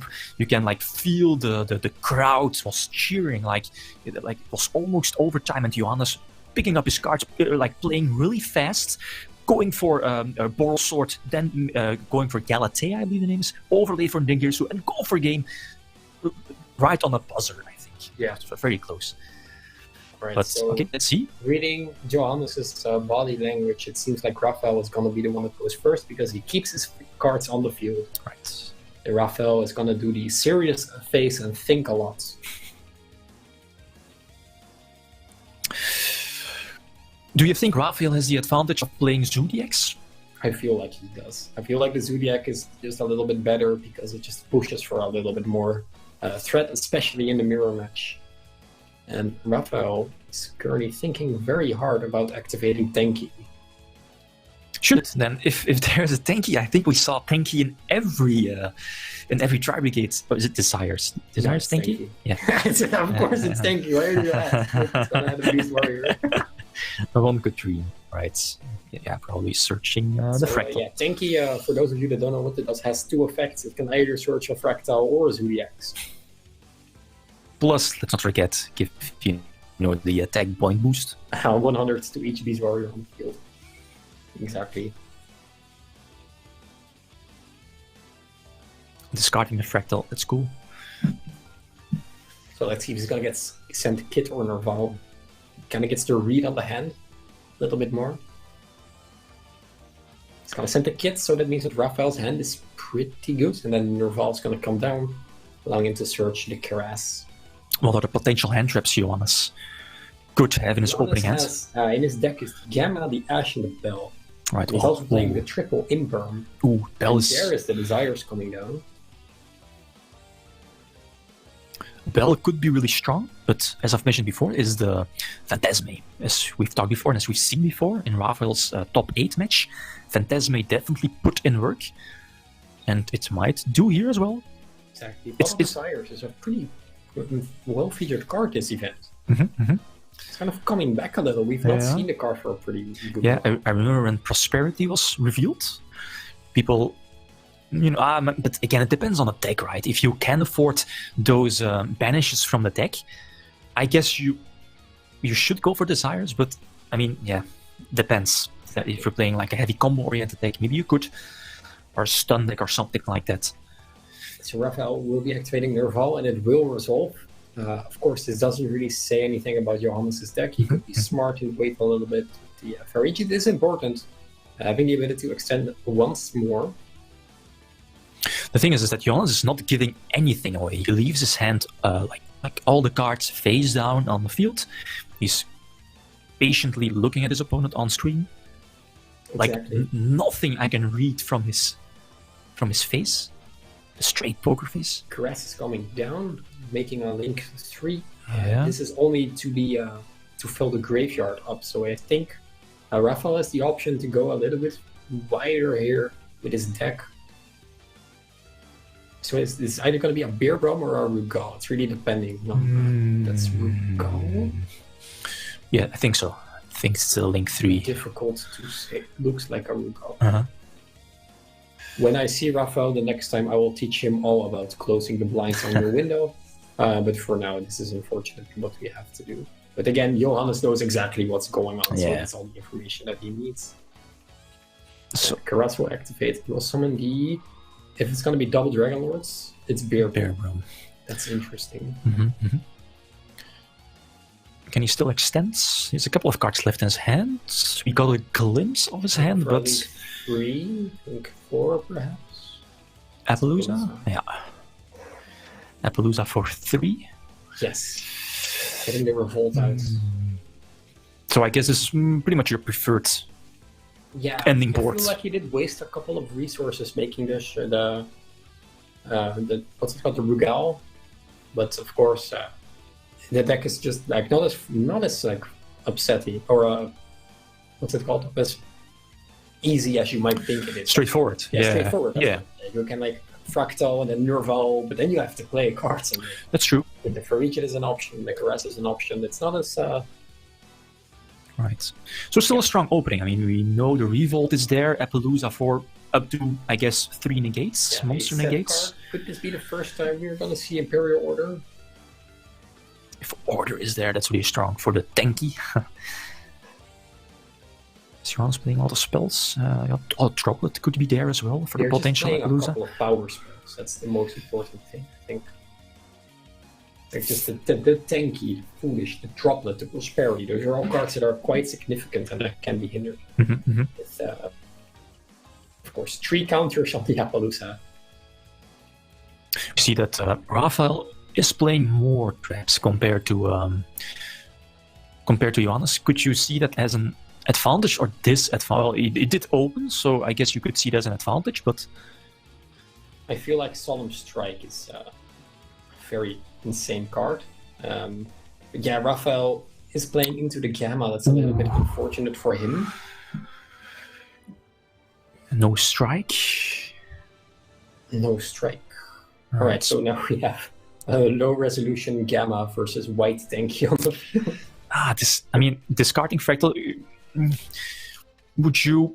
I mean, for us now it's easy. I mean, we now see that the Gamma is there, but would you really risk it using the Appaloosa here on? Maybe, I guess you should. Or maybe you could, like, let's say, wait on a normal summon, let your opponent dedicate a card to his field. It's a little bit difficult. I mean, this gives his entire setup, and if it sticks, it sticks. Yeah. So maybe Raphael has a lot of trust in his back row, which can also be very solid. So yeah. Right. The thing now is that Johannes is probably getting out that Omega. He's playing Omega, right? You should always, exactly. So that's already 1 card. Yeah, there's a Cypher Omega in his deck list. So that can rip away even more cards from Raphael, but I'm not sure if it's going to be that impactful. So we're going to have to wait and see. Raphael looks calm. Raphael's always calm when he plays. So, single summoning for level 8. Omega hitting the board and probably again discarding a card from your opponent, or banishing, I guess, a card from your opponent's hands. Like, Johannes has so many cards in his hand. Like, look, like 5 in total. Plus an Omega, that's very strong, especially going second. Yeah, that Gamma is so high risk, high reward. You run the Cypher Driver that's currently on the screen as well, but if it resolves. And there's the rescue cat. He had cat and the driver, so that's the FTK right there. Cat is strong again. The Appaloosa would have been very powerful. Does Johannes have the bell? He doesn't have the bell. No bell. Resolve. So Omega should be chained, right? Or is he going to leave Omega on the field in hopes it would banish and leave the cat? Something like that. It also is a big possibility of something that could theoretically happen. Maybe Raphael has an answer for the rescue cat that he doesn't want to show just yet. But only 3 cards left in Johannes, or 4 cards left. 4, that's quite a lot. So maybe he does have to banish the cat. He used up his normal summon, but again, Karas could Karas could still be there as another extender. Exactly. So Johannes is going to activate Omega now to nullify the risk of banishing what Raphael is going to search with the Nerval. Makes a lot of sense. If Raphael has a hand trap, it's more likely to be in these 2 cards than the 3 cards if he adds another card. Oh, he has Droplet again. That's so strong of a hand going second. Droplet, Gamma, Cats, Fractal? It's Order. It's order! Oh! That's what I said. Oh! That's a -2 for Johannes. That's not Okay, so what are the options? Get is still there, right? Cat will be banished because the Omega was changed. Yeah, okay. That's correct. Thoroughblades is banished off of Omega, so Raphael only has one card left in hand. And now the second one, because he's gonna add it in the revolt, Yeah. that was summoned back. Right. So it was the order. These one-offs are doing it. I mean, we've seen Call by the Grave a couple of times already, and now Imperial Order. I mean, but that's why it's there. That's why Exactly. people are playing it. Oh, there is a Kuras. That is quite unlucky, Wow. but Raphael has follow-up play. And Johannes only has the one Caress right now, right? So... Oh no, yeah, it discarded Kit, so he does have the Nerval. That's He activated Nerval earlier, right? I don't... Yeah, yes, there's a Nerval. yeah, the second card. Yeah, second card. Yeah. So Johannes can only play with one card, so that means that there's no way he's going to be able to build towards the Revolt or the Beer Brum, because once he... Even if he manages to link off the Beer Brum, he has to bottom deck a card, so you can search Revolt and then put it back. So it's very not optimal. Even though this is only turn number 2, we're seeing a lot of plays. Yeah, exactly. With people, players. That's the Tri-Brigade deck. Yeah, that's cool. It's not as straightforward as you would like it to be. It's very back and forth. And right now, even though the Raphael's field is empty with monsters, he looks like to be in the winning position because there's no follow from Johannes. Yeah, this is like completely different compared to a couple of moments ago when Johannes had Gamma, revealed a droplet. We were like, ooh, Johannes might win this one, and then boom! Yeah, but this Dead duel is order. far from played. Yeah. The Omega will come back eventually, and the Shurake, once he leaves the field, he also gets another search, so Raphael also has to be thinking about that. But the only thing that Raphael really cares about now is that he still has life points, so he's gonna draw a card, have 3 cards in hand. Well, he's gonna do Link Wave Shurake to get the search early. Psychologically, it's so important to win the first one, right? Especially if you're up against like a high caliber player. Can I say that? Like a pro player, like someone who has that experience of winning YCSs and looking at both players. You know that winning that first one, it gives you like that boost of okay, I'm 1-0 in front. You should get like the power from that to go for the second one as well. So Johannes basically setting up for next turn. Johannes is burning through a lot of resources right now, but he's able to continue his plays with the Fairy Kit Summon Kit. And now it's going to be just a simple question of what's going to happen next. You can go for a double Dragon Lord, you can maybe go for an Appaloosa as well. What could be the best play? Maybe going for the Link 2? The bounce? Has a little too much cards in his hand to deal with for Johannes right now, and I think that he added a Fractal with the Nerval. So if he summons the Fractal, he has to bounce it, and then he can just discard Fractal and get the Nerval, and then get the Karas again. Right. So it's a super difficult situation for Johannes right now. He's gonna proceed to go into a Link 2 here. It's gonna be the Beer Brum if I look at the bottom card of his extra deck. Yeah. Yeah, indeed. So, does he have any form of interruption during Raphael's turn? Any form of negation or interruption? Yeah. He kind of has to. Pretty much the only play, no search. He does have a draw, but it's not going to matter too much. You might activate the Beer Brum here, so just that you don't top deck the Revolt next turn. That's really all you can do. I can activate both. Yeah. I mean, why not, right? Yeah, true. Raphael having... we don't know any of Raphael's cards in hand, I will right? add it with the Nerval. Right, yeah. That's Revolt. Again, it's not going to matter too much. Appaloosa is at 3 negates. How is Raphael going to play around this one? What are the options? It's just normal summon Fractal. Have a use effect. Gets negated. Attack over Appaloosa. And then if he has a Karas, or maybe he doesn't have a Karas, but he has another monster, he can send a Fractal from the field to the grave. Right. Now, once he does that, he can send the Nerval and the missing card to continue playing. So Raphael's in a great position right now. He does have to manage his resources quite well, and of course the Omega is coming back. Right. Johannes has no resources except for the Omega that's coming back. So Still strong. I mean, Omega could potentially rip another card from the hand next turn. So Raphael does have 3 cards. Normal summoning the which we assume is the Fractal. Could be. Oh no, it's okay. we see some Zodiacs. Okay, yeah, first time, right? That's cool. So Thoroughblades, some Zodiac power-ups again. Here is where you would end on the Dryden, right? Again, some direct attacks and Zeus in defense. Double interruption, right? No, 2, 4. Yeah, so the thing is that even though Appaloosa can negate 1, Appaloosa is only once per chain, so the second Zeus will always in the field. Yeah. So even if Johannes top decks a Zodiac right here, or a Zodiac, he's not gonna top deck a Zodiac. If he's gonna top deck a Tri-Brigade, you can normal summon it and then just activate Zeus twice. Raphael getting back the other Zoo card. It's going well, back and forth, right? I mean, Yeah, both exactly. players drawing really well. Johannes opening also really well. Raphael also, and I feel like it's an uphill battle for Johannes at the moment, though. Even though there's an Appaloosa on his field, he's just passing. he's just passing. Right? Omega does have the... You can only activate like the banishing effect during the main phase, Yeah. right? Yeah.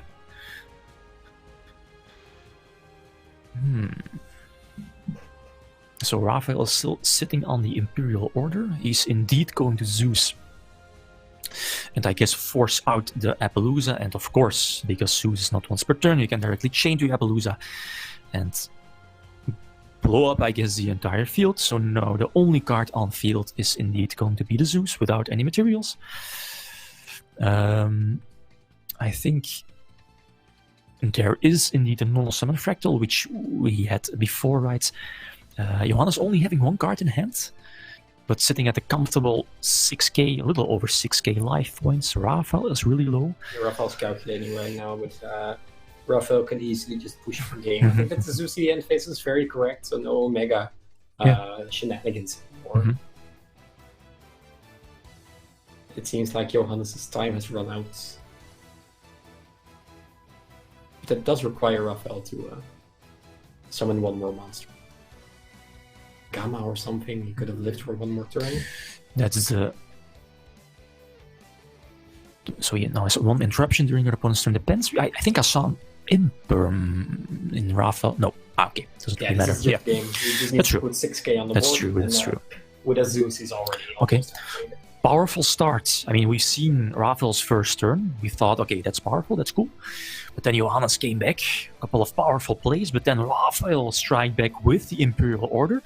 So Yeah, it was... we saw that the revolt, the advantage you gain from the revolt is just so much. And Johannes didn't resolve revolt, so Right, okay, so let's take a look at the side deck. We see that, let's say, for example, Johannes is main decking, in this case, the bells, while Raphael might... doesn't. I know. So Raphael already has the Phantasmades, which are really, really nice. He's going second.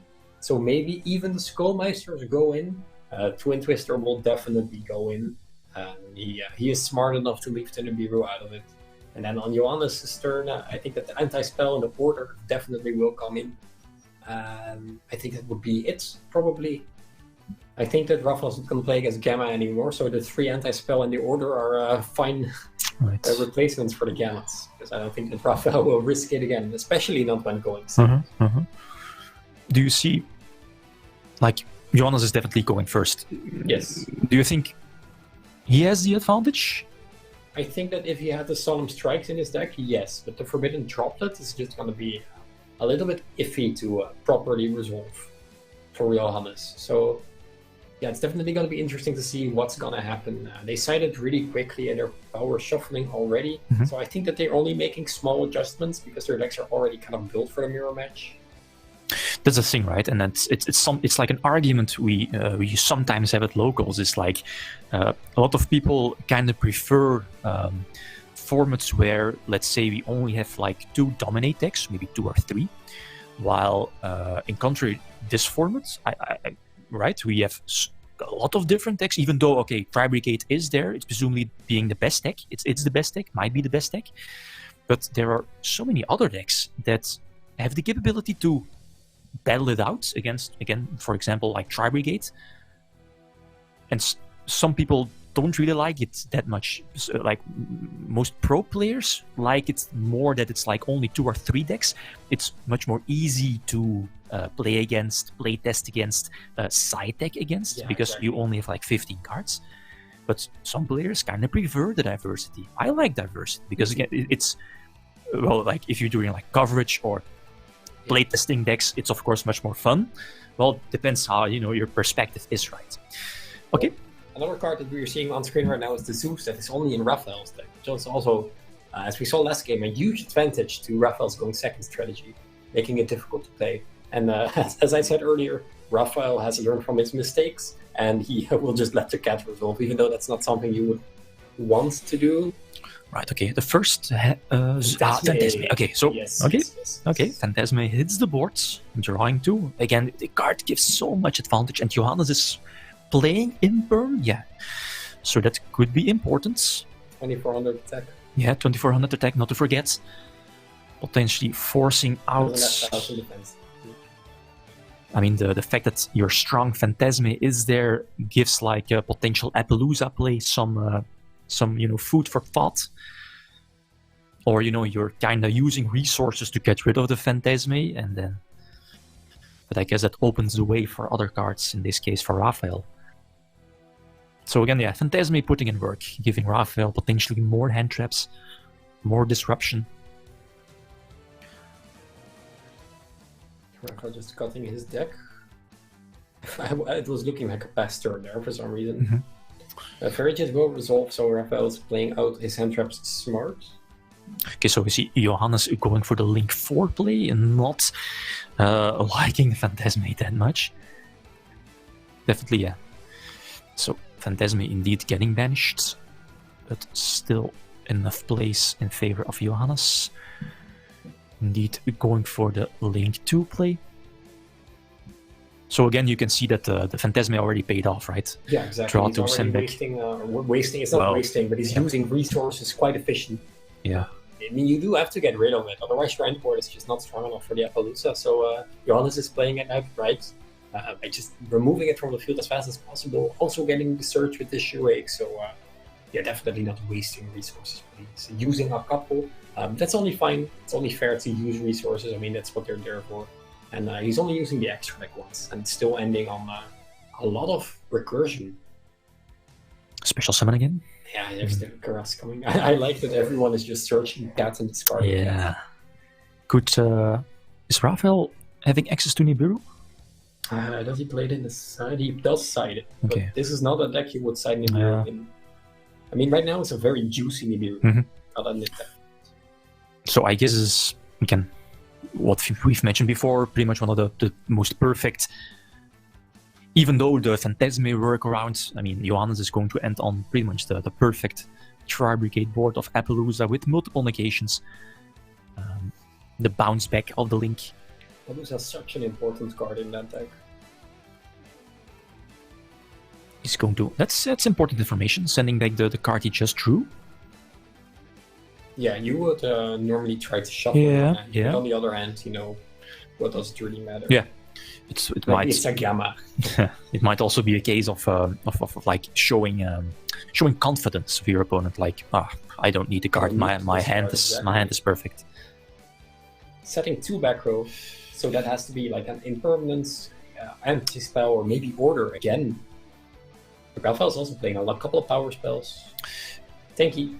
Oh, Desire. I was just guessing what the cards are Raphael's putting down. Desires is strong. You know, it gives you the +1, the 2 draws, potentially digging for those side deck cards. And no, we see Johannes side decking in Lightning Storm, or having a Lightning Storm in his side deck. All right, so to read this set card, it's not anti-spell or order. So I think we can assume it's Revolt and Imperm. Or maybe double Revolt. I mean, double Revolt? Johannes loves the double Revolt. There's no point in getting double Revolt if the... Okay, Imperm is strong. That's strong. Immediately dropping the Appaloosa to 0 attack, so no negations. And, that's why Desires is there. It's okay. It's a big risk losing those 10 cards, banishing those 10 cards, but again, it gives you more options to draw into your cards. Oh, it's red. Oh, it's Red Peer. Okay.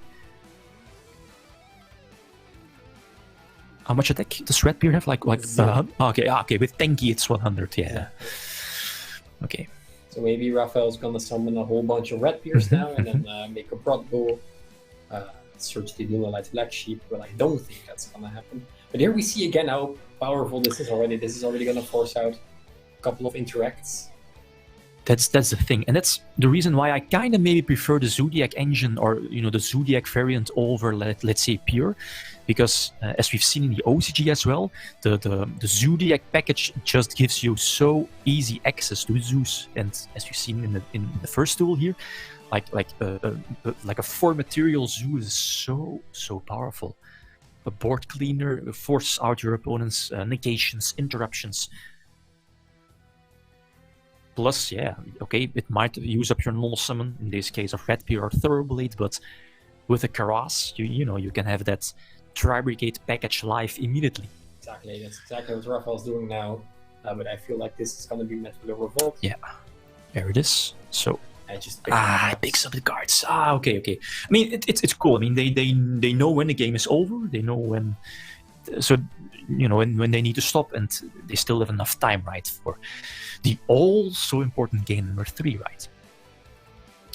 So now Raphael is probably going first. Could we see other cards being side-decked in? I feel like they're maybe he also plays the he doesn't play Anti-Spell. Shared Right could be an option together with the Tenki and the Nerval, that is a +2. Potentially to have Skullmeister maybe, but again, like I said earlier, Raphael's deck is already very solid against the mirror match. Maybe he doesn't even have to adjust anything. Right. And in favor of Johannes, could you see there? I mean, I think that the Lightning Storms can come in, Twin Twisters can come in. And again, there's LA of Justice Psycho Reader, which was a nice gesture to the Dredgeron decks that are not in the top 4. They were in the top 16, but they were sadly, in the top 3. Yeah, 3 in top 16. I mean, I think we've mentioned it multiple times already, but again, the top 16 was really diverse. We had 1 Virtual World, we had 1 Guru, 3 Tritron, 1 Salomon Great. Of course, yeah. I think half of the top 8 was Tri-Brigades, a couple of Su versions, a couple of Pure as well. I think Madolce, not to forget. So, Dragon Link. So, okay, the diversity was there, but sadly those lost in the top 16. I mean, you have to give it to the Tri-Brigades for being so hyper-consistent. And they're so versatile as well. They have so many different options, routes to go, monsters to summon. They're consistent, they're powerful. And it kind of does beat out some of the people, It's, you just have to draw tickets twice, and then you're already out of the tournament. And that's just what happens. That's the tough luck that might happen to those decks, like those one-offs. Maybe you don't want to draw in like big tournaments, 10 to 12 round YCS, a top cut. It's important to get your deck there as consistent as possible. But in case of Madolce, those one-offs like Chateau, like Tickets, they are part of your engine. Okay, they're searchable, but it's not really too optimal of drawing into or opening with them. Exactly. Okay, game number 3. Let's see. We see Raphael is really focused. Johannes as well. You have to be calm. You have to play your deck. That's all you have to do. So, Tenki. Okay. We guess. That's a standard play. Again, it's the same posture, right? Like from Johannes, just leave the 5 cards on the field. He's moving a little bit. So, body language-wise, they of course cannot see each other, which is quite funny. That's one of the downsides, of the remote dueling. You're not sitting across someone, you cannot read their face expression. Right. But it's also maybe a little bit of power, because maybe like me, I'm a very energized, emotional duelist. So I like to show exactly what I'm doing. So maybe I won a couple of games more because I didn't show how either excited or sad I was. So again, standard opening, right? Red Peer as a strong first turn play. what could like normal summon before? Obviously, we had Trident, but now what does normal summon Red Beer? You can go Centauro Blade, overlay for Chakanine, detach Chakanine, summon back the Thorough or the Rat, and then you make a Fergie. Right, so easy link to. Okay, let's see if Johannes has any form of interruption. Potential interruptions here. Let's take a peek. He does have Gamma. This is a card that you might want to count, but it also feels a little bit like a bit. You know, there it is. Gamma Yeah. Yeah, this kind of could mean he has more hand traps in hand. Looking at Ash, looking at Bell. True, but it's also just as an instant Ferrigid, and you also don't want to negate the Ferrigid with Gamma. There's the Nerval and the Cuirass. Okay, that's strong again. In favor of Raphael. So getting the summon. Johannes taking a peek at his hand again. You gonna do anything to the Nerval? No interruption. It seems. All cards are on the table, and it's gonna be it's impossible to declare a winner as of now. It's 1-1 tied for the top 4 match. That's the thing with like in real life. Well, yeah, like a regular YCS, you would at the stage they would show the hands as well, and for the public to see, and then we could like discuss. Well, okay, he has that in hand. You can do this. Now it's a bit harder, but I mean we can like assume which cards he could have, he should play, could play, to put him in a better position. So banishing 4. Okay. It's more like a stand, or how you like this play, like getting out link 4 immediately. Banishing the drive result. So getting up to link 4 results that he can now search a level 4 monster that he can immediately summon back with the Ferrigid. So he can search his Fractal now, for example. Yeah. And start playing a little bit more risky, a little bit more high reward. Everything so far is resolving, so it's kind of safe to assume that there are no hand traps. But Raphael does still want to go work towards his revolt. Yeah, there could still be an Ash Blossom, maybe. Might have activated a bit sooner. But the kit has not been resolved in the graveyard. Right, okay. So once he makes the Bear Brom right now, he can chain block the Bear Brom. So there it is. Anything on summon. So again, a really strong opening of Raphael, as we've seen in the first duel, but I mean, as we've seen from Johannes as well, in the previous duel and in this duel, he is running Droplet, which could get him there, especially if, you know, our Raphael is ending on Appaloosa. The Droplet might get him there again. So okay, Droplet is definitely a card that he could have kept in. Yeah. But with the Gamma already on the field, and it's going to be difficult to say what's going to happen next. So 1 draw, send 1 card back to the deck, and I believe Raphael is left with 2 cards, right? So searching Revolt, and again sending 1 card back to the deck. For all this could have been another Revolt. So 2 back row. 2 back row. That's strong, really strong. 1 Revolt, Appaloosa, no cards in hand, but again, next turn a Revolt gives you a search plus banish. Seems pretty much perfect, especially after an Appaloosa. So Johannes does, at least he saw his drawn cards. He looks beaten, but I mean we can't, you know, get that. 5 cards in hand. Yeah, no of way, course, this of course. duel will- Yeah. I would love to see a little bit more back and forth. There are still 17 minutes on the clock. Yeah. He's thinking his options. Like, what can he do? Let's assume he does not have a Droplet. Like, what are the plays? Ooh. For back row. Oh. Oh no, the droplets! The droplets! Oh, but it doesn't matter. Because the Lightning Storm is still not resolved. Oh my god. So Okay. Appaloosa will be negated anyway. Okay. Okay, so Lightning Storm is indeed getting negated. The Droplet is going through. Yeah. Negating the Appaloosa. But again, Raphael still has Revolt. And Johannes still has 3 cards in hand. So again, a very strong, you know, going second hand from Johannes, right? The Lightning Storm, Droplet, Yeah, those are all cards that he definitely wanted to see, but I'm not sure if they are aware of how this interaction will work, but Lightning Storm will not destroy the background. So. You mean Droplet sacrificing it? Yeah, exactly. Yeah. So maybe Raphael's already feeling a little bit down because of that. But of course, if you're ordered against all spell effects on the field, and the moment that you activate Lightning Storm, it is activated on the field. That means that it will resolve on the field. So no matter where it is after it's being sent by droplets, I see. it'll Okay. just still be negated. That's they are the judges.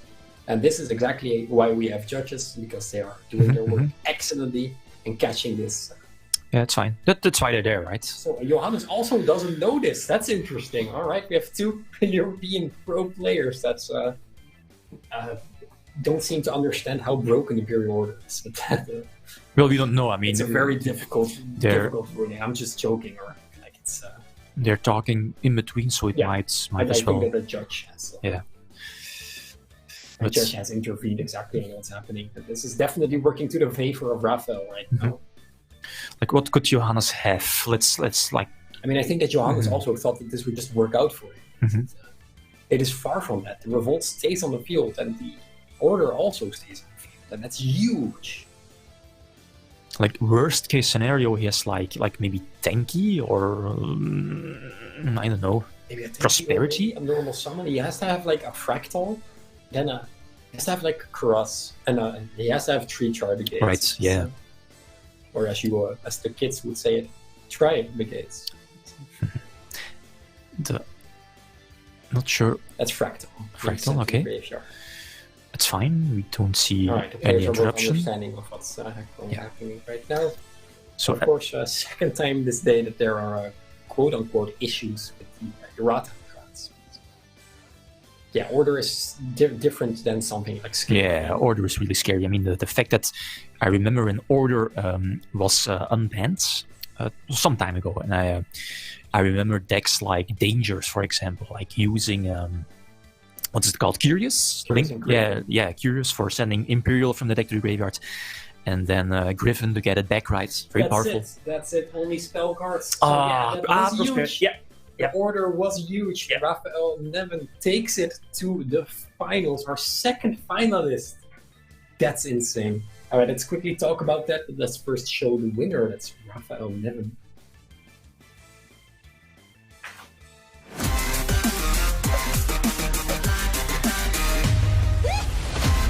Oh, that's Johan. Yeah, it should be Raphael. Yeah, no problem. That doesn't matter. Huge shout out to Johannes. That was amazing. He really tried everything he could, but sometimes those cards just get to you. They just get the order.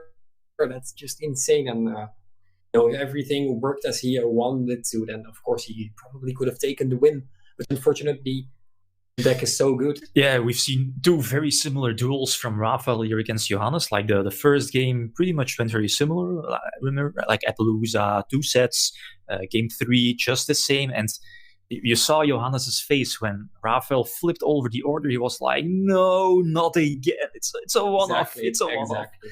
The chances are so slim, but I mean that's why it's there. That's Yu-Gi-Oh. Those are, even though the chances are very slim,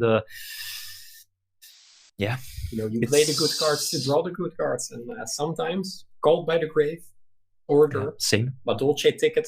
That's true. Has been seen here. No, all right. So our 2 final duelists are known. We have Tri-Brigade versus Tri-Brigade, so it's going to be a mirror match. Well, mirror match. Raphael is main decking the Zodiac package, while Max is main decking playing more of a pure build. So, Marian, are you excited? I am very excited for this final. This is going to be very hype. I'm excited. I hope that you guys that are watching are excited as well.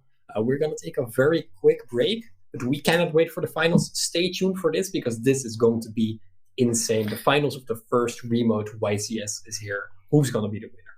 Stay tuned for the finals. We'll be back soon.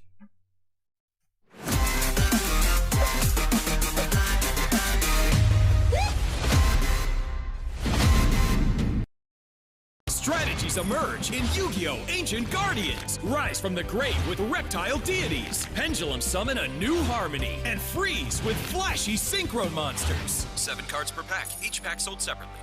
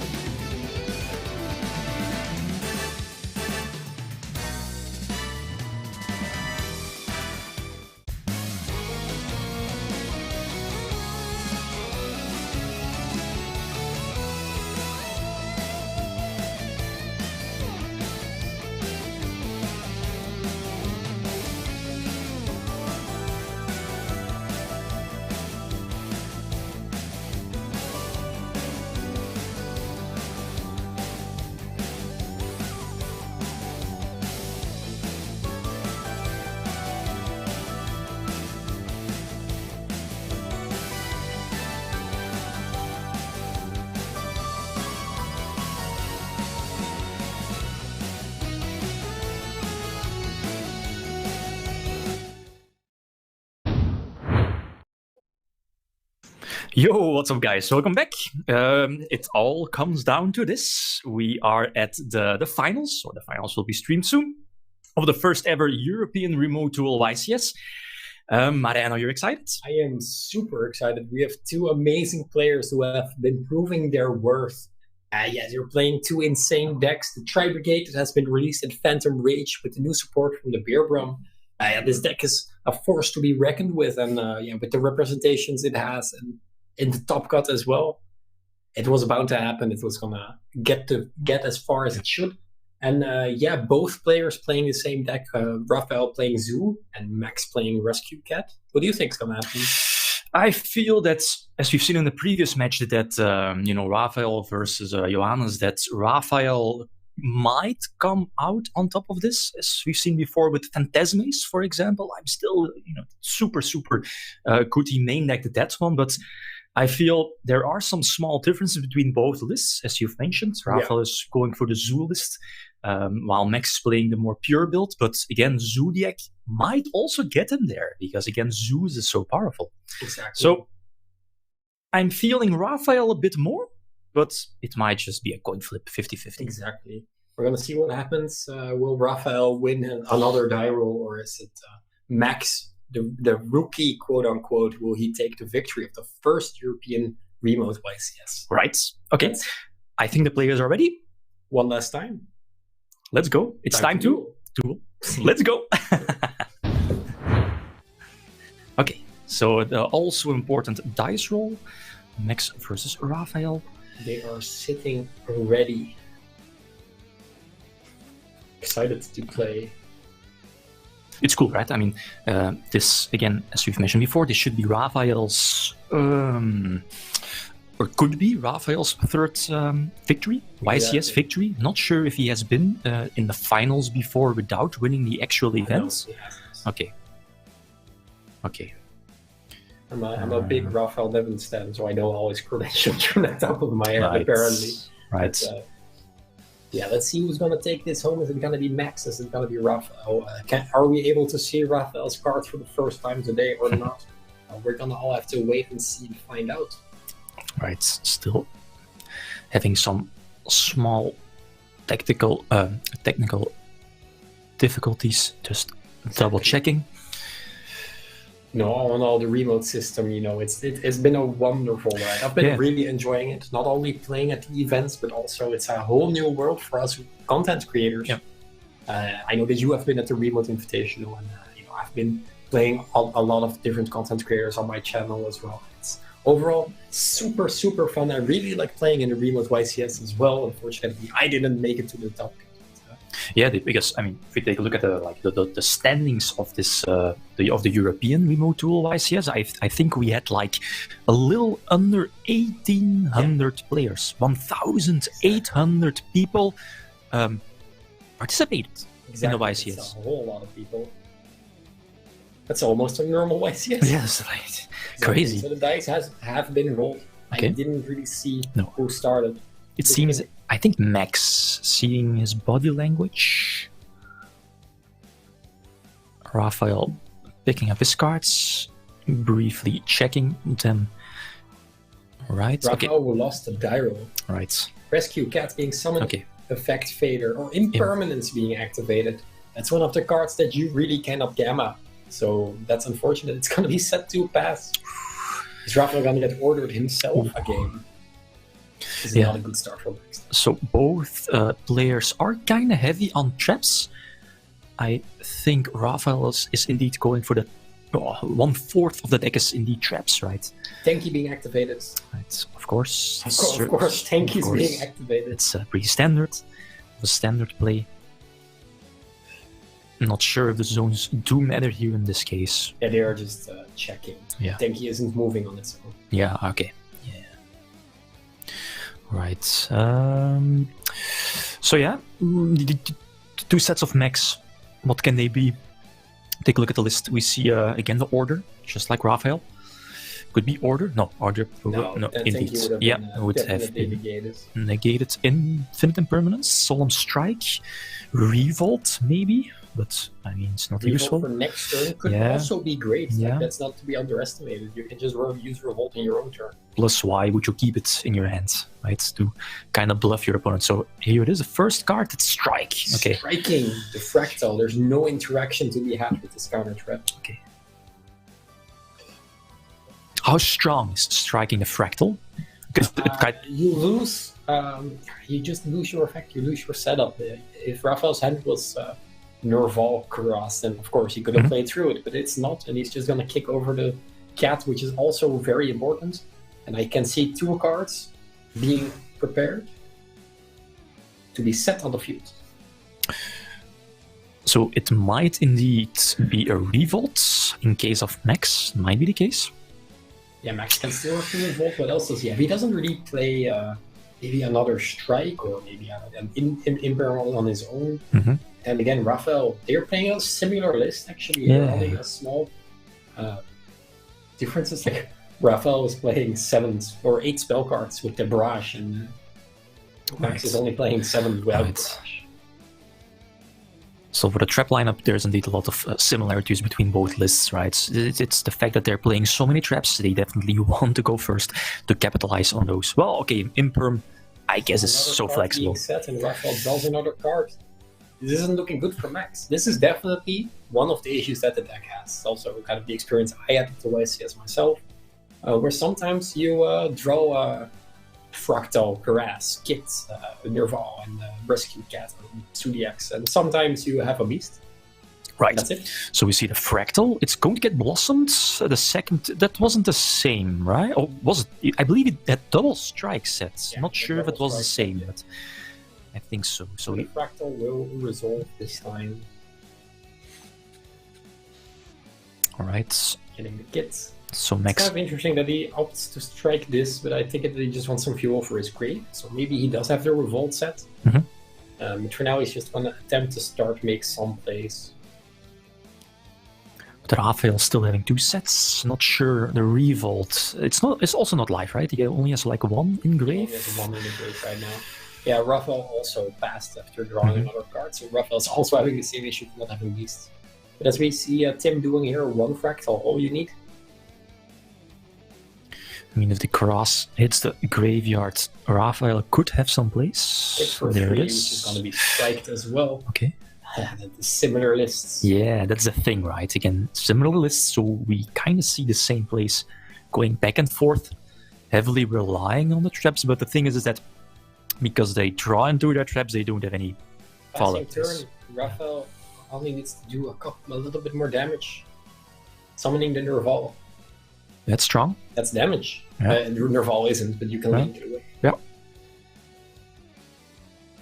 And right now he can just make an Almirage with the Nerval, search another card, banish 2 for the Caress. And that would do the trick. This might be game. He still Probably. has another card that's going to be activated. And if it's the 3rd strike, for example, that leaves Raphael with only an Almirage in the field.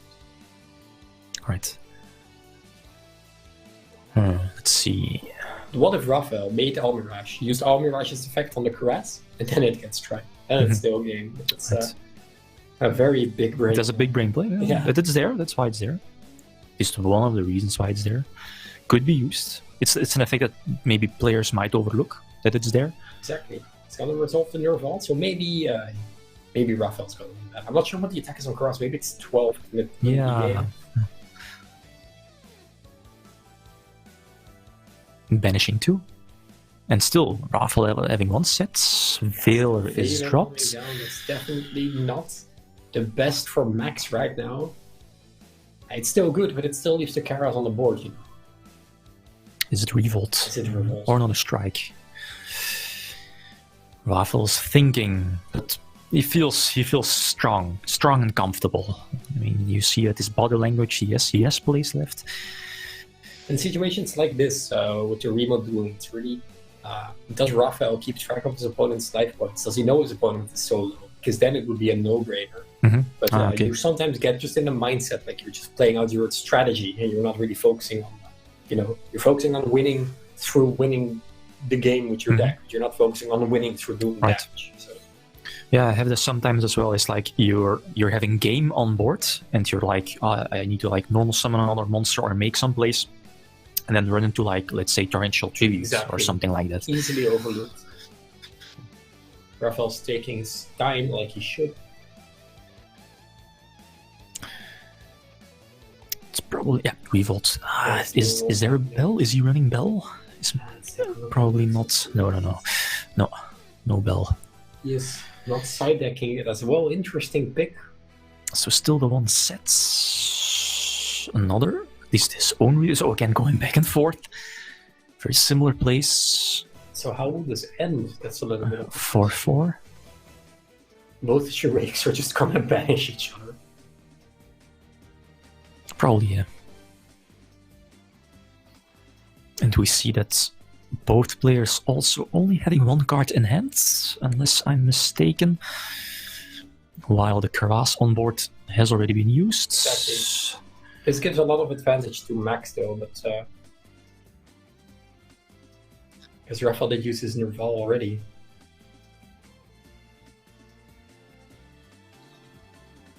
Yeah, one from Raphael is indeed banished. Yeah, maybe Raphael is a normal summon, one normal summon is all you need. And indeed getting in for some extra damage. So okay, Max does have a follow-up play for next turn, a strong follow-up play. Raphael has one set, one unknown card. I think we don't know the card.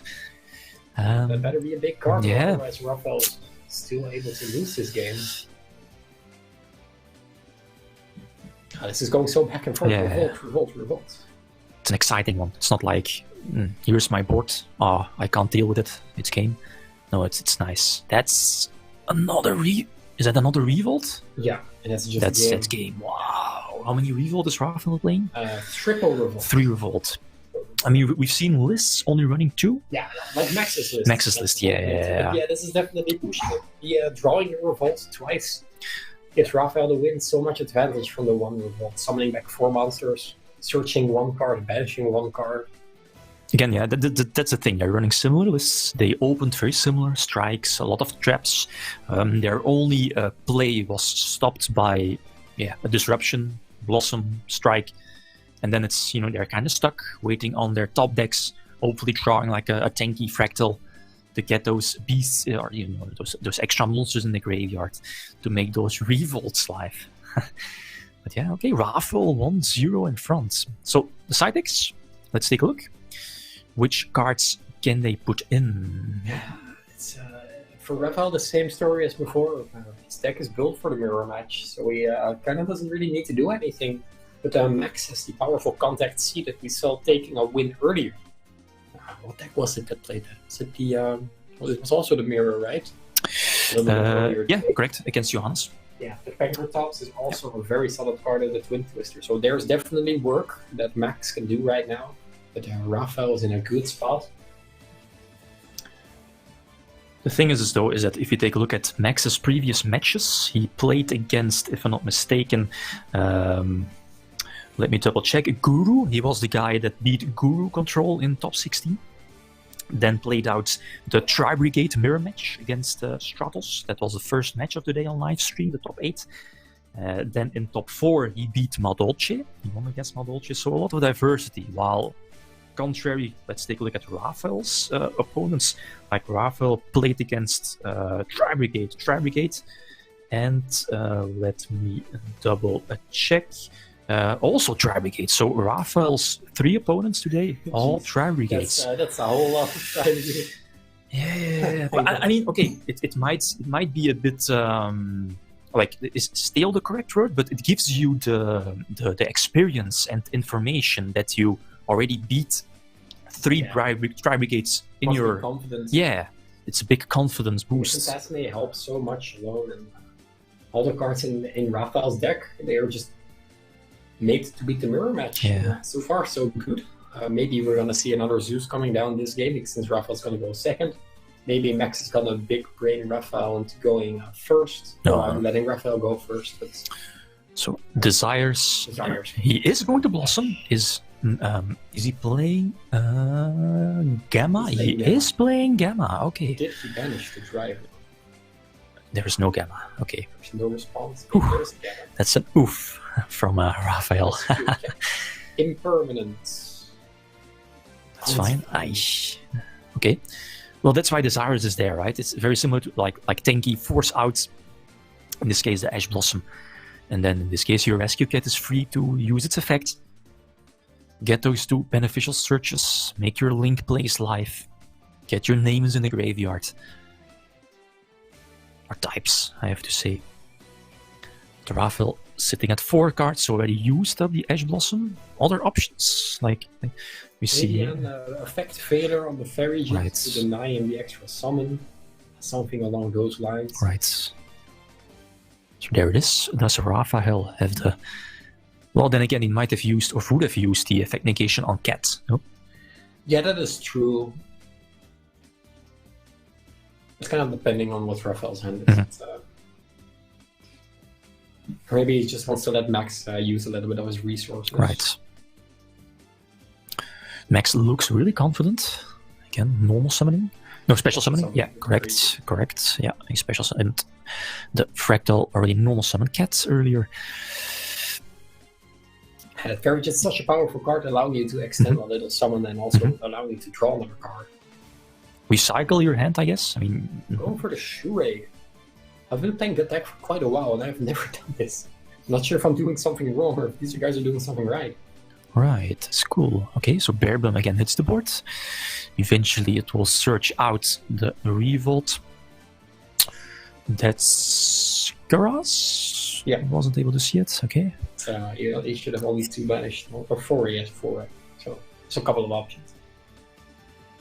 I think 4 cards in hand or And maybe 3. he wants to use out the Karas to get the double Dragon Lords going as Right, well. yeah, exactly. Double Dragon Lords, Revolt, Palooza. Ah, that's strong. Yeah, how is Raphael able to beat that? Like, we know Imperm is there. You look at his hand, and Imperm on the Appaloosa has a big first step, but then there's still like 1 bounce and 1 banish.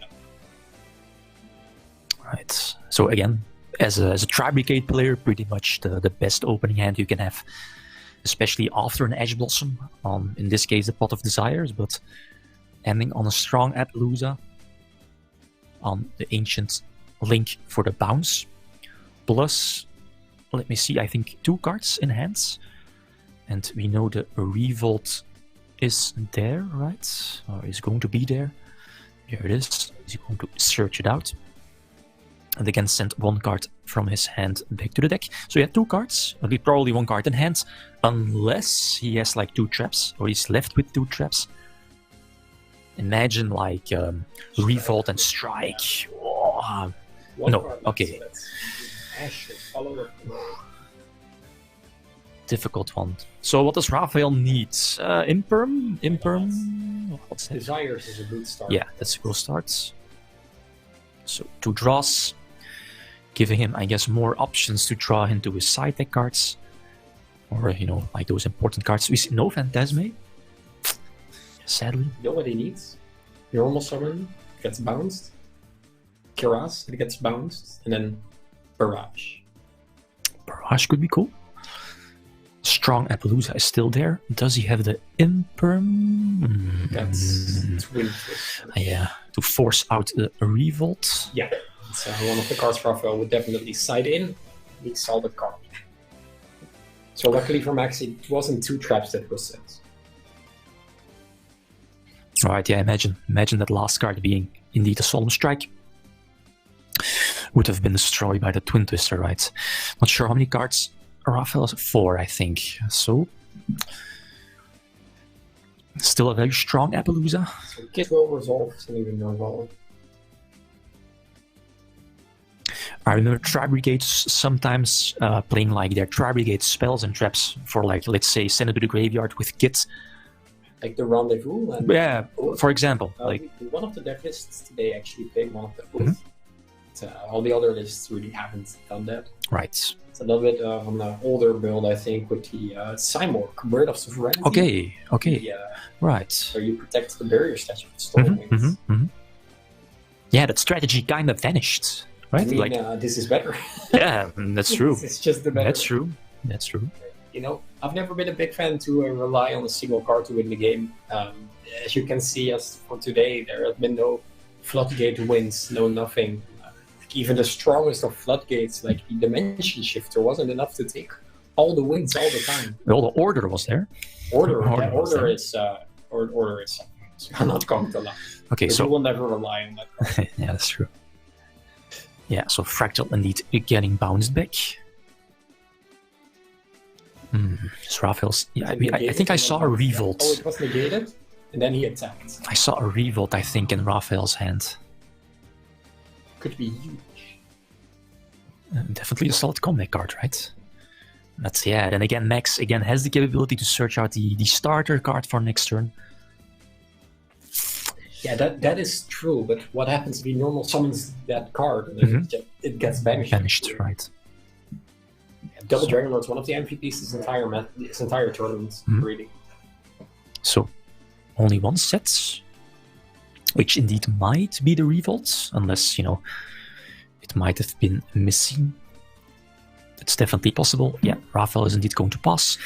So that leaves Max with 3 cards in hand. We know one of them. One of them, I think. Yeah, we know the Nerval. Yeah. I think one unknown from the last one. Normal summoning the... Is that? That's Nerval. Yeah, Nerval, yeah. If he has Revolt, should he use it here? Yeah, there's no point in waiting. But it's going to be just difficult because... yeah, you can chain block the charade. It's going to be difficult to go to a win after this. Right. And again, Max is only 1. That's all. Failure. Nice. The Appaloosa is still there. Okay, so Appaloosa now only 1 counter left. I think so, yeah. Only 1 negation left. Sitting at 800. The Appaloosa putting in work, right? We've seen before the Appaloosa absolutely doing nothing because, let's say, Droplet or Imperm. But now it's putting in work. Again, that's why it's there. Again, it's not looking too great for Raphael. He looks beaten. Yeah, he's still just taking it very seriously and just relaxing a little bit. He still has 2 cards in hand, so who knows? Those might be cards for interruption. You haven't lost until your life points are 0. Yeah, true. So... Correct. I mean, Raphael's sitting very relaxed on this revolt right here. There's no danger anywhere to be seen. Interesting that he didn't just go for a Shurake, because if he just made Shurake, banished 1, and he could have just banished the revolt. If the revolt was changed, he should just banish the other Shurake. Right. So that maybe could have been an insta win right there for the Max. Well, he's thinking his options, seeing which extra deck monster he can pump out.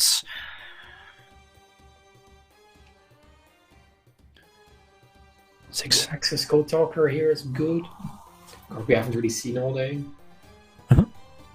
Yeah, 1 time I think. Yeah, for One of the... on OTK.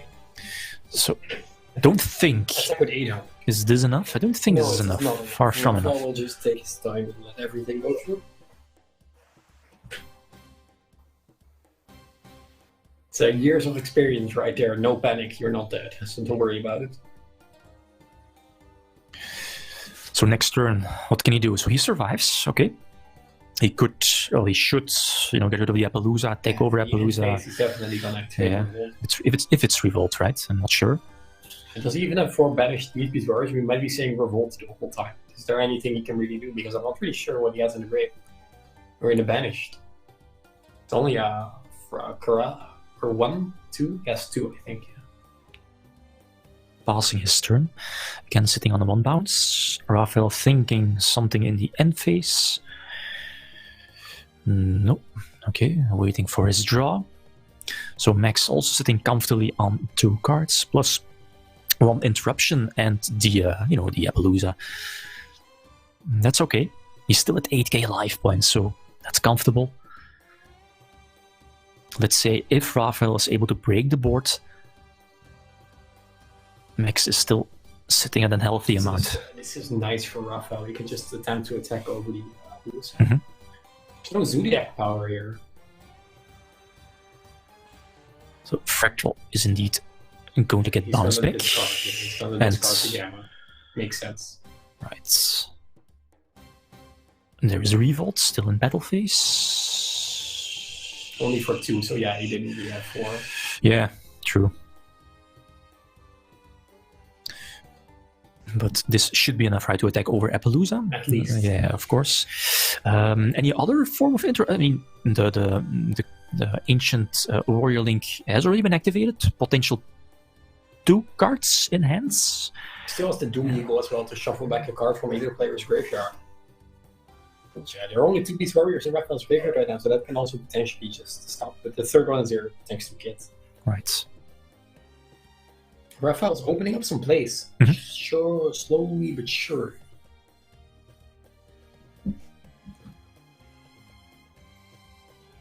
He's thinking 3, 4 cards? 4 cards, I think. There's gonna be a 5th one soon. God, that should give him, the power to get back, just to get himself back in a duel. Max is patiently waiting. There's not much he can do now. No. What could be the other place? Okay, so he can attack over Appaloosa. What's next? He already used up his normal summon. Does he He need? uses Rigid now to special summon 1 back. Yeah. With that many cards, he can maybe even attempt something with a Bearborn play to get another monster back. Maybe try to get an Appaloosa going or an Access Code Talker to clear the field. There's a lot of stuff that Raphael can do right now. Max has fallen. That's the thing, yeah. You can break your opponent's Tri-Brigade board, but they will have follow-up play next turn. So if you don't have protection, then. But there's still a card in Max's hand that has been there since turn 1. Okay. So maybe that was the Gamma. So that's special summon, right? Yeah. So Raphael still has some options. He's still alive. He's still in a duel. Even though he's 1-0 in front. I mean, let's say if he would lose this, I mean, he can still side deck and potentially go first in the third duel. So yeah, but that's no given that you are winning. Yeah, of course. There's also no reason to give up. Yeah, definitely.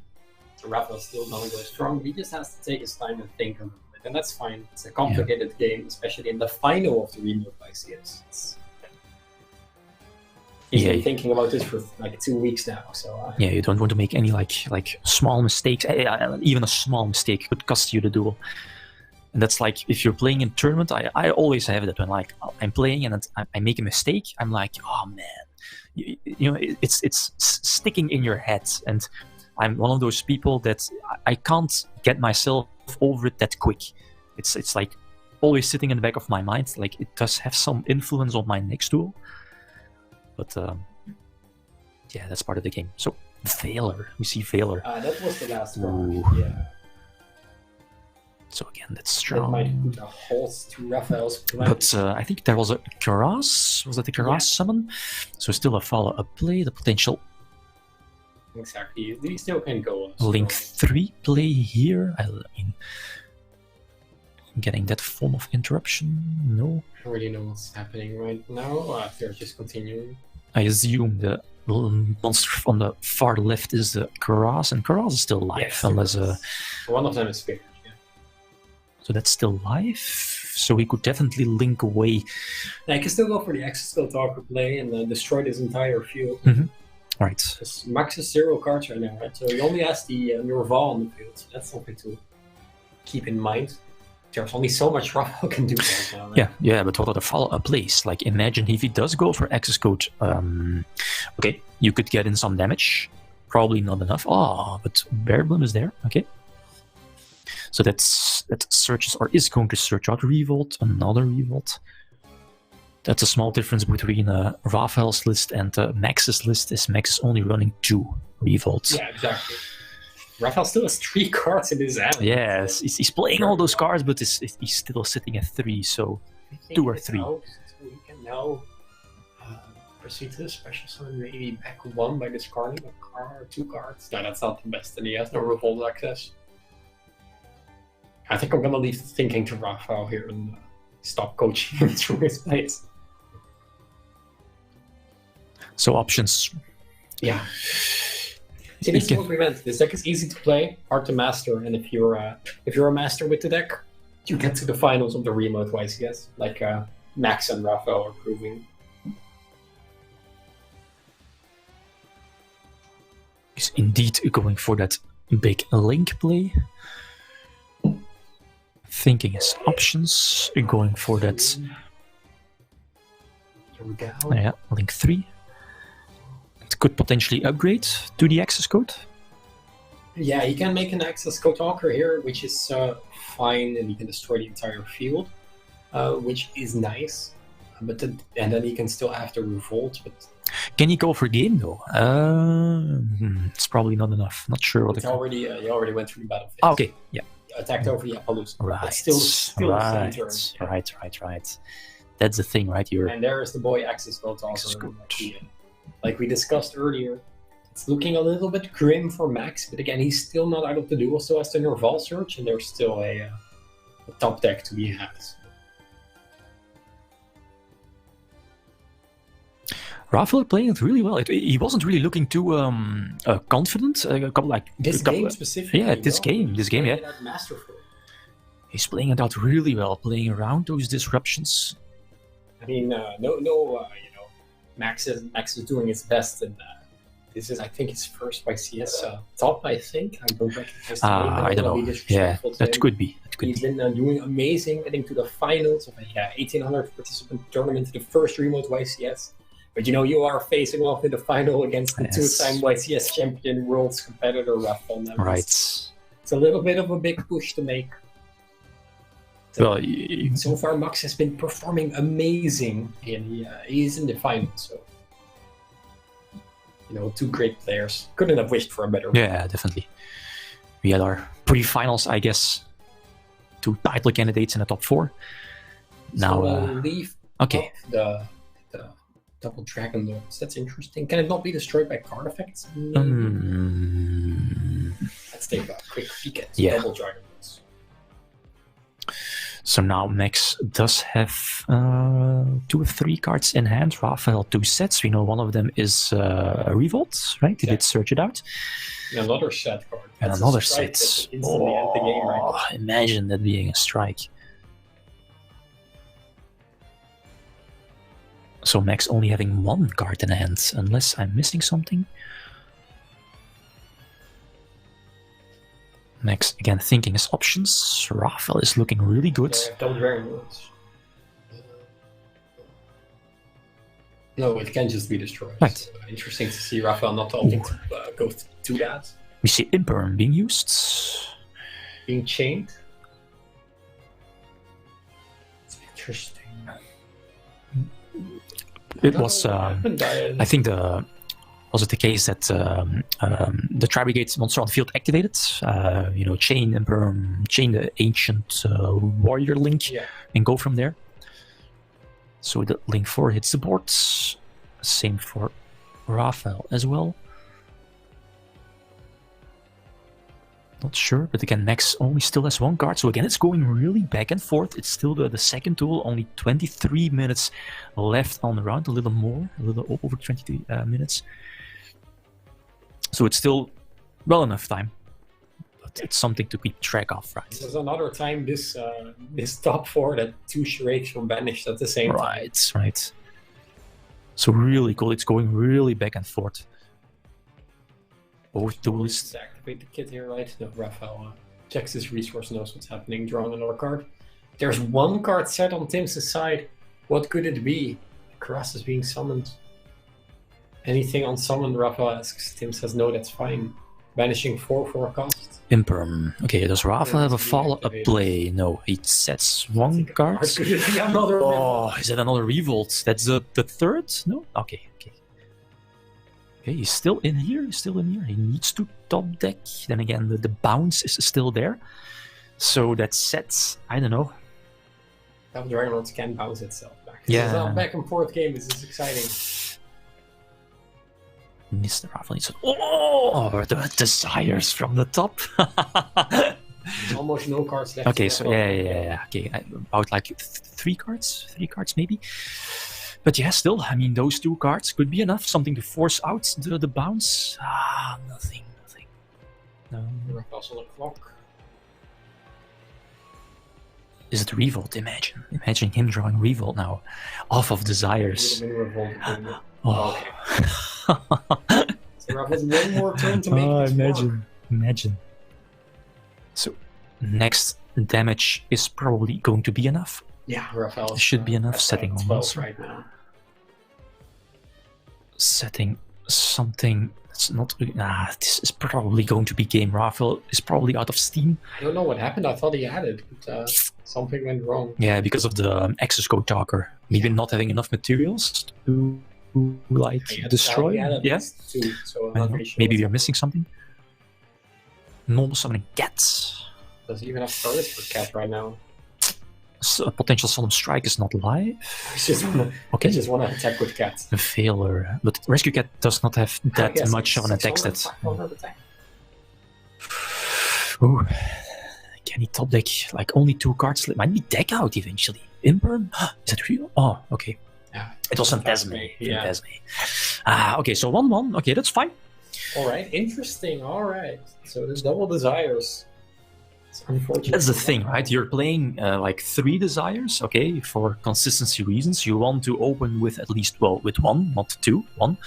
But the problem is, and that's my experience with running 3 pot of desires, is that if I use desires, I'll always draw into at least 1 extra copy of desires. That's why I only play 2 desires. You want to see it sometimes, but not all the time. Exactly. Yeah, I mean, I want to draw 2 cards, but I don't want to banish 10 cards. So right. Actually, I have a poll on my Twitter up right now. It's for like another 2 days where everyone can vote on play 2 or 3 desires, and it's a furious debate, let's say the least.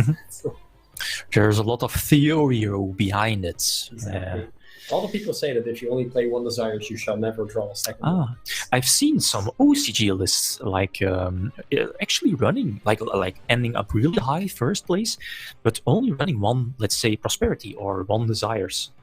That's for probably one of the for that reason. If you run it, okay, you're opening with it. That's cool. But if you for everyone watching, that's a very incorrect mindset. I mean, I sometimes do that with some deck testings, but. I mean, I get the logic behind it, but that's how it is. So for the side deck, like any differences, we know that... Rafael's going to go first now, so maybe the show rights again, maybe Twin Skullmeisters, but I feel like Rafael has been stuck on his strategy for the last 4 matches. Yeah. And Max is definitely going to get that Contact C and the Twin Twisters. Yeah, Rafael is not side decking the Contact, right? Exactly. So theoretically, right, if Max wins this match on Contact C, is his nickname going to be Max C?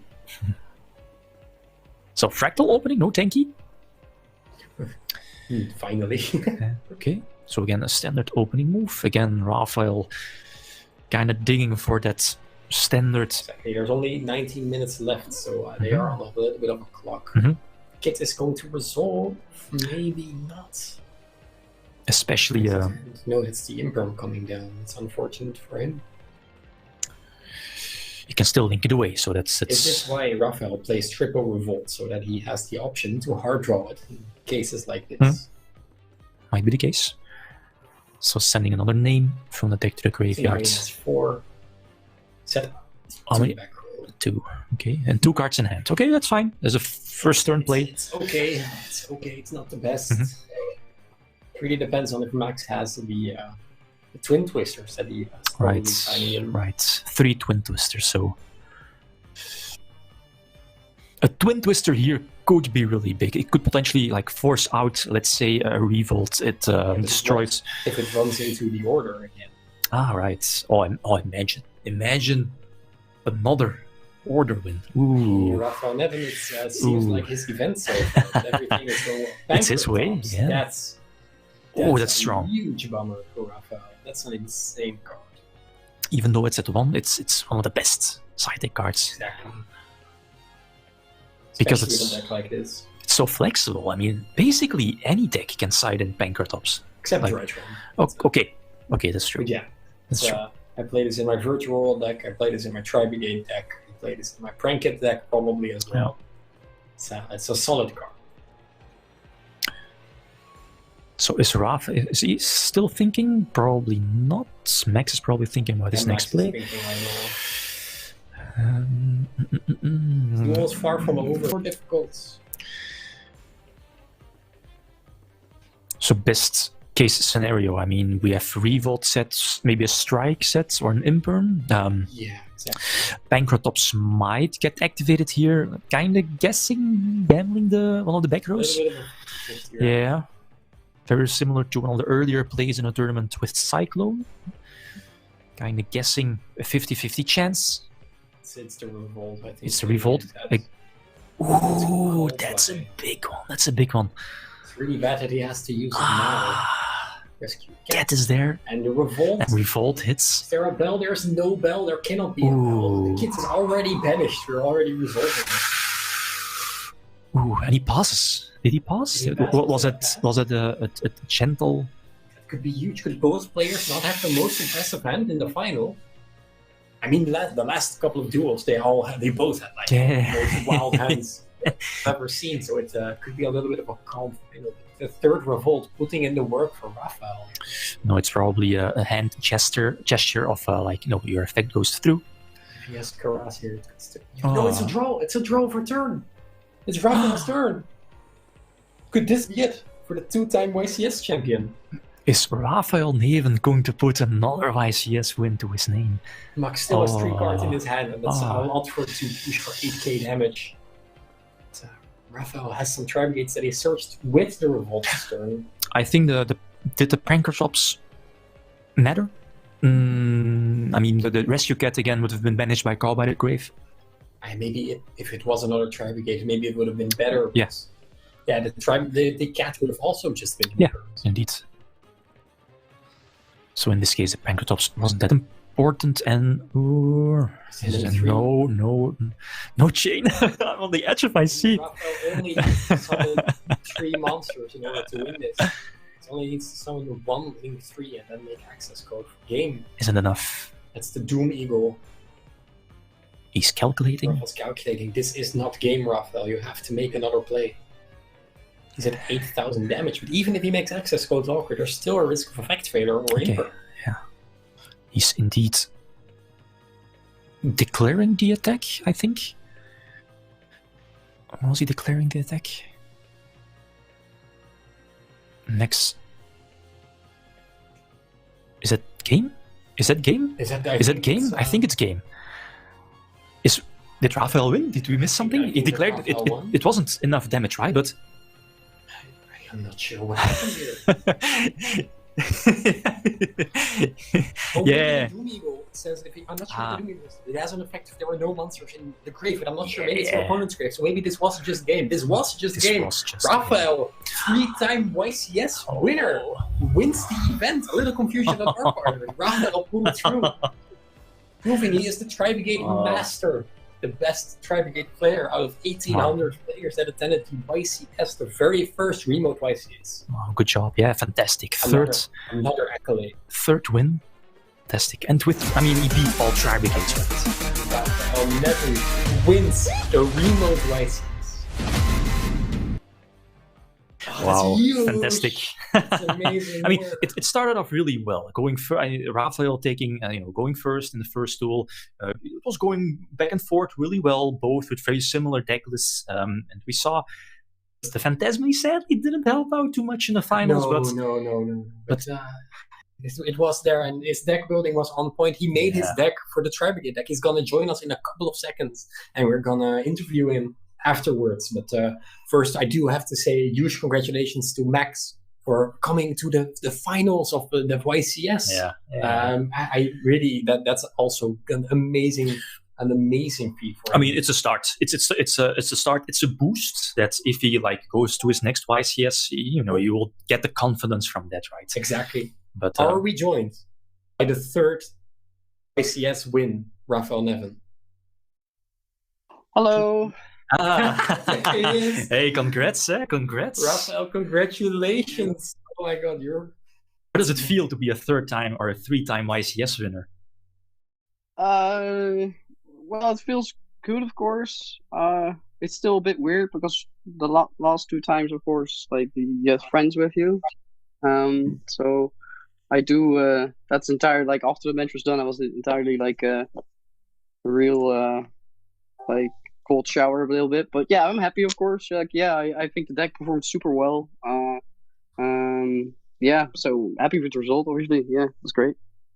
Right, so yeah, you beat 4 Tri-Brigade players in the top 16, I believe. That's insane. Your deck was I played 5 in Swiss and then 4 more in top. So like, yeah, it was definitely like the deck to beat.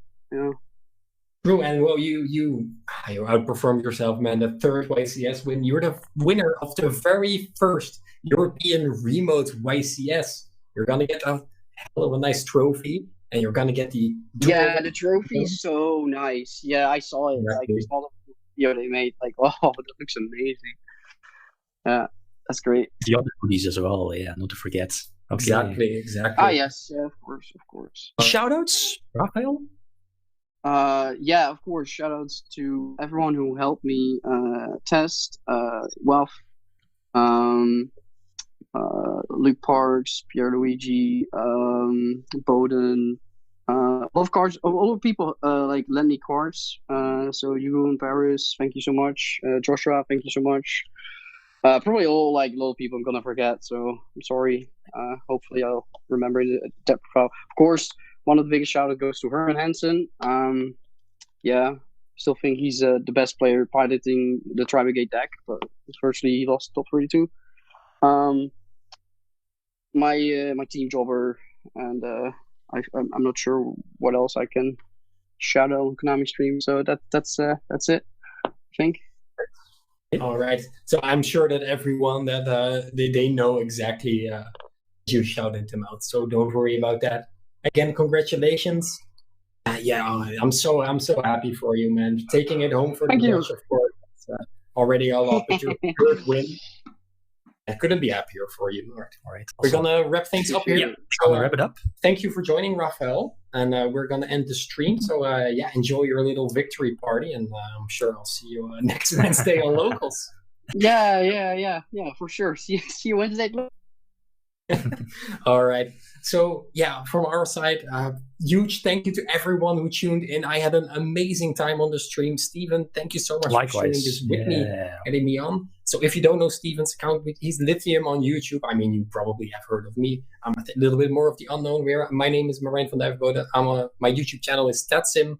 And in only a couple of minutes, I will have Raphael's first place profile live on my YouTube. It will be live right after the stream. And right after that, you are going to tune into the American Remote Invitational YCS, or the YCS. Yeah. Because they are live streaming right now. Yeah. And if you're still not having enough Yu-Gi-Oh! From today's action to night's action, tomorrow is the Latin American stream, which is even more Yu-Gi-Oh! Yeah, any last words from you?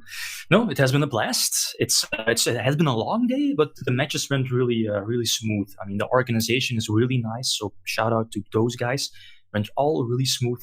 Props to the players, all went really fair. So yeah, I mean, I had a blast. I mean, the matches were amazing, and really a showcase of the meta, how diverse it is nowadays, and even the best deck Tri-Brigade.